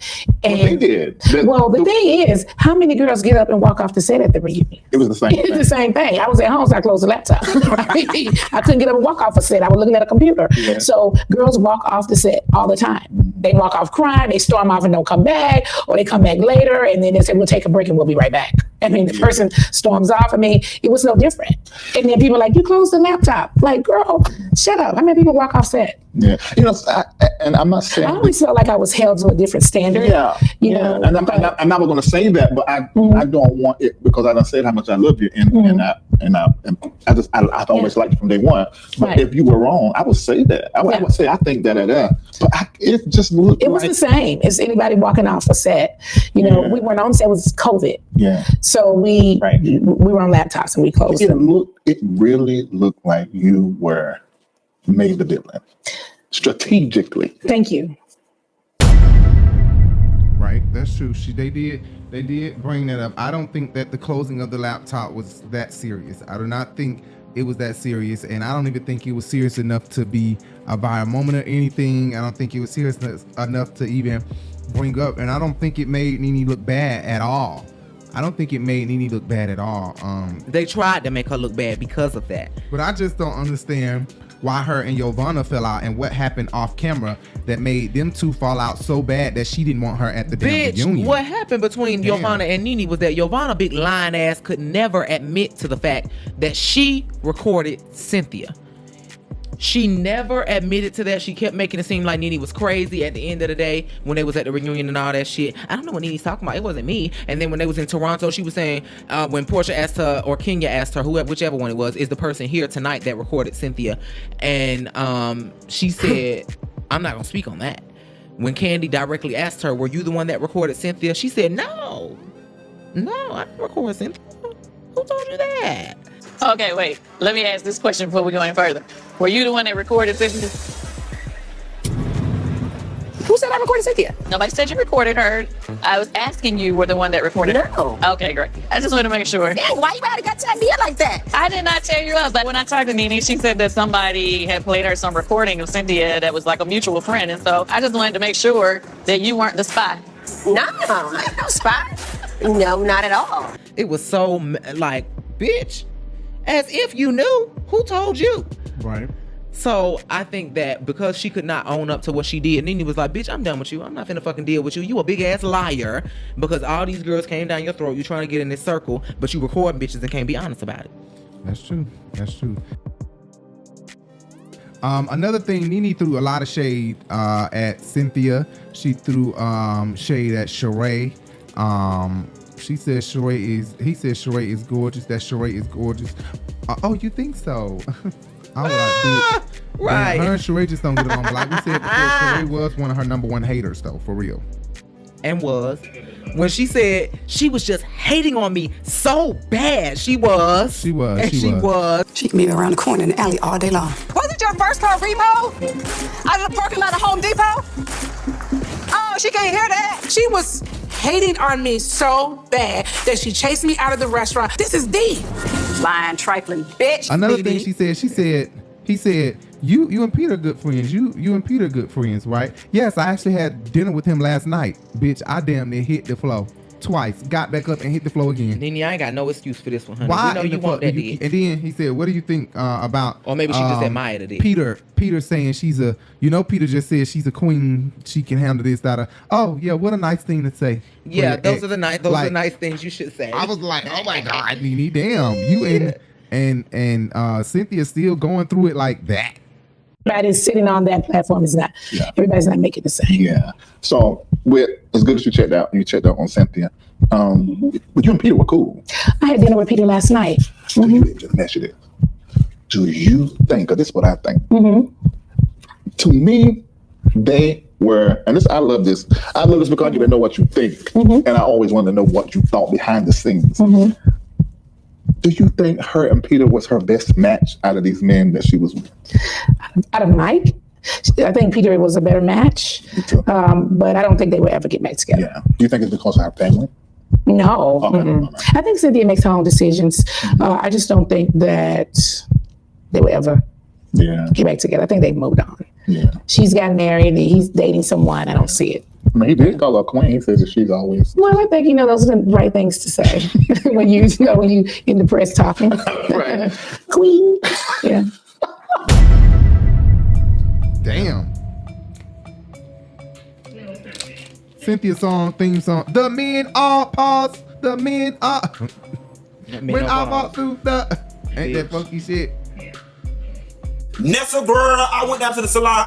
Nessa girl, I went down to the salon. I told her, give me an old nasty piece or short hair, honey, because it's getting hot. Spring is in the air, and my hair is laid like menopause, bitch. The menopause. Yes, God, honey. So Nene addresses the rumors of the sued rumors, you know, that her new boyfriend, wife, is suing Nene. She said that, you know, she kind of sort of seemingly confirmed it, but she said, look, bitch, don't sue me. You can have his ass back. Right. If that's what it takes. Don't sue me. So she admitted, yes, he's married, but this lady is playing with words and what's the word? Semantics. She knows that they broke up, but the word and the marriage is still in place. But they are done. Right. And so she's playing with semantics and trying to make me look bad. To her advantage. She knows that it's not right, though. It's not right. I just don't know if she has a case. I really don't know if that's considered having a case. But Nene is a damn fool. She said you can have his ass back. Well, hell yeah, bitch, because I ain't finna pay $1.9 million for him. Right. Oh, another thing she confirmed, a lot of people believe that she has a beef with Carlos King because she wasn't on the reunion show. Not only that, she has not been on his podcast along with Kandi or Phaedra. But she confirmed there's no issue between her and Carlos King. No issue at all. Child, Nene would say ain't no issue between somebody, just like she did Kandi. I don't have no issue with Kandi. She got an issue with me. She will. Yes, she will.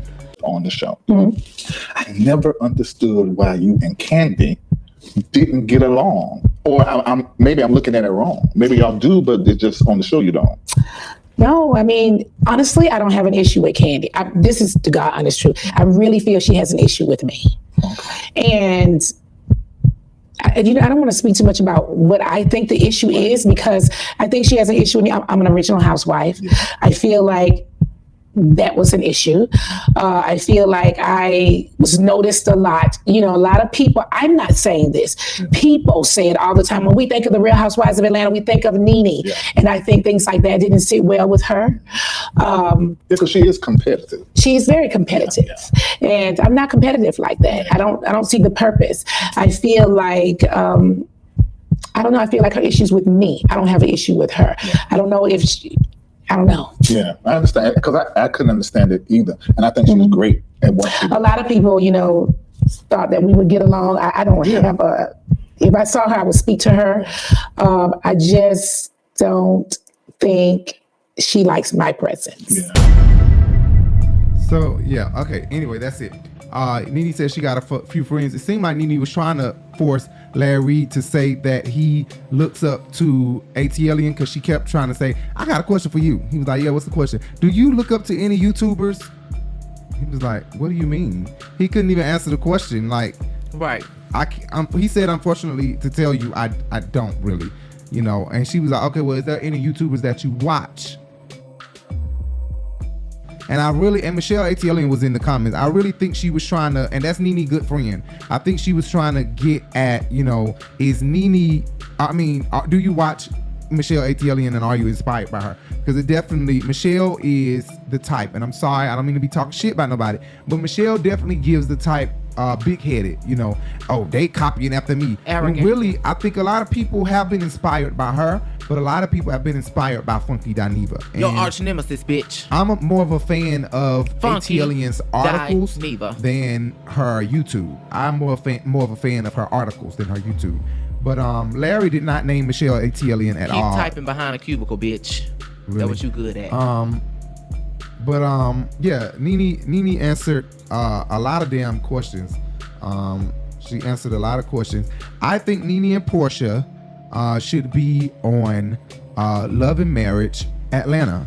I really do. I think that Carlos King needs to just do a Love and Marriage Atlanta, but he needs to make enough money from the rest of the franchises to be able to pay Nene a starting payment of 1.5 at least, because the ratings are automatically being snatched. He could play it Sundays at 8 p.m. at the same time, and I guarantee you the ratings for Housewives are done. If Porsha and Nene get on Love and Marriage Atlanta, Nene, don't be dumb. You better do And What is it? Shamari, we want Shamari. Oh, bitch. Thank you. Girl, gotta eat. Wait a minute. Now that would be Because that bitch is all about good. her marriage. She all Name about somebody her else. marriage. We done. That's it. We ain't got no more topics, y'all. Name one more person. No, seriously, this is the last thing.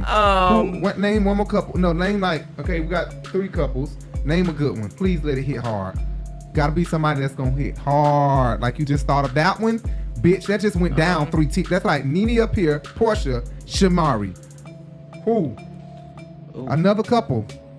Tanya Sam and her husband, or no? To kind of balance things off, or no? No. I know that he probably would never do this, but what about Keisha Kayor and Gucci? I don't know. But you know the thing is, Gucci too hood. But she all about her marriage though, so I think that Right, but I don't know if Keisha Kayor will fight. Fight? Who they ain't fighting on Gucci? I don't want her to fight. No, they are fighting on Alabama, bitch. They fighting on Alabama. But they Gucci fighting over and Keisha Martell. Kayor. Come on. Give me another couple. Okay, that's Gucci and Keisha Kayor. I know who. Who? Toya and her new husband. Oh, that would be good. Yeah, let's get Toya back on TV. Or we can do Tiny and T.I. I'm so tired. I love Tiny to death, but I don't want to hear nothing about no goddamn Tiny and T.I. no more. Okay, so then Tamika Scott and I don't her want to husband. fuck up y'all bag or act like I can't see y'all on that's TV right. no We more. can eliminate but them. we need to do something else with y'all. Okay, Not no we more can eliminate marriage, them. because we know y'all in love. Shit. Okay, well, Tamika Scott and her husband. Okay. Or Stephen Hill and Shantae Moore. Ooh, what about Faith? Stevie J? What about I'm talking about hell no. I'm talking about Faith. I'm talking about Judge Faith and goddamn Kenny Lattimore. Okay, but I don't know if I know Shantae Moore can go there more than Judge Faith. I don't know if Judge Faith has it in her to get feisty. But we Shantae still Moore need has it that in her to one get person feisty. who is reserved. But we need an antagonist like Karen of Kenya. the show. We need an antagonist like Kenya. But not really, because I don't know what Love and Marriage is about. I don't know if they do a lot of lady group events. I think they don't. The reason that Melody and whatchamacallit was fighting and Martell and that other nigga was fighting was because of the love square they got going on. So it's like, that's why it's called Love and Marriage, because all's fair in love and war. Right. We can do but Phaedra, we need to just do her over in Dubai. Let Phaedra go on over to Dubai. And let her hang out over there. Anyway, yeah, a lot of shit happened at BravoCon. Phaedra was there. Phaedra was in the building.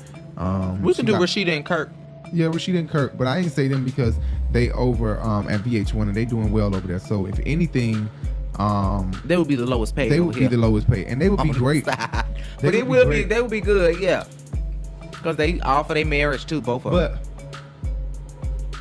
But man, what?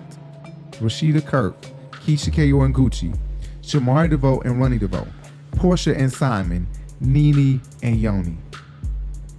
That would be a good ass cast. Love and Marriage Atlanta. That's 5 couples. That's 5 couples. That's like these niggas be coming up with their dream team, bitch. It's a dream cast. Yes, that would be a one to hang on your very wall. good cast. Or the one you play your video games. But there are some questions that I wish Nene would have answered. The saddest part of this was her talking about Greg. Like we said, we had already discussed that Nene probably sold the house because, and I think I said this already in my review. If you go back on my channel and look at my the Urban Bench reviews of Nene and some news that broke about Nene, I said this before, that Nene was probably seeing Greg's spirit She's so in the damn house. funny acting. She like, And she I heard said that. Greg hit his mom. She specifically said that when she would walk in the door, she would see him standing in the hallway, things like that. So, and she called her son and said, "Come home, cause I'm scared to stay here by myself." and the fact that Greg knew all of the passwords. I don't mean to and laugh, everything, because I do think that is something that is. It's sad, It's and sad, she hasn't right. even been able to grieve yet. She said His spirit is still so attached to hers that she can see him throughout her life. But I'm laughing because I'm laughing out in disbelief, because I'm like, dang, Nene, I know. And in a way also of Nene's mannerisms, the way that she is just funny without trying to be. So if I was sitting in front of Nene and watching her go through this situation, I would be dying laughing, because not because of her discomfort, but because I know that she dead ass for real. And I just seen Greg walk across my goddamn closet. I gotta get the fuck up out of here. Right. Is that the reason why you sold the house and thinking about selling the lounge to call you your husband and your son? I couldn't live in the house at all. My house was empty. Nobody was there with me. And I can see it on social media when dead. Oh, I could not be in that house. So one night I slept in the house. I was up all night long. I called my son. I said, you have to come home. And he's like, why? I'm like, because I don't want to be in the house by myself. And I just knew then every time I would open that door, I could see Greg like standing there. He would always say when I opened the door, he would say, Nene, is that you? Or he would stand in the hallway. And so every time I opened that door, I always visualized him standing there in the hallway. I just couldn't stay there. So that was all that I really had to talk about. I wish Nene would come back. I wish they would go ahead and bring Love and Marriage Atlanta on, but I really think Carlos is very smart. I think that he is definitely going to make sure that before he dropped that Love and Marriage Atlanta, and you know, another couple, if we're gonna do 6 couples, let's just go ahead and add Mariah Huck and Aiden. Let's just go ahead and add Mariah. But then and we Aiden. got too many goody two-shoe couples. We would then have Faith and if Carlos King do that, Lattimore. and if Carlos do that, Andy need to go ahead and go make Real Housewives of Huntsville. Real Housewives We don't need no of Real Alabama. Housewives of Alabama.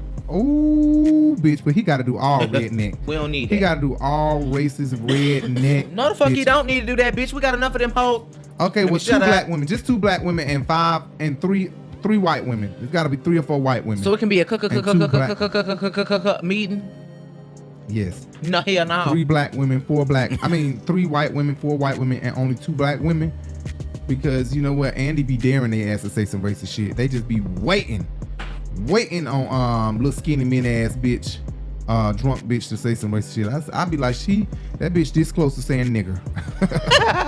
You know what I'm talking about, Ramona? Oh she yeah, this close. She be getting so angry. Close. I'd be like, she gonna say it in a minute. Her mouth is gonna explode. Nigger. Bitch. Drunk bitch.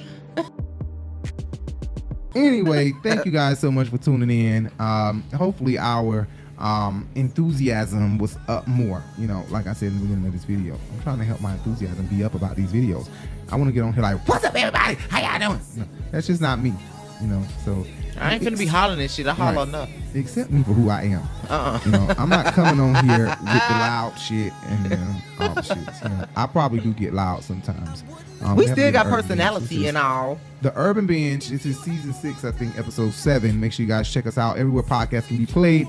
The Urban Binge Radio, everywhere podcasts can be played. You can listen to all of our videos, all of our shows on the podcast. Also, follow us on all social media platforms, Facebook, Instagram, Twitter, and I guess anywhere else we have a social media. At The Urban Binge, everywhere. And also, hit that subscribe button, hit that bell, and hit that thumbs up. I'm tired as fuck. I've been up since this morning. I was determined to do this video. Let me just tell you one thing. That's this right here. What today is? October 26, 2022. This No, gonna be it's the 25th, October 25th, 2022. October 25th, 20. Well, this gonna be the last motherfucking day we do that right there. You hear me? Because the next time we get up to do a video, we're gonna do our makeup. And we're gonna look good, and we're gonna do an end screen. We're gonna sit in these goddamn chairs and sit in front of this green screen or stand up or something. And y'all gonna see the same damn end screen every motherfucking time, because we're not gonna keep consuming our time with saying this shit over and over and over again. Not to say we don't care about utilizing the effort because of our business and our promotion of our own platform, but I'm just saying, what is the use of saying the same shit over and over and over and over and over again when it's the same statement? Right. Well, anyway, guys, thank you so much for tuning in, guys.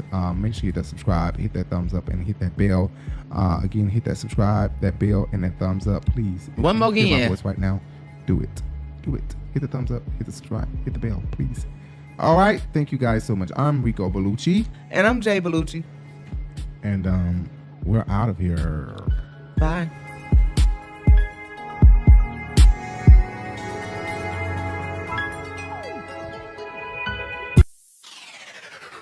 This is the Urban Binge Radio.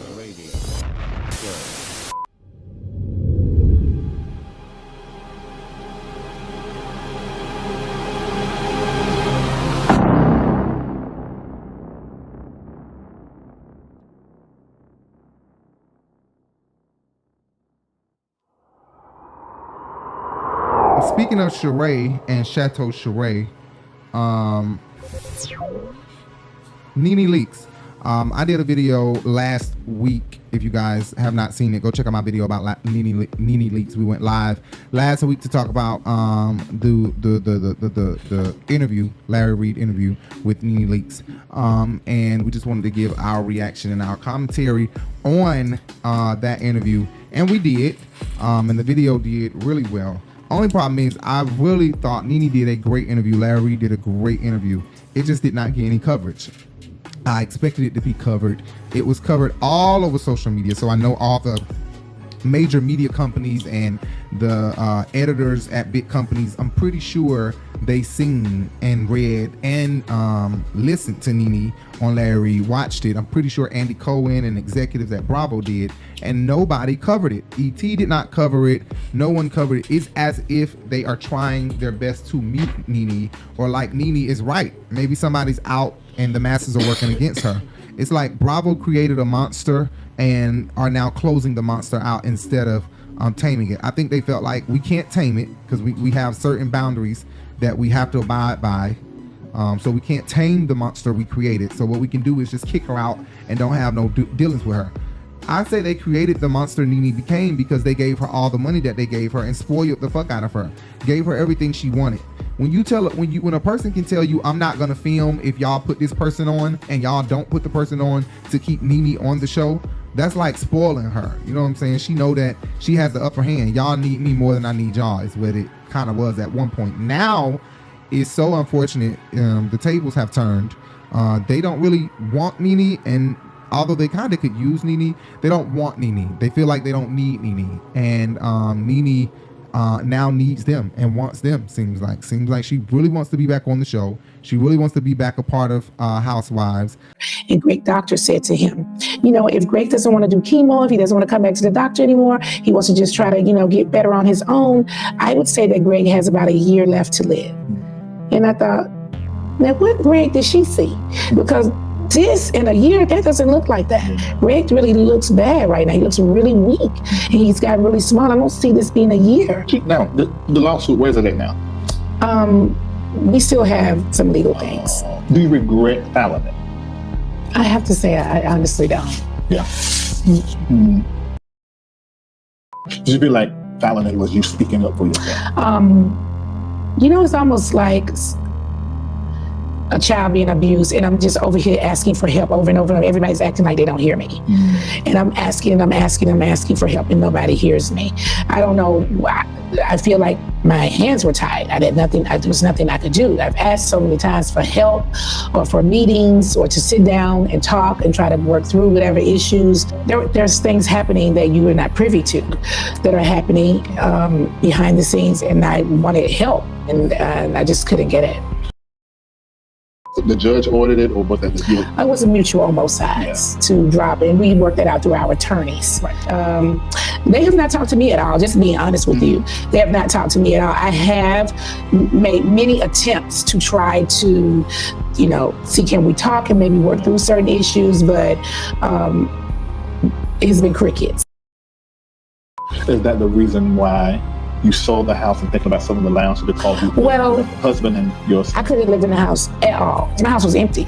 Nobody was there with me. And I could see on social media went dead. Oh, I could not be in that house. So one night I slept in the house. I was up all night long. I called my son. I said, you have to come home. And he's like, why? I'm like, because I don't want to be in the house by myself. And I just knew then every time I would open that door, I could see Greg like standing there. He would always say when I opened the door, he would say, Nene, is that you? Or he would stand in the hallway. And so every time I opened that door, I always visualized him standing there in the hallway. I just couldn't stay there.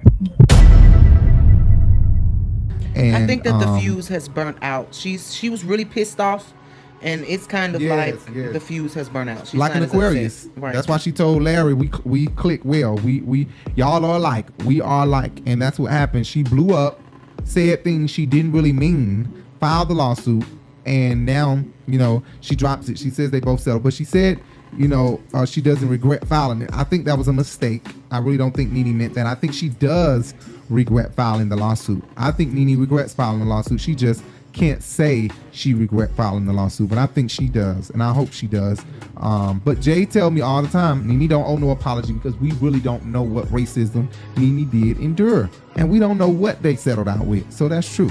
You know, I have to listen to that, and we did make a compilation on our channel. Make sure you guys check it out, of Kim Zolciak and Nene complaining about Kim's racism from past seasons. We made an entire compilation of it. Jay did, and I uploaded it. We uploaded it on Rebel TV. So guys, check that out on our channel. I'll put the link in the description below.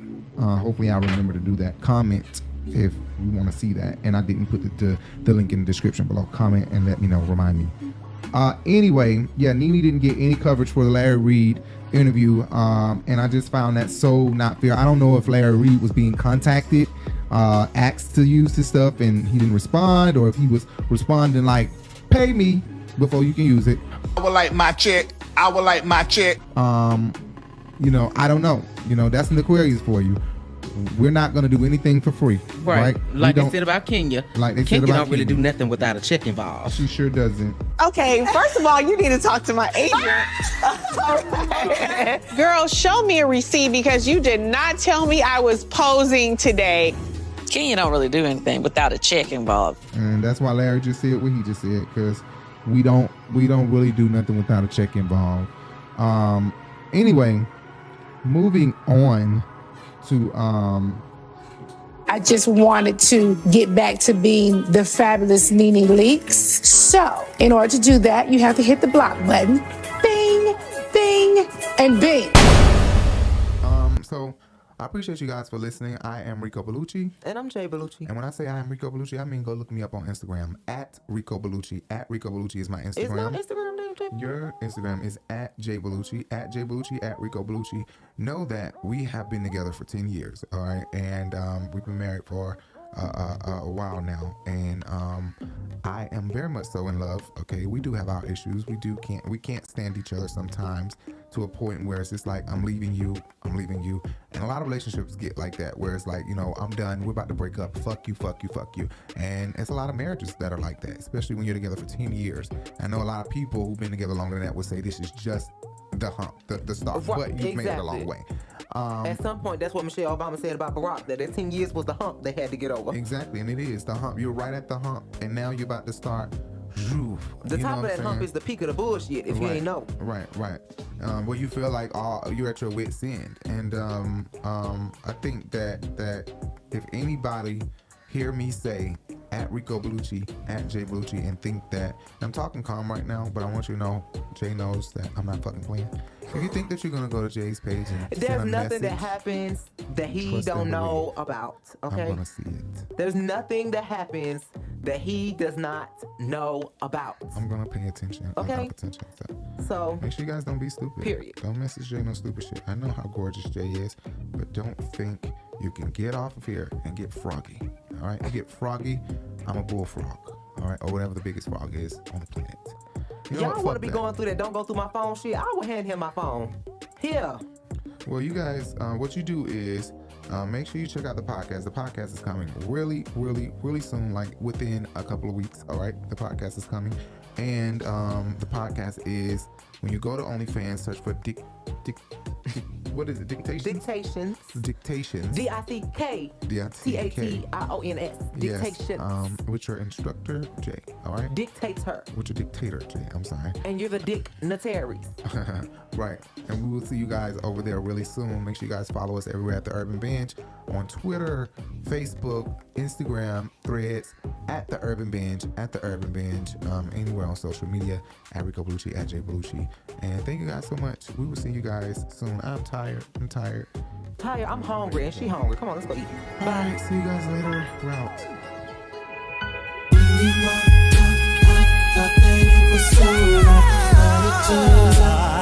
It was just a blessing in disguise.